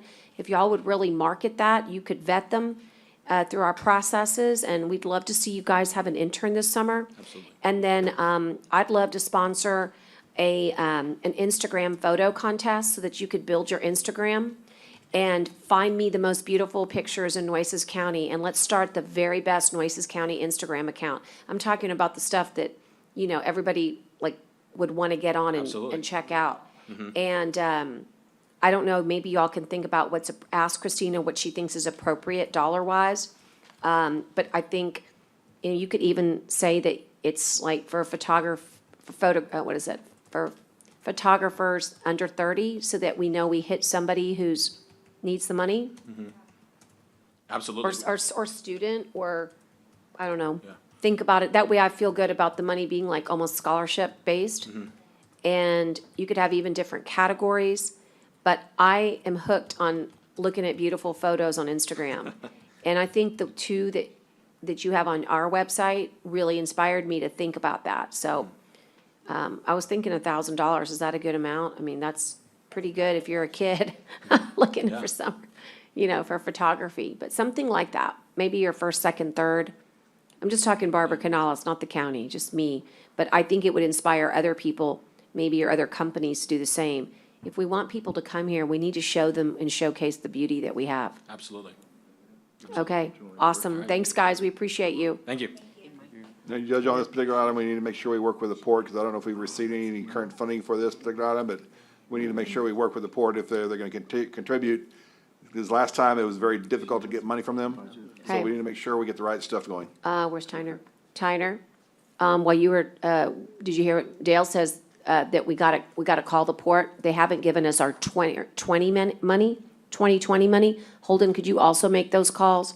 We need to make sure that they, pay their bills, and we Yeah, know they have money. When they first started, it took a long time, because they wanted to pay it at a certain time, in a certain way, and And Yeah, it we is- just it's prefer real- one real check, right, Dale? complicated. Yeah, one check's Hey, fine with if us. the government, if the federal government can send us 35 million, Yeah, one I check, think yes. we can be trusted. Yes. On a serious note, I'm sure they have protocols just like we do, but let's see what we can do. We'd like to get our 2020 money in. If y'all would please work with external affairs, or actually, they have a CFO. I think maybe I'd start there. Okay. All right, super. So our next department at 3 o'clock is City County Health, and we are, I need to get my glasses here, but. Okay, so that is Department 3091 and 1377. And so Dale, those can be Page found 815. on 1377 is on page 815. 815 in our notebooks. And joining us, who do we have? Presenting. Oh my gosh, Annette. I'm sitting, they told me it was right here. So, hey, Annette. And Blandina's on the phone. That's what I was told, that there was someone on the phone, so. Okay, we'll let you set up, and we're gonna turn our notebooks to 8:15. And, or that's what we have first, Annette. That would be a Department 1377. We call that the 1115 waiver. Correct. Right, right, Hi, Dante. Dr. Dante's here too. yes. So, let me see what I have for the 1377. Whenever you guys are ready, we're good here. Okay. Well, I had all this in front of me, but somehow or another. Okay, so what I have for the 1377, and good afternoon, Judge, Court, is 26,363. We're asking for the amount to be allocated to our budget. And that is for 3 items. And one is for diabetes kits. These are kits that, it's kind of new technology for diabetes. So I think everybody knows the 1115 waiver. They're doing diabetic checks, they're doing A1Cs, they're doing blood pressure checks. They're just trying to make sure that the community, that we have a healthier community. And so it's comes out to like $10,500, so we round it up to 11,000. And these are actually little patches that you put on your arm. That's the Freestyle Libre. Yes, absolutely. And so we're trying to get some of those kits so that way we can monitor them. They can monitor themselves through the phone. And that's 11,000. And then in addition to that, we have, we're requesting 1 computer, desktop with monitor, of course, and then 2 laptops. And that's about $4,800. And that's actually for our partners that we partner with, and that's Metro Ministries. So when they have patients, they actually have their computers, and we go over there and we actually see our population, which is the same as their population, and we do the blood pressure checks and the A1C, so they need to upgrade their computers. Last year, we upgraded Amistad's computers. This year, we want to upgrade Metro Ministries, and that's amount of $4,800. Tell us about the fitness pads. The fitness pads, so we put in last year, we put in 150,000. So that way we could use them for Hazel Bazemore. And we didn't get to use it because of COVID-19. But I think recently, they just took out the 150,000 for that. And so Okay. we don't need the 100,000 in there. We don't need it. No, we don't. So we're gonna, This morning, that's correct. so we're gonna get rid of it. Yes, that Awesome. request is going away. Okay, awesome. Okay, great. And then the last one, Judge, on the 1377 is a title change for our administrator that we have there. That's our physician assistant. That's Dr. Lewis Wilmot. And that's changing the title from an administrator to an assistant director for the county. So we'll have 1 city assistant director and 1 county assistant director. And then there's an increase of $10,563 for salary parity. And that's all we are requesting from the 1377. Okay, so somebody help me remember this morning, or was it yesterday? Where did we talk playground equipment, guys? That was when Edward had the balances for the parks out in the area for, Agua Dulce? no, it was, I think it was Hilltop. Oh, Hilltop. Yes. Maybe Hazel Bazemore as well. Yeah, okay. I was just thinking, because I was gonna ask Annette about it, and I guess, here's the, forget where it is, here's just a generalized question. If we needed more playground equipment for some project in our next fiscal year, can we go to this again? I believe if they agree with the expense, yes, we can. Okay. I don't remember where it was. I'll have to go back to the notes, but I thought there was it Bishop maybe? There was some place where we said we were looking for playground equipment. I just don't remember Several last where. year that we were gonna do some adult equipment as well as some ADA type equipment. Yes, that's what it was. And that's where I think we were asking the 1115 for that and as well, and I don't know where exactly those were located. Maybe it was in Bishop, maybe it was in Well, the it hasn't Ortiz come up Park. yet. Just when it comes up, be sure and think about it. Okay, I don't have any questions on this, but let's ask everybody else. Everybody good? On 1115. Okay, so that's always the good one, right? That's Didn't right. you just love that one? Yes, yes. Okay, I do. I do want to tell you, Annette, that I'm going to forward you this morning, Belinda, because in my absence, attended a Council of Urban Counties meeting on 1115 waivers and what Texas's position is, and she's got a great summary. I'm going to forward it to you, Dr. Dante, so you can read about it. Obviously, CMS has said, Texas, you're done. You refuse to expand. We're done with you. Oh, hey. But there's also opportunities for the government, our state government, to get on board in a way, to continue the supplemental funding. And there's also a way maybe for the feds to give us, an extension. They've said no, but Belinda's got all of the great notes from today. I'd like to have you guys, weigh in on it. And we're going to take a trip to DC in July for NACO's conference. This is going to be one of the biggest discussions for the Texas delegation of county judges. And I may want to have one of you guys come with us. This is just, it's too important. I mean, 1115 is, we thrive on it. That's right. I mean, we absolutely critically need it. So I just wanted to share that with you, but it looks like a good budget so far. And I think with that said, Judge, and I appreciate that, just so you know, we will have, at the end of the fiscal year, about $6 million in contingency appropriation for this specific 1115 waiver. Yeah. So, And I know that it's there, and it makes me feel good that it's there to protect us, a safety net for our community's medical and healthcare needs. But I also think it would be smart for us to at least develop a plan, a strategy of how we can appropriate them. It always feels weird to me that we try to make something fit in it rather than really say, hey, this is what it's for, let's plan accordingly.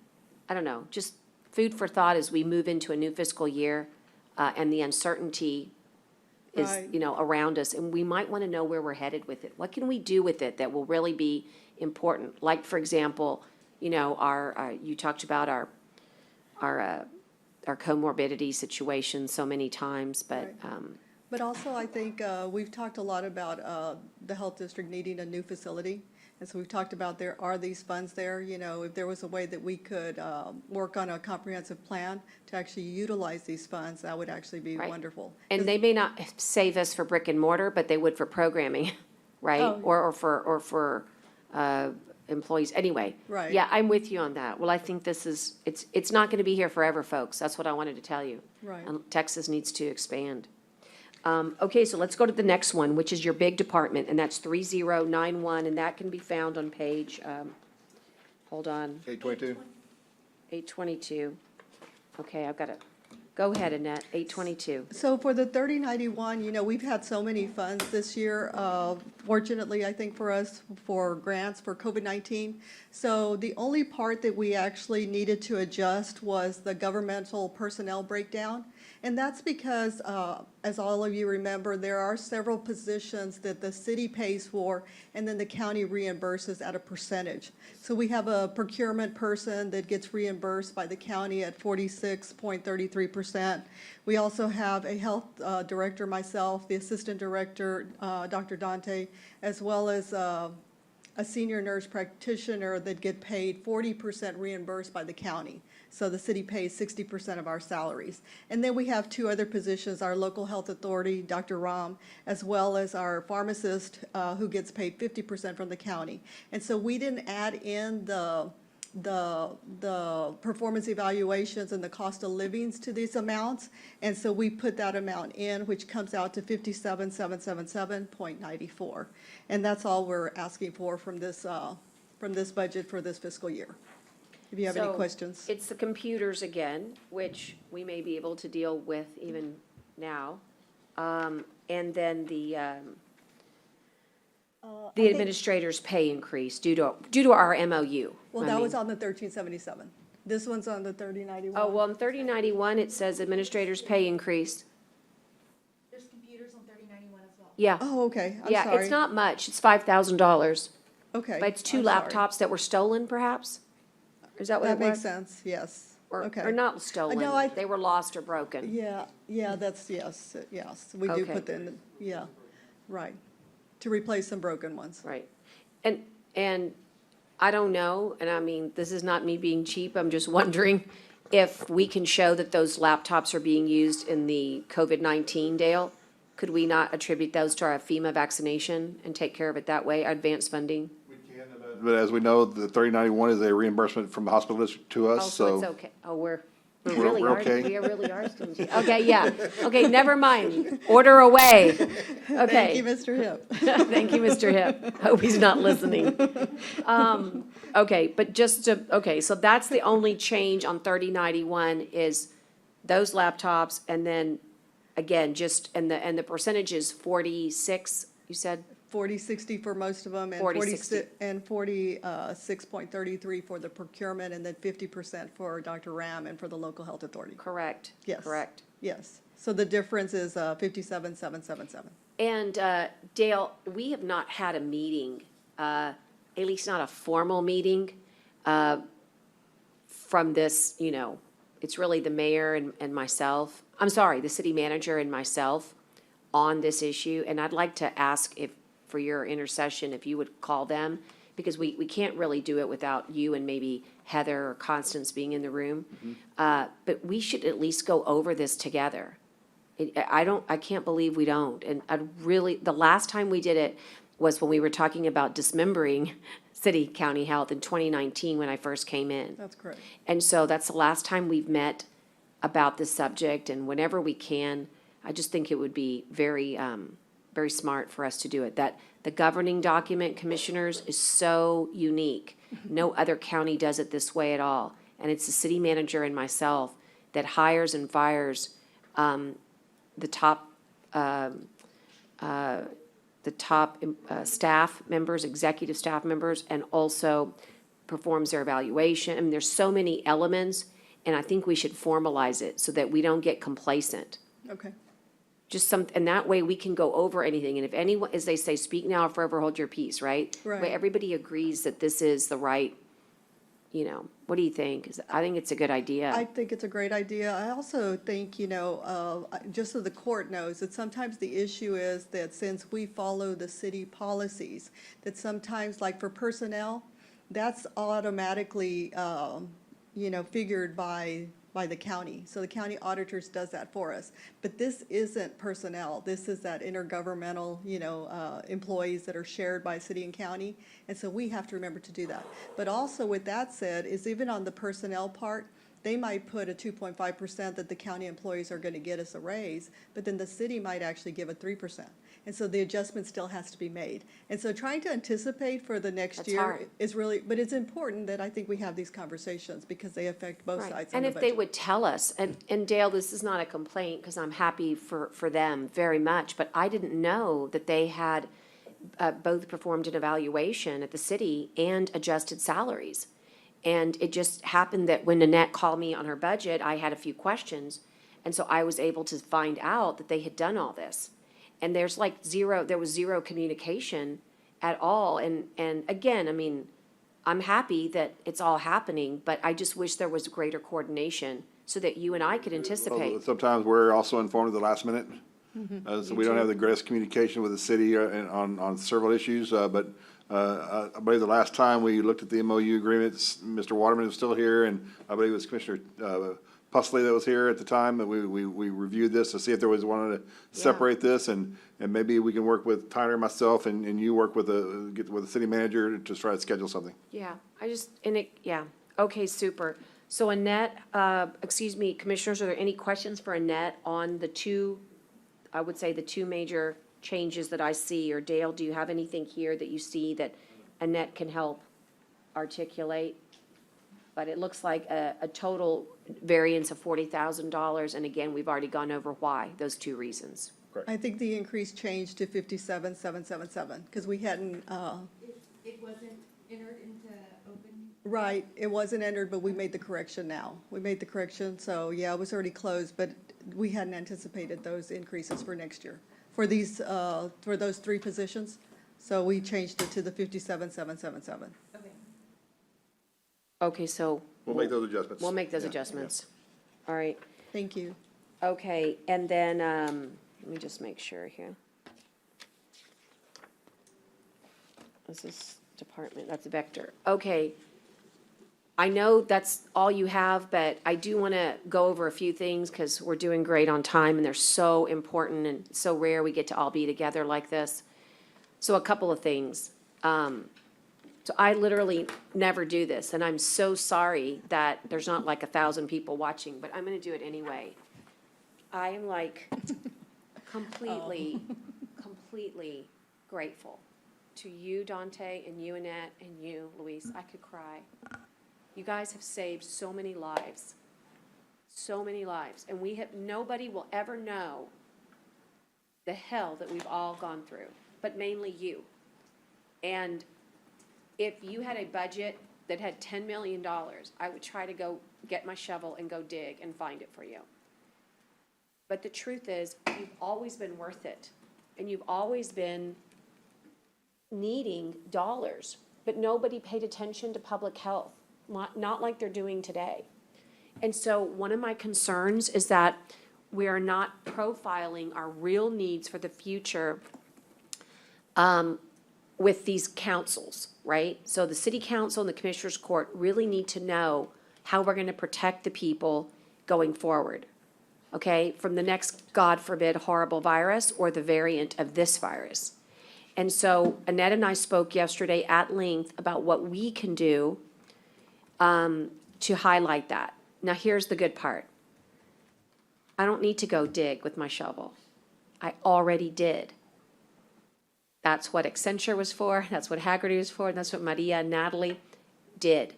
And Dante, your great writing, and Louis, your great data and epidemiology, I mean, we basically dug for gold and now have brought it home, $18 million. But Annette and I feel very sad that we haven't been able to hire one person with those dollars yet. And yet we've already gone 90, 120 days, maybe 90. So somewhere, we're missing something. And so I'm gonna ask you guys that those dollars are followed by probably another 18 million if we can get our act together.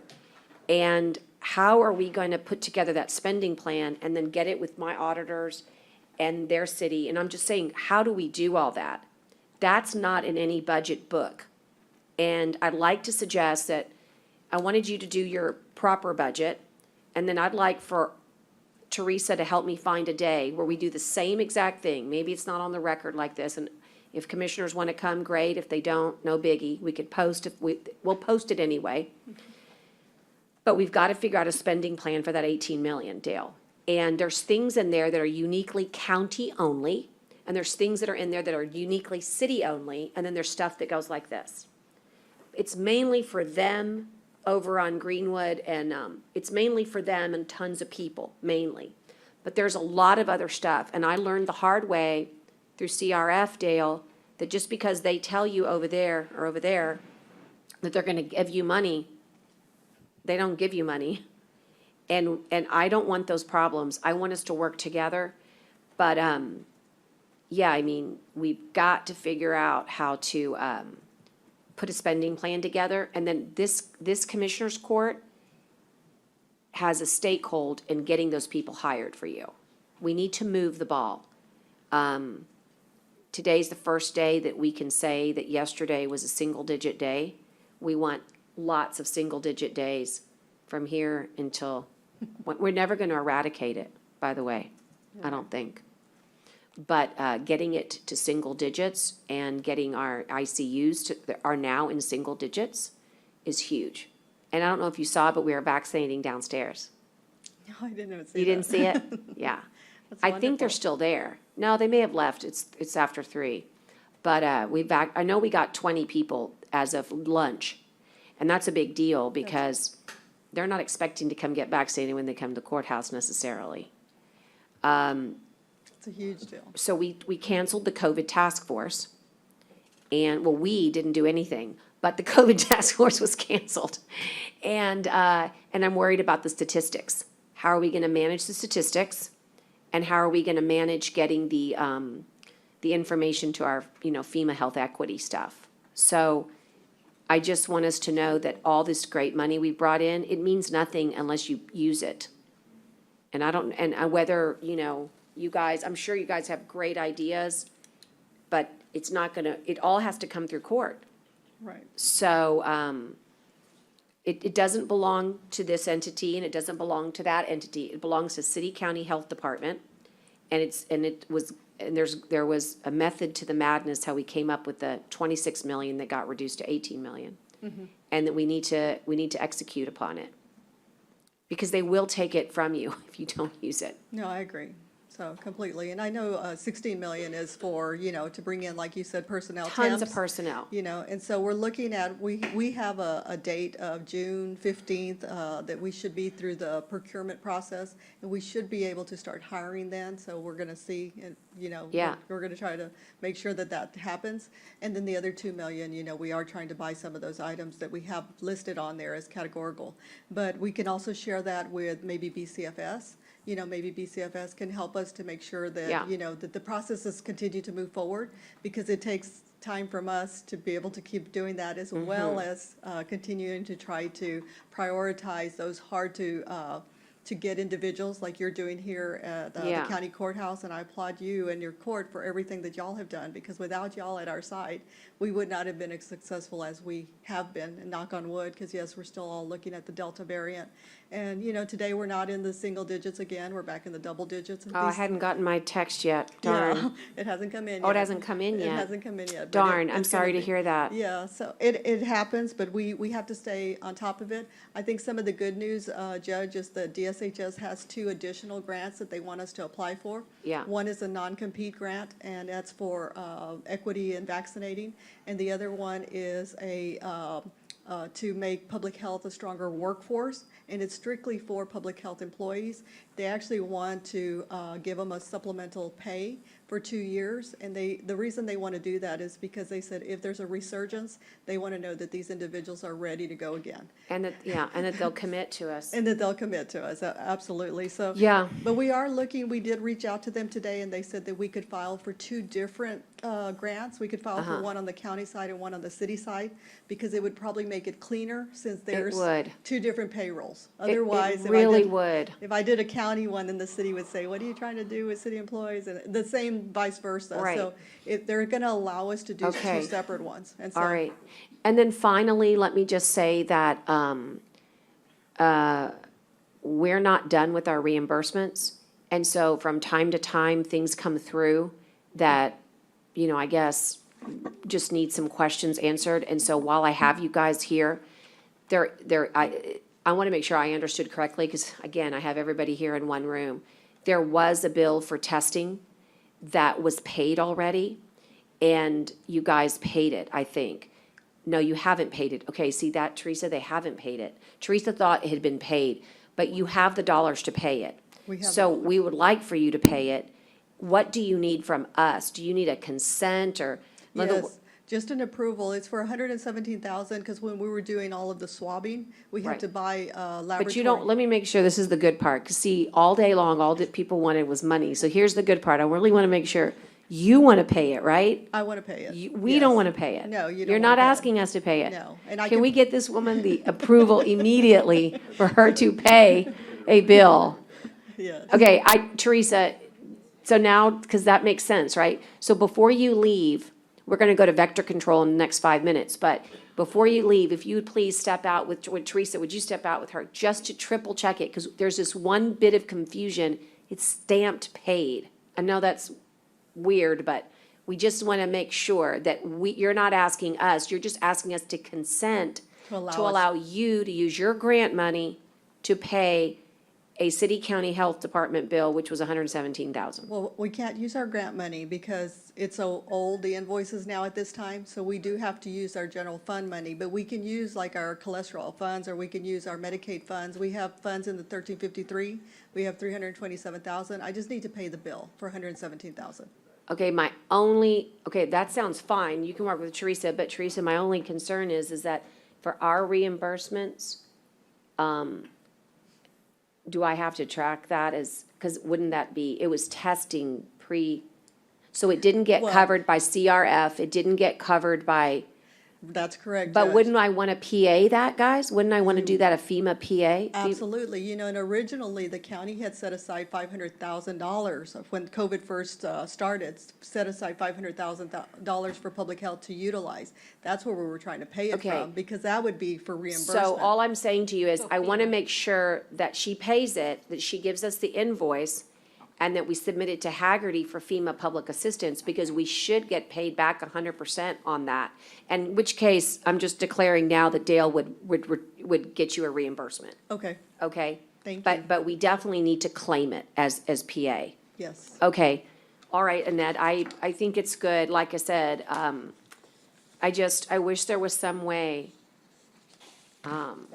maybe I'll just need to write it down. There's just some way I could express to the general public how unbelievable it was. And God is good, because, look, Dante came on, when did you start, Dante? Like, right before this nightmare. 2019. Okay, and I mean, you know, Lewis too, I mean, I hate to say this, but we almost lost Lewis. He almost went somewhere else. Right. And then, you know, you almost thought about retiring. And then Dr. Ram came on by the grace of God at the end of January. And we went from almost having zero resources to a dream team. And one of the things that makes me the most proud is that you guys have gotten along with one another through the most trying of times. You have not undercut one another. You have been supportive of one another. You have lifted each other up. You have worked each other's shifts. And I mean, we've done the unthinkable. And sometimes it just doesn't get praised enough. You guys really have done the extraordinary. And I just really, I know we don't do it I know you don't do it for the praise. I know that. That's why it's called public health and not private, where you can go make a ton of money. But it really was a blessing to have this team. And I do want us to think, lucky for us right now, there's money everywhere. So I want the county to recognize that all these great things we're going to be doing in the future are a result of us having federal and state partnerships, but also of the great work that you're doing. And our lab is also still one of 10 in the state, right? That's correct. That's, Yes, absolutely. And the It's a- equipment we have now, Annette, versus what we did have is unbelievable. Right. Have you taken back your STD testing and stuff, or do you still have that parceled out? Weren't you letting other outside clinics do it while we were swamped? Right, we were, I don't think we've taken it back quite yet. So Okay, we well- still have the existing staff, you know, that's being utilized. Like Mhm. yesterday, we were running 6 clinics at the same time, so we haven't opened up the public Okay. health services quite yet. Okay. So, Well, again, I mean, we're in good shape, I think. There was one thing I wanted the commissioners to hear, and that is that if we had to mass vaccinate again, would you recommend that HVAC be outfitted for Richard Orchard Fairgrounds Exhibit Hall B? oh, absolutely. Okay, and Yes. that's because the vials, we need to have a temperature-controlled environment, and we did not have that in Exhibit Hall B. And commissioners, this is not something that we've even really talked about too much, except for Commissioner Gonzalez mentioned it for different reasons. And now maybe, and I did not agree with him then, but now that this reason comes up, this might be a good reason. It's something we need to consider and think about as we move forward.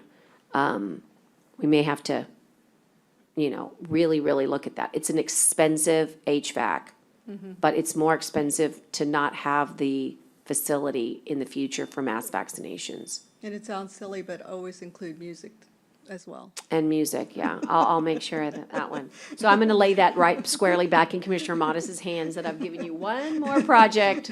But I just think HVAC, I mean, again, we already have appropriated so much money out there. It's not in our forecast today, but we might have to really look at that tomorrow. And I don't know if any of these grants would help with facilities, but if you would work with Maria on this and Haggerty, there just might be a way to HVAC, there might be a way to get that HVAC system there, because it's absolutely critical. Right, and I think some of the questions we had, Judge, so I'm glad you're wanting to meet, and I'd love to meet with Dale and Lisa as well, as that, like for the facility, there is a charge to be out there. If we could see those invoices, we could pay them. I mean, that is what the $18 million for, and we do have Oh, it. they would love to have you pay them. Yes, so they could send them to us and we could pay them. We're paying American Bank Center. It's only right to pay the Richard Borchard as well. So yes, if they could send us those. We don't want to duplicate, payment. No. So, but yes. Teresa, are you like so happy about that? Yeah, we will get you those. Yeah, so all of the Richard Borchard Fairground, she's saying she wants to, but we've already CRF'd them. Yeah, so we've already CRF'd those. Yeah, that's the problem. Well, and future ones, I mean, so we have this grant until. Well, what I'll do is take, we'll take notice of how much it was, okay? And see if we can appropriate it for something else that let me tell you where we're really hurting, if you really want to know, in my opinion. The hospital district helped us fund our SDOH program, and also helped us fund, I'm trying to think, there's one more. I can't remember, but maybe it's just SDOH. I think we got them reimbursed for everything else. COVID clinic. But the SDOH and the COVID clinic are toughies in the sense of the time. We'll get that money, but it's a lot of work. We'd like to be able to get reimbursed, knowing that we've already reimbursed ourselves. Okay. Is there a way that we could work? Do you have a preference? To me, the SDOH is a no-brainer. I think that one is, but if that one doesn't work, we could get it maybe from the Vaccine Health Equity Grant that's coming up. Right, because I think what Dante was saying is that it's specifically for vaccinating. And so that might be a little bit harder to get it through. Okay, I hear Because that you. was going backwards. That's going back. Okay, Right. fair enough. Okay, well, look, I think what you're hearing, Dale, is she's got dollars, and that's why I'm saying if we don't meet, we don't know where we can reimburse. Right. We have some overtime that's not covered under FEMA PA because we didn't have it in our comprehensive disaster finance for vaccinating. Maybe that could work. That probably could. Is So it vaccinating in 2020 or only in 2021? I'm sorry, It goes back to December December 2020. 2020? That could work, Dale. Come up with that. Let us do that. When we do that, I'll just let you and work with Dale in getting those reimbursements. Okay, yeah. Okay, great. All right, well, now time is up, and I really do appreciate you guys being here today. And I'm so happy about the request to make you the Assistant County Director. The county's needs are completely unique and different from the cities. And even though we are one family, we need to know that our county aspects, which are super different, as you well know, they need mobile medical attention. They need bilingual attention. They need Colonia infrastructure attention. Well, that's why we need this title change, in my humble opinion. I support this wholeheartedly. Thank you. I appreciate you and appreciate the court. Yep, thanks, guys. Okay, we're gonna move to Vector. It's the last one of the day. It's a great one. It actually has an impact with Annette's group. We're monitoring every time you monitor West Nile and find a larvae, she works with dishes to hopefully keep that under control. So I'll be asking you, in addition to your budget, where are we with all this mosquito increase on West Nile? And what's our other favorite one, Annette? There's two on West. St. Louis encephalitis, that's the other one. Hopefully, we haven't seen any. We're on page 830, Your Honor. Okay, vector control. As they say, take us home easy. Go ahead, Margaret. Okay, and good afternoon, Judge and Commissioners. We're presenting the Vector Control 3092. We had submitted a budget, but we want you to take into consideration take into consideration that we did make an adjustment in personnel request. After we had the rainstorms, we kind of realized that we needed at least another vector control technician, and we wanted to reclassify the 2 technicians that are currently in that department to a foreman status and assistant foreman status. So when they're out in the field, they can make decisions and scheduling accordingly. Sometimes they work in the evenings, and so they're the ones that know what decisions need to be made when they're out there spraying.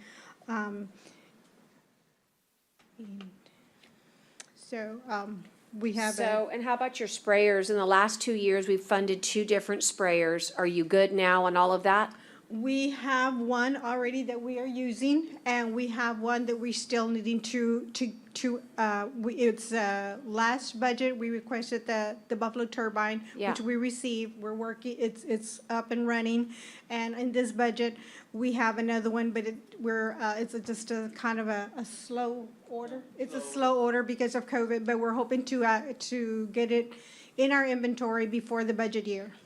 Oh, but we've already paid for it. Yes, we already Yeah, paid for one. we're just waiting on it We're because waiting of. for one more. We have one Yeah. Buffalo turbine So already. you're good on that? Yes, and in this budget, this fiscal year that we're in, we requested for another one. And because of COVID, it's kind of slow ordering, but we're hoping to get that into our inventory and get it ready to start spraying also. But 2 will cover us. 2 should cover it, yes. All right, and so your budget is, I guess let me see, I don't see the personnel. Is it on the screen? We didn't have that at the time when we Okay. had this, so the information we'll have that we distribute in a few minutes would not have this, so we'll just need to add that at some point in time. We'll get the information from them. Okay, so look, it looks to me like your budget's steady, because the only thing it changes the vehicle, which we already know all about, and you're gonna keep the turbines, so at 2, so it's just the personnel? That's correct, Judge. And the reason we haven't requested too much in our budget is because we've been applying for grants for the past 2 years, and we received those grants. So that's kind of helped us out with the chemicals and equipment and whatever we need to purchase with that grant. So it's helped us out a lot. Victor, you want to say something? Yeah. The last time we used the turbine, we done real good. What that does on the turbine, it goes in the air and it goes in the water up to 300 feet into the flooded areas. Instead of we getting the dishes only, we're getting 300 feet more into the area, so we get more larvae killed like that. Yeah, it's great. I would really like it. We take everybody for granted sometimes. If you guys get a chance and think about it, we'll send you the next hospital district meeting, and you can do it like on the computer, so you don't even have to go over there. You ought to get on public comment, write a little, little 3 lines, and remember to thank them because they gave you those funds Yeah. 2 times. And We'll it's, do a presentation. next time you need something, they can be there for you if they see the nexus between the ask and the gift of West Nile. Yeah, we I mean, appreciate it. sorry, of the avoidance of West Nile or St. Louis. We'll do a presentation, Judge. I think they would love it. They would appreciate it. Yes, ma'am. We will. And Juan, just so you know, I got a request from Mayor Driscoll again, so I don't know if Victor can talk to Roy, or if y'all have worked it out already, or. Yeah, right now, Driscoll is hurting right now because no chemical is coming in because of the last COVID, and the processing for making the chemical is very slow. So they've been asking for us to help them at least with some chemicals so they can control the mosquitoes in their area. And do you have it, Victor, to give? Yes, we have it to help them out. No, I'm saying, do you have the chemicals to help them? Yes. Okay. We have the chemicals to help them Yeah. out. They just need to ask for it, and with a blessing with my boss and y'all, if they ask me. Yeah, if go. we need some. Yeah, and just so I'm you willing to know, help and them. if you guys run out and we can't get it, call my office because I'll get it from another county. Right. Because that's how it works. So we help each other. And Annette just told me we needed some melatonin, she can help us out. She just told me that. Annette. All right, Rodriguez. Rodriguez, yes. Okay, guys. Well, look, this is kind of a good feel story in a way, because I mean, it was not an easy sell going to get Buffalo turbine sprayers from the hospital district, but we did it and now it's paying dividends. Yes, Judge, and just want to make sure, Judge and Commissioners, we've been help assisting other communities here within the past few weeks Yeah. with the chemicals, so just to let y'all know. Okay, good. All right, well, your budget's easy. I said go easy and you did it, except for the personnel piece is not before us, but it's just one person? It's two. It's two. Yes, ma'am. And you then we're need adding two well, because, I'm sorry, it's only one, and then That's what I we're thought. requesting a foreman and an assistant foreman. It's just moving the groups on, a reclassification. okay, so it's really a reclass and then one additional.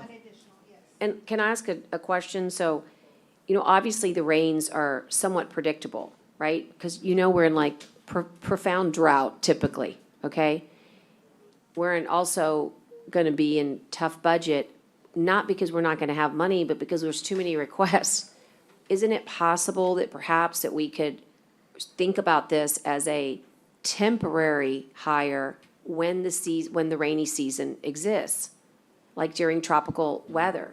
We know it comes, literally, it's always the same. May, you know, through August or September. I just wondered if that might be would you consider that as an alternative if we couldn't afford it? Yolanda? We do. We have a herbicide technician in the Road and Bridge Department that we also licensed for mosquito spraying to help us. He's an alternate. So when it's, you know, mosquito season and it's really bad, we do dispatch him to help Victor. So that way we can have, you know, not just the three, but a fourth person. So that's why we're asking for another Vector technician so that we can have 4 staff always there, you know, working. Okay, I'm just trying to get creative, that's all. Trying to figure out how we could do it. If it's super important and we know that, but if things get tight, that may not rise to the top of the list. Is there a way that we could figure it out that when we're in that zone of tropical weather, you know? We'll make it work, Judge. And on the staff, we can make it. Yeah, I know you will. We And will. then, of course, I mean, we could always ask the hospital district. Vector control is refunded by the hospital district. Right, doesn't say to increase. yes. We can always ask them. I hate doing it to them because they're also struggling right now too. But we could ask, and the worst they could say is no. I feel like you're getting some good success with what we're doing. We are. We are. So what do you do when you're not spraying? We do pest control. We go check the buildings for termites, rats, any other insects around the buildings, around outside, spraying outside the properties of the counties. Oh, yeah, and the termites too. They have 4 the Vector technicians carry 4 licenses. 4 licenses. The mosquito spraying, the lawn and ornaments. And you think you can keep yourself real busy if I'm already real busy. you're already real busy? Even in Because the I know the summer. rains are creating mosquito And- hawk, but and I'm I- wondering what happens when And we don't in the have. winter, we fix the machines, we update the machines. We change the oil with the machine, so in the winter, we're always busy. We have a short winter all the time. So as soon as we get to it, the machines are ready to go by spring. Victor, are you still having problems with the rats in the jail? As far as I found out, last time we got rid of them. Thank you. I heard It about just took me The- 7 the- days. Well, I heard the about that. kitchen, redoing the kitchen was a huge impact to that, I Right. think. I found a lot of openings to the kitchen that I ordered to close up, and that's what really helped the problem. And also, we increased the trash movement. I Right, think right. Yeah, that's that was- yeah, huge That was the too. main problem, where they were throwing away the food, Yeah. holding the trash. And over leaving it to there a the- week. Yes, yes, and throwing it outside. And I seen that, very concerned that unsanitary plus is creating more rats from the sewer. Okay, we're gonna obviously consider it. It's basically our recommendation to the hospital district, and then it comes back us for approval, but I think now that I know that you're gonna make a personnel request, I definitely think you should be on their agenda. We will do. We'll do that. Okay, well, you got us out of here early, and we appreciate that, and that's actually crazy good, because all week long, we did it. 1 hour early, all week long, and we let everybody do what they needed to do and have a good lunch. I would like to summarize all this stuff if we have a few minutes. Let's do it. My staff and I are going to go through all the requests that we have for all the supplies and stuff that we need to do, and I'll try to limit it as much as we can. But you asked for what our personnel requests are for and what our reclassification were, and I provided you a list. It does not include the one that we just got from Vector Control, but this shows you all of our departments that are requesting particular individuals as well as reclassification. The first two positions are salary requests, and we'll make sure Commissioner Chesney and Commissioner Gonzalez gets a copy of this. As you see for right now, with the new positions request, the general fund they're requesting 40 new positions at a cost of $1.7 million. For our other operating funds, which is our road funds and other funds, is 7 positions at $587,000. Now, the special revenue is a lot to do with the veteran cemetery, so that is a little bit high, but we know we have to account for that. If we once we bring that in, we have to budget for it. So that's 633. So total new positions would be 2.9 million, and of that, most of that veteran cemetery, which is right at probably the majority of that will be refunded by the GLO. The next page is H1 through H5 is your reclassification, where everyone's requesting either a request and someone will pay a request for, or reclassification for their job, or as well as eliminated positions. You'll see a summary on page H3 for the general fund. Now, this does not include the DA. We do those separately. For the general fund, the reclassification is $293,005. The next page is where we actually include the DA. The DA is on H4. You'll see the general fund, there's 46 employees at $384,000. Special revenue, which is mostly covered by their pretrial diversion as well as their drug forfeiture funds, which most of those will be recovered, $61,000 for a total of $475. And then our other operating funds, which is our road fund, both of our parks, as well as the law library and our courthouse securities. And that's the last page. You'll see there's a total of $112,149. What I would like for you to do is please review this and go through this and go through your notes. Please work through your scenarios and try to give me what you believe your recommendation would be, what you would kind of support, so I can try to determine what I would want to try to present to you as a recommendations for our budget as we proceed forward. Because as the judge said, we have the 3.5% cap, and I believe with the new laws that were passed this last year, I don't believe we can go any higher than that. So we just need to see what our new property is to determine how much we can try to fund. So we're trying to do the best we can to try to either limit the taxes we need to charge and try to get as low as we can. I don't know if we can reach the no revenue tax, but we'll try to do the best we can. But I would like to try to get something from y'all. Please take as long as you need to review this. But at some point in time, please submit to me what you believe you would be willing to support. And then I think that I can use y'all's scenarios together to try to best represent to y'all what I believe y'all think would be necessary for running the county in the next fiscal year. Okay, thank you, Dale. Can you remind us, Tyner, of our schedule? Here, let me pull up my calendar next week. Do we have our next regular scheduled court is the 23rd. June 23rd. And we did not get to meet with the county clerk, and so July 7th, is that right? so we're going to schedule her. We have a tentative date of July 6th. Okay, July 6th. Her information's already here, so Yeah, it it's could here. change. It could change, but Right. it's here. Okay, so we've got that. So the next opportunity for our budget discussion then is what day on the calendar? I don't think we hit things really hard, Dale, until, We start going till the first part of August because we do our July 25th is when we receive our tax notes. Right, and- so from here tax until then, we're values. going to stay still. Yeah.